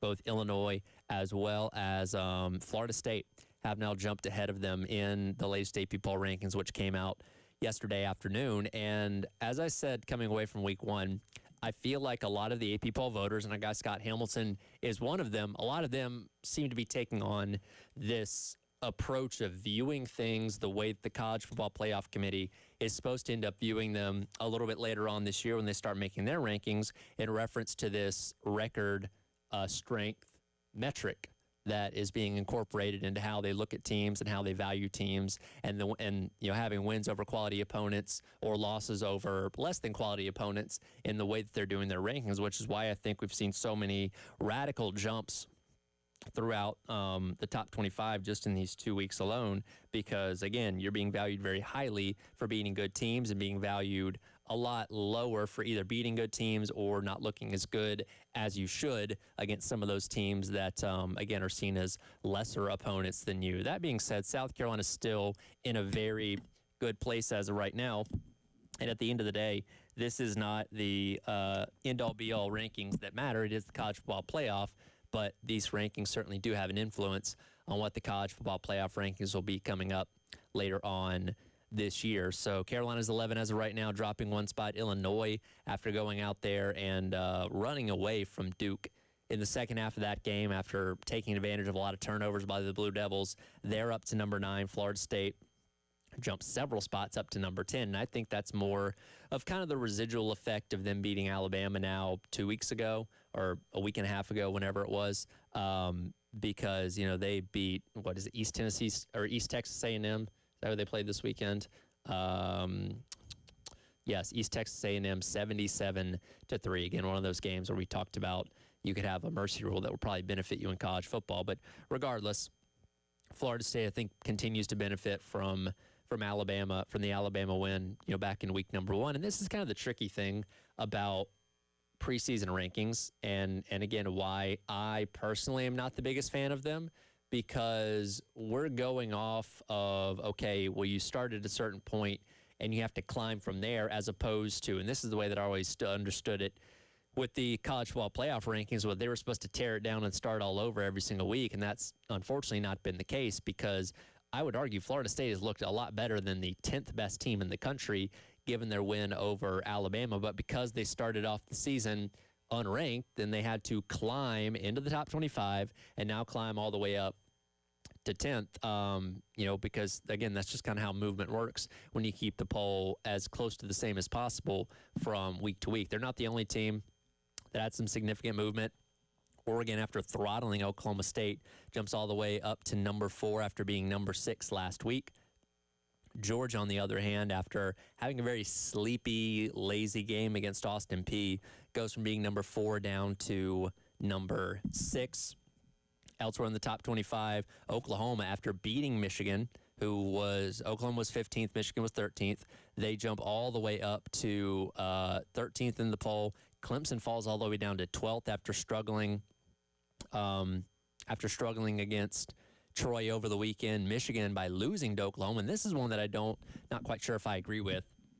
Michigan, despite, it being a competitive game, I know they got shut out offensively in the first half, but they were still not out of the game by any means for the better part of the second half. They drop all the way from 15th down to 23rd in the latest AP poll. So some harsh grading there. Tennessee, who I think is still benefiting from beating Syracuse because they beat East Tennessee State by 1 billion points over the weekend. They jump all the way up to number 15, up from number 22 in last weekend's AP poll. But again, that's just kind of illustrates to me some of the radical shifts in the way these rankings are being done this year compared to years past, because, again, I think that new metric that's supposed to be implemented for the college football playoff is certainly, coming into play here in terms of how they view, wins against quality opponents, as well as how you play against some of the lesser competition. So you got to perform well in every single game if you want to get yourself moved up in those rankings. No movement at the top.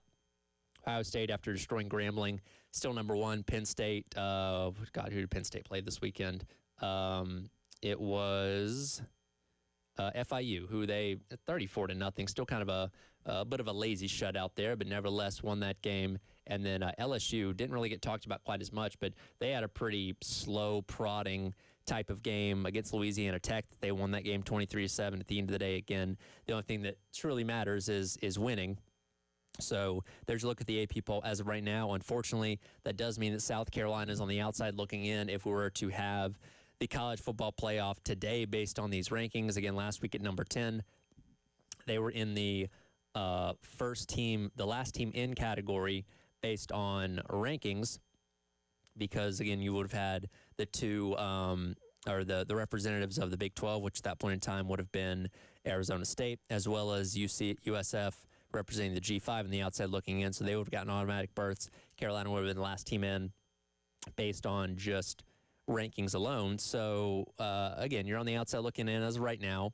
When you look at your schedule, you have all your goals still in front of you and a lot of very, very good teams that if you beat them, you're going to move up in the polls. There's no question about that. Even Missouri just jumping in to the top 25 this past week at number 25 after, beating Kansas. So you beat those guys. That's quality win. And then, of course, you get set for the long, long road of the middle part of the season, taking a ranked opponent after ranked opponent after ranked opponent. That, again, if you keep winning those games, you'll be sitting just fine in terms of where you sit in the playoff standing, or sit in the rankings and all that kind of stuff. So, again, it could be worse. I think given the fact that other teams like LSU and like Georgia had slower, worse type of games against lower level opponents, maybe yours in South Carolina's didn't get looked at as harshly or treated as negatively. And again, we'll see if they can look better this weekend coming up against Vanderbilt, a team that they themselves are fighting in terms of getting in to the top 25 as they are in the others receiving votes category, way down there. But if they were obviously to beat South Carolina, there'd be no doubt that they'd find themselves inside the top 25. So a lot on the line for both teams this upcoming weekend, wanting to get things off to a 1-0 start in conference play, which, again, we'll talk about more as the week goes along. And, again, Vanderbilt went out there and slaughtered Virginia Tech 44-20. Stat for that game, they allowed 21 total offensive yards in the second half to Brent Pry's team. Again, Carolina beating Virginia Tech certainly warmed up the hot seat conversations around Brent Pry, and now losing like this at home, no less, to Vanderbilt only further fan those flames in terms of how much longer he might be lasting out there in Blacksburg. So we'll keep an eye on that as the season does roll along. It is Monday. We'll talk to our guy Jamie Bradford coming up next, get his thoughts on what he saw on Saturday night, and maybe start looking ahead to Vanderbilt in the next couple of minutes as well. It is the halftime show presented by the Men's Clinic of South Carolina. Tyler Head, Ned Bird, along with you on your Monday on the Game.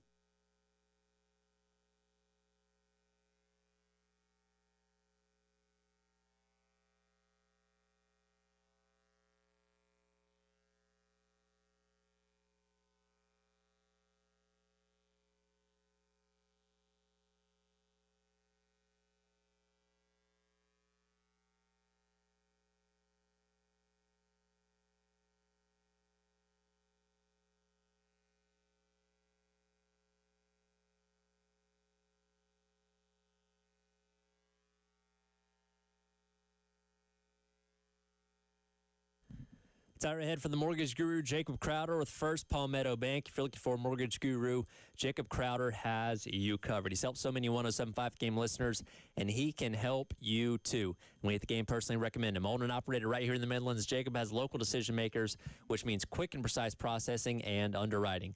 If you're looking to make a move, give Jacob a call at 803-719-1005 or email him at jcrowder@firstpalmetto.com. Interest rates have stabilized as well as the local housing market, and now is as good a time to buy as any. Jacob and First Palmetto Bank have the products to help home buyers. And if you're considering building a home, they have no-nonsense construction loans that fit your needs. Again, give Jacob a call at 803-719-1005. Jacob's MLS number is 198432, and First Palmetto Bank is a member of FDIC and an equal housing lender.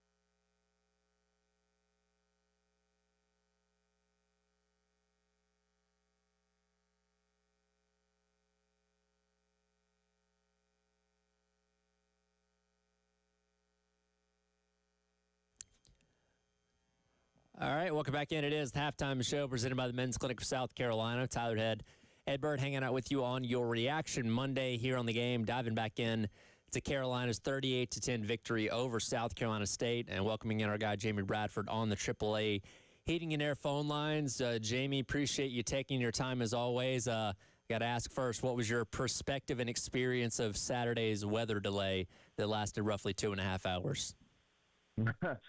Well, mine is, I'll surprise you with my answer a little bit, because that was I brought one of my twin daughters with me, and that was her first game without her sister or her mom. Mm-hmm. So I was like, how's this going to go? And it went great. It actually extended our day, which is good for me as a dad.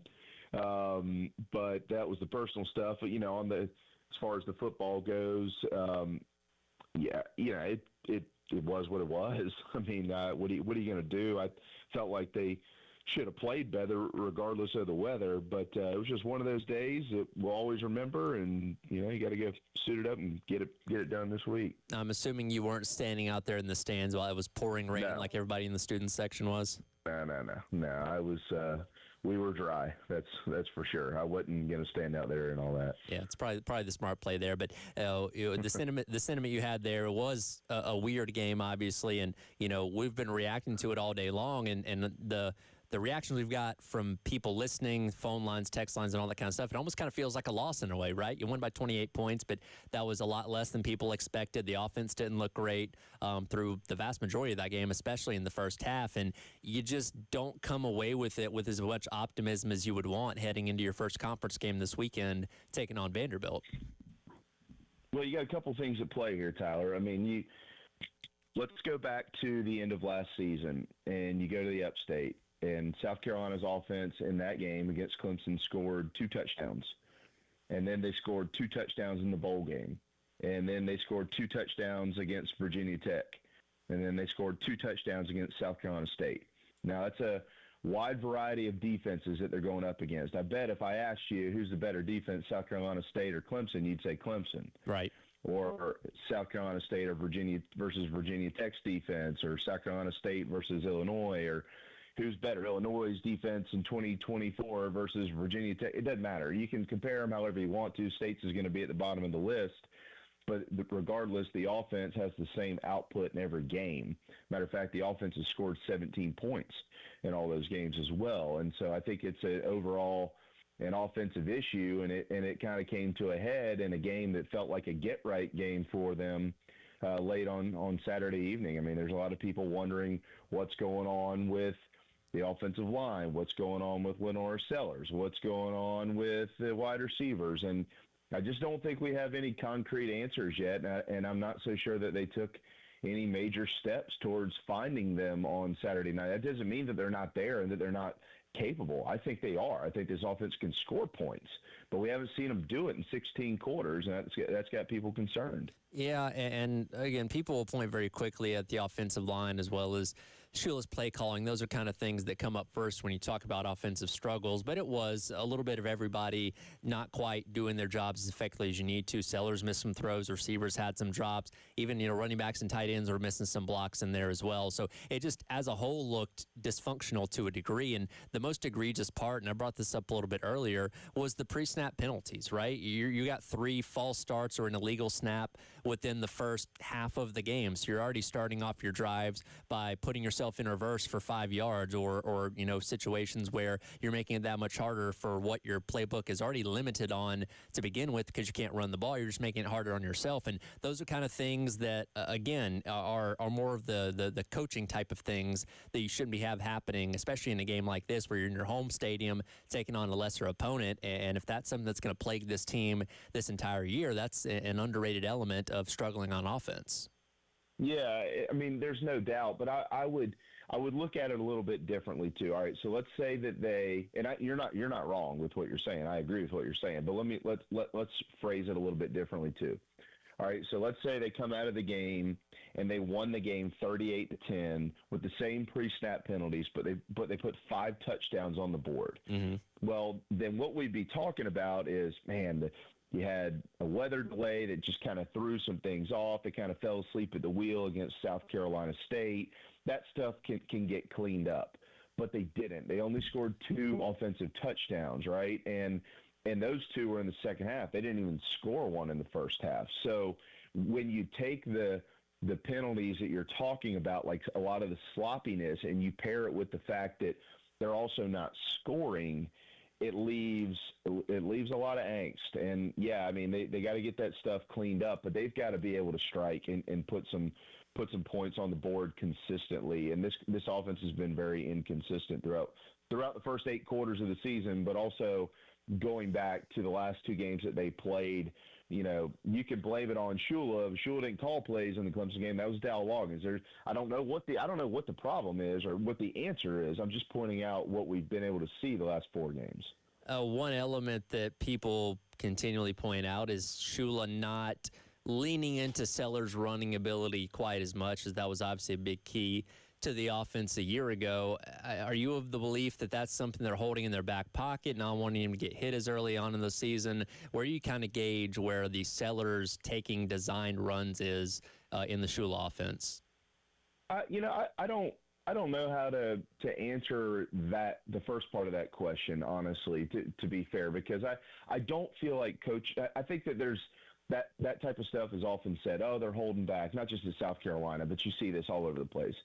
I don't know that that's entirely true. I mean, I would venture a guess, yes, they're going to be cautious with a guy who's a potential first-round draft pick, the leader of your team, a Heisman candidate, and all those type things. I don't think they want him out there taking blows left and right, especially in the first 2 games of the season. So I would venture there's a part of that. But I mentioned this morning on my show, I feel like Lenoris is kind of in this development web. And what I mean by that is, like, they're taking steps to make him a better player, a better prospect, throwing the football, when to run, how to go through your progressions and do all these sorts of things, et cetera, that big-time quarterbacks are able to do. Obviously, there's a learning curve to all of it, and obviously Lenoir Sellers is still learning. He's relatively young as a starting quarterback, if you really think about it, just 15 career starts. Sounds like more than it is. But I feel like there's a little bit of a gray area in there, and the light hasn't totally clicked. You got to be careful, right? When you got a guy who's got all the ability like him, he can beat you with his legs, he can beat you with his arm. You don't want to take away the things that make him special. And so, there's kind of that fine line of how far do we go with this here versus how far do we go with it there. Oh, yeah, we need to win football games too. And I feel like they're kind of in the middle. They're kind of in the middle there as far as getting him to where they want to get him. He'll get there, but it just hasn't looked pretty in the process. Obviously, the offense was the concern over the weekend. A lot of good things from the defense and special teams, which we'll hit on coming up next as we continue on with the halftime show presented by the Men's Clinic for South Carolina. Jamie Bradford joining me on the AAA Heating and Air phone lines on your Reaction Monday on the game.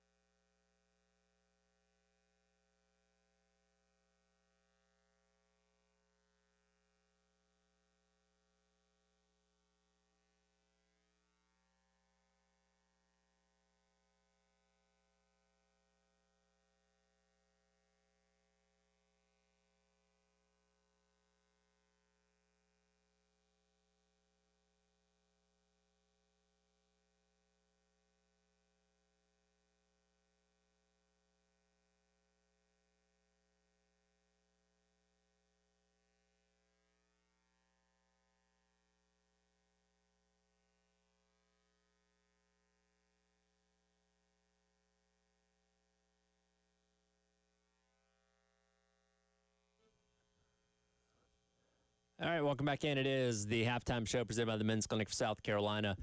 Tyler Ed, Captain Ed Bird, along with you here on your Reaction Monday. Continue to talk to our guy, Jamie Bradford, on the AAA Heating and Air phone lines as we recap Saturday night / Sunday morning's South Carolina win 38-10 over SC State. We talked about the offense in the last segment, which was the negative coming away from the game because they still leave a lot to be desired, but the other elements of the team, the other 2/3 of the game, played great once again, led by, of course, Vakari Swain with back-to-back punt return touchdowns, ties the school record in a single season, 6 quarters into the year, didn't even finish the game on Saturday. Who knows what he could have done with a couple more punt returns there, but Jamie, I know you've been watching this program for a long time. What he's doing through 2 games, truly historic, and he's somebody that you're going to have to account for when you're the other team scouting Carolina each and every time you put the ball in his hands.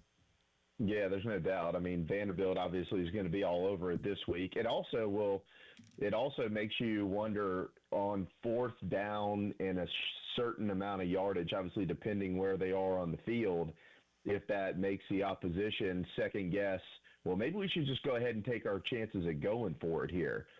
Because not only right now is Vakari Swain able to, or been very capable of taking the ball to the house, which he's done 3 times, they've been very close to blocking 5 or 6 kicks already through 2 games. I mean, the special teams unit looks phenomenal for the Gamecocks, and punts right now are scary for the opposition. So you get one blocked, and obviously Mo Brown got another piece of one this weekend, and then Swain takes it to the house. There's a lot good going on with that unit. So you can see starting with Vanderbilt Saturday night and Missouri the following week. You know, if they've got an opportunity to maybe go for it, they might choose to do that as opposed to go ahead and kicking it to South Carolina. As far as the defense goes, I mean, there's some things they obviously need to continue to improve on. They need to get healthy, and it looks like they probably will be okay from a health standpoint Saturday night. We'll find out more tomorrow from Shane, and then certainly Thursday when the injury report comes out. But those guys have given up 1 touchdown in 2 games. I mean, you know, it's fantastic. You can't expect that all season long, and nor should you. Like, the offense needs to do their part. But the defense, those guys they're flying around. They fly to the football. The second level is very fast. The interior up front is playing well. The edge guys are playing well. It was good to see some of the young guys get in there and have some success. Umazulu had a sack this weekend. Obviously, Gear was playing well before going down with the injury. So I know they like where they are defensively, and Diego Pavia obviously is a guy who can give you some problems. And this group seems to have that lateral movement that can possibly prevent a lot of that. So this is going to be a big-time matchup Saturday night.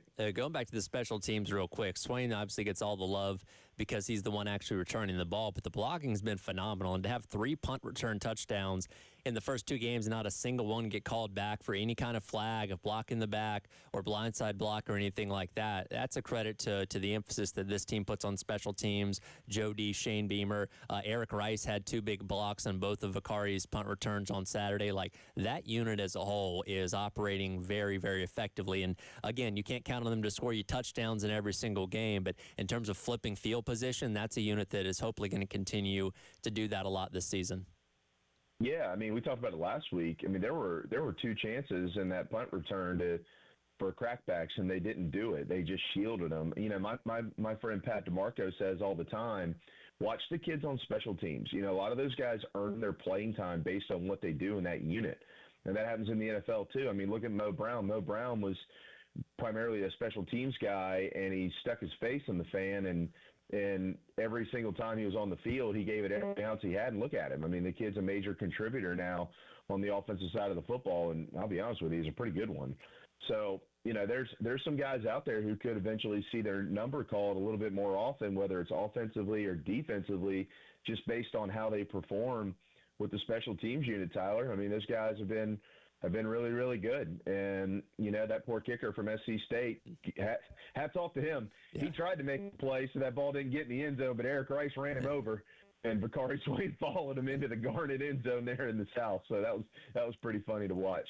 Going back to the defense here, you mentioned the edge guys. Brian Thomas Jr. has had a really strong start 2 this season, ends up having a sack, forcing a fumble on Saturday that led to Jerron Willis with the scoop and score. And we talked about it a lot in the offseason. Hey, who's that guy opposite of Dylan Stewart? And we kind of expected BTJ was going to be that guy, but he's gone up there and certainly secured that through what we've seen through the first 2 games. And again, knock on wood, everybody stays healthy. He seems like he's somebody that I don't know if he's going to replicate what Kennard did a season ago, but looks to have a very strong season.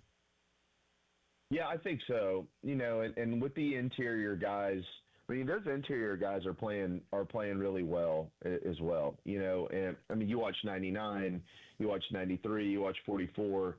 I mean, Troy Pikes got in there and once again played pretty well this past weekend. I think it's a group, as long as they stay healthy, they'll actually continue to get better and better as the year goes along. I mean, you don't have to always look at the stat book to know who had a good game if you know what to look for in the ball game. And these guys, every play, either it's somebody on the interior or somebody on the exterior is helping somebody somewhere. They're making something happen. Somebody is uncomfortable. And that's what I like about this group. They're all kind of new playing together. It's a bunch of new faces, old faces on the team mostly, but new faces on the field. And I think that they've come together quite nicely. Again, you're going to have to be, coming up Saturday night with Diego Pavia. I mean, those guys are going to have to be pretty disciplined in what they're doing, and they're going to have really good feet. But so far, they've certainly had that through the first 8 quarters. And talking to Jamie Bradford here on the AAA Heating and Air phone lines. I know you probably haven't had time to dive too deep into it, but off what you saw on Saturday where Vanderbilt went in and, quite frankly, ran Virginia Tech out of their own building to the point where I don't know how much longer Brent Pry is going to be around after starting the season 0-2. What do you make of Vanderbilt beating the same team that Carolina beat in a much more convincing fashion over the weekend heading into the showdown on Saturday? I think that Vanderbilt's a pretty good football team, Tyler. I mean, I've been able to see a decent amount of it. I tried to watch a little bit yesterday, and I've actually got their game on right now in my office.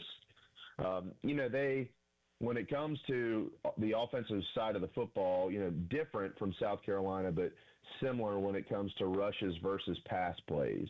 If Pavia's thrown the football 30 or 40 times, it's probably not a very good sign for Vanderbilt, right? But if he's throwing it for 18, 20, 22 times a game, their offense is probably clicking, and they ran it for 262 yards this weekend, over 7 yards a carry. And I know one of those was a 62-yard tote, but you take that away, and they still were over 5 yards a carry, 100 yards of rushing. So, the thing that I take away with this Vanderbilt team most is they have a chip on their shoulder. And I can promise you there's wall art all over that locker room this week about this game. I mean, Pavia circled it in the summer. We all heard the interview. And you got freshmen on this team who weren't even alive the last time Vanderbilt beat South Carolina. You realize that? I mean, yeah, that's crazy. You were born in there's kids on that team who were born in 2008, which makes us feel old. And those guys have never seen a Vanderbilt win in their lifetime against the Gamecocks. And Diego Pavia is the perfect guy to be able to take that message and run out there on the field and carry it in a good way. I mean, Vanderbilt went into what was a pretty hostile environment this weekend. This is a group of kids that gets energized by that, and is lethal as Williams-Brice Stadium can be under the lights on a Saturday night, and it is. I mean, it's different at Williams-Brice under the lights on a Saturday night. There's no question. This group, that'll be motivating and energizing to them. At least it will be early. And, so where does it go later on? How does the football team affect that? All that type of stuff, we'll have to see. But they're not going to walk out there in front of 80,000 Gamecocks with their tails between their legs. Like, this is an opportunity that they're looking forward to. And so that's what I'm saying. They play with a chip, and early in the game, you're going to have to manage that well. Well, I think it's interesting as well because, we looked at the back half of South Carolina's schedule, and we obviously know the tough games against LSU and Oklahoma and Alabama, A&M, Clemson, all those. But really, this past weekend, you look at the next 3 opponents Carolina have, and they all seemingly look maybe tougher than a lot of people thought. We thought, not everybody, but a lot of people think, Kentucky's one of the worst teams in the SEC going into the season. They gave Ole Miss all they could handle. Mizzou's able to outlast a much improved Kansas team from a year ago in the border showdown over the weekend. So none of these next three games are a cakewalk by any means, where you head into the bye week and then head on down to Baton Rouge for that game against LSU. No, but I think, and you're right. I mean, Missouri, Missouri looks like a pretty good football team, at least early.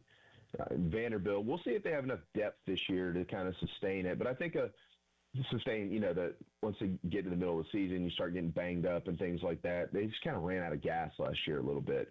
Did they get low on fuel this go around? But I think my point is a lot of the way that people in Columbia or in this state who pull for the Garnet and Black are looking at that, yes, this stretch maybe looks a little bit more difficult than they thought. But I would say this.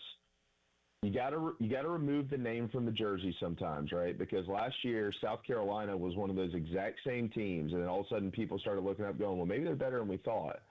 You don't know who anybody is in college football anymore until you get to like weeks 3 and 4. You just don't. There's too many transfers. There's too much stuff going on in the offseason to really get a good read on these things in the first 2-3 weeks of the year. That's number one. The main thing, though, is I think a lot of people's opinions are being formulated based on how South Carolina has played. Like, if the Gamecocks came out and scored 40 points against Virginia Tech and then scored 40-plus points against South Carolina State, and the offense was doing the things that a lot of people thought they'd be doing, they'd look at this and go, yes, respect to Vanderbilt, respect to Missouri. They look better than we thought, but we should still handle them just fine. We're better than they are. Carolina hasn't proven that yet necessarily. So I think that leaves some pause when you look at this stretch versus the rest of the games on the schedule. Jamie, great stuff as always. We appreciate it. Enjoy your week, and we'll talk to you next Monday. Yeah, I hope it's a good conversation next Monday. I expect it will be, but we'll keep our fingers crossed. Yep, absolutely. Jamie Bradford there, AAA Heating and Air phone lines. We'll come back. We'll wrap up the show. It is the Halftime Show and Your Reaction Monday here on The Game.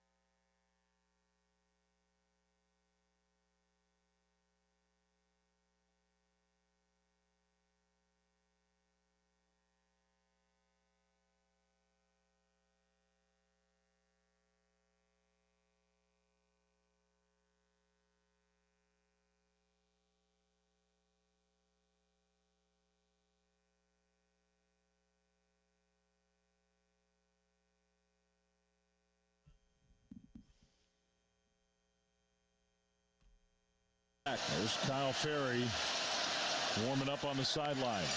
2 plays to get 9 yards to keep the game going. Pressure was picked up. Shapen, wide open, caught across the middle.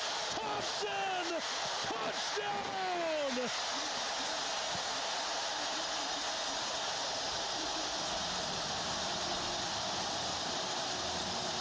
Welcome back in. It is the halftime show presented by the Men's Clinic of South Carolina. Tyler Head along with you here under Reaction Monday on the game. Wild weekend across college football, and that was one of the biggest upsets of the weekend with Mississippi State pulling off a late touchdown to pick up the win over number 12 and defending Big 12 champion Arizona State out there in Starkville as Arizona State overcame a 17-point deficit, tied the game, and then took the lead with right around 2 minutes to go in the fourth quarter. And Mississippi State wasted no time. Brennan Thompson gets wide open on a double move, catches the ball across the middle, takes off. You could hear the cowbells clanging, and Jeff Levy gets the biggest victory of his short tenure at Mississippi State so far as they improved to 2-0 on the season after beating Southern Miss in week number 1. And I think that illustrates how competitive the SEC will be this year. And look, Mississippi State's not going to be a team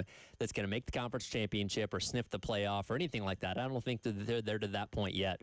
But a lot of people looked at Mississippi State as a team that was a bottom dweller in the SEC a year ago and expect to be the same way this upcoming year, and then went out there and pulled off one of the biggest upsets of the college football season so far. Same situation with Kentucky. People coming off the 4-8 year expected them to be pretty poor this season. They did lose on Saturday, but they gave Ole Miss everything they could handle over the course of 4 quarters. And again, those are the teams that many people expected to be 15th and 16th in the league, respectively. So there's no easy games, especially this year in the SEC. If those two teams can show the competitive fight they showed against those two quality ranked opponents over the weekend. One team that didn't have a lot of fight, though, was the Fighting Mike Gundys of Oklahoma State as they went on the road to Eugene to take on the Oregon Ducks. And needless to say, it was not pretty. A lot of back and forth between Coach Gundy and Dan Lanning over the week in terms of resources and money and all that kind of stuff. And Lanning made sure to prove a point against Gundy's team by beating them 69-3. And cut number 38 here, Ed. Here is Dan Lanning describing how he saw those Gundy comments in the days leading up to this game.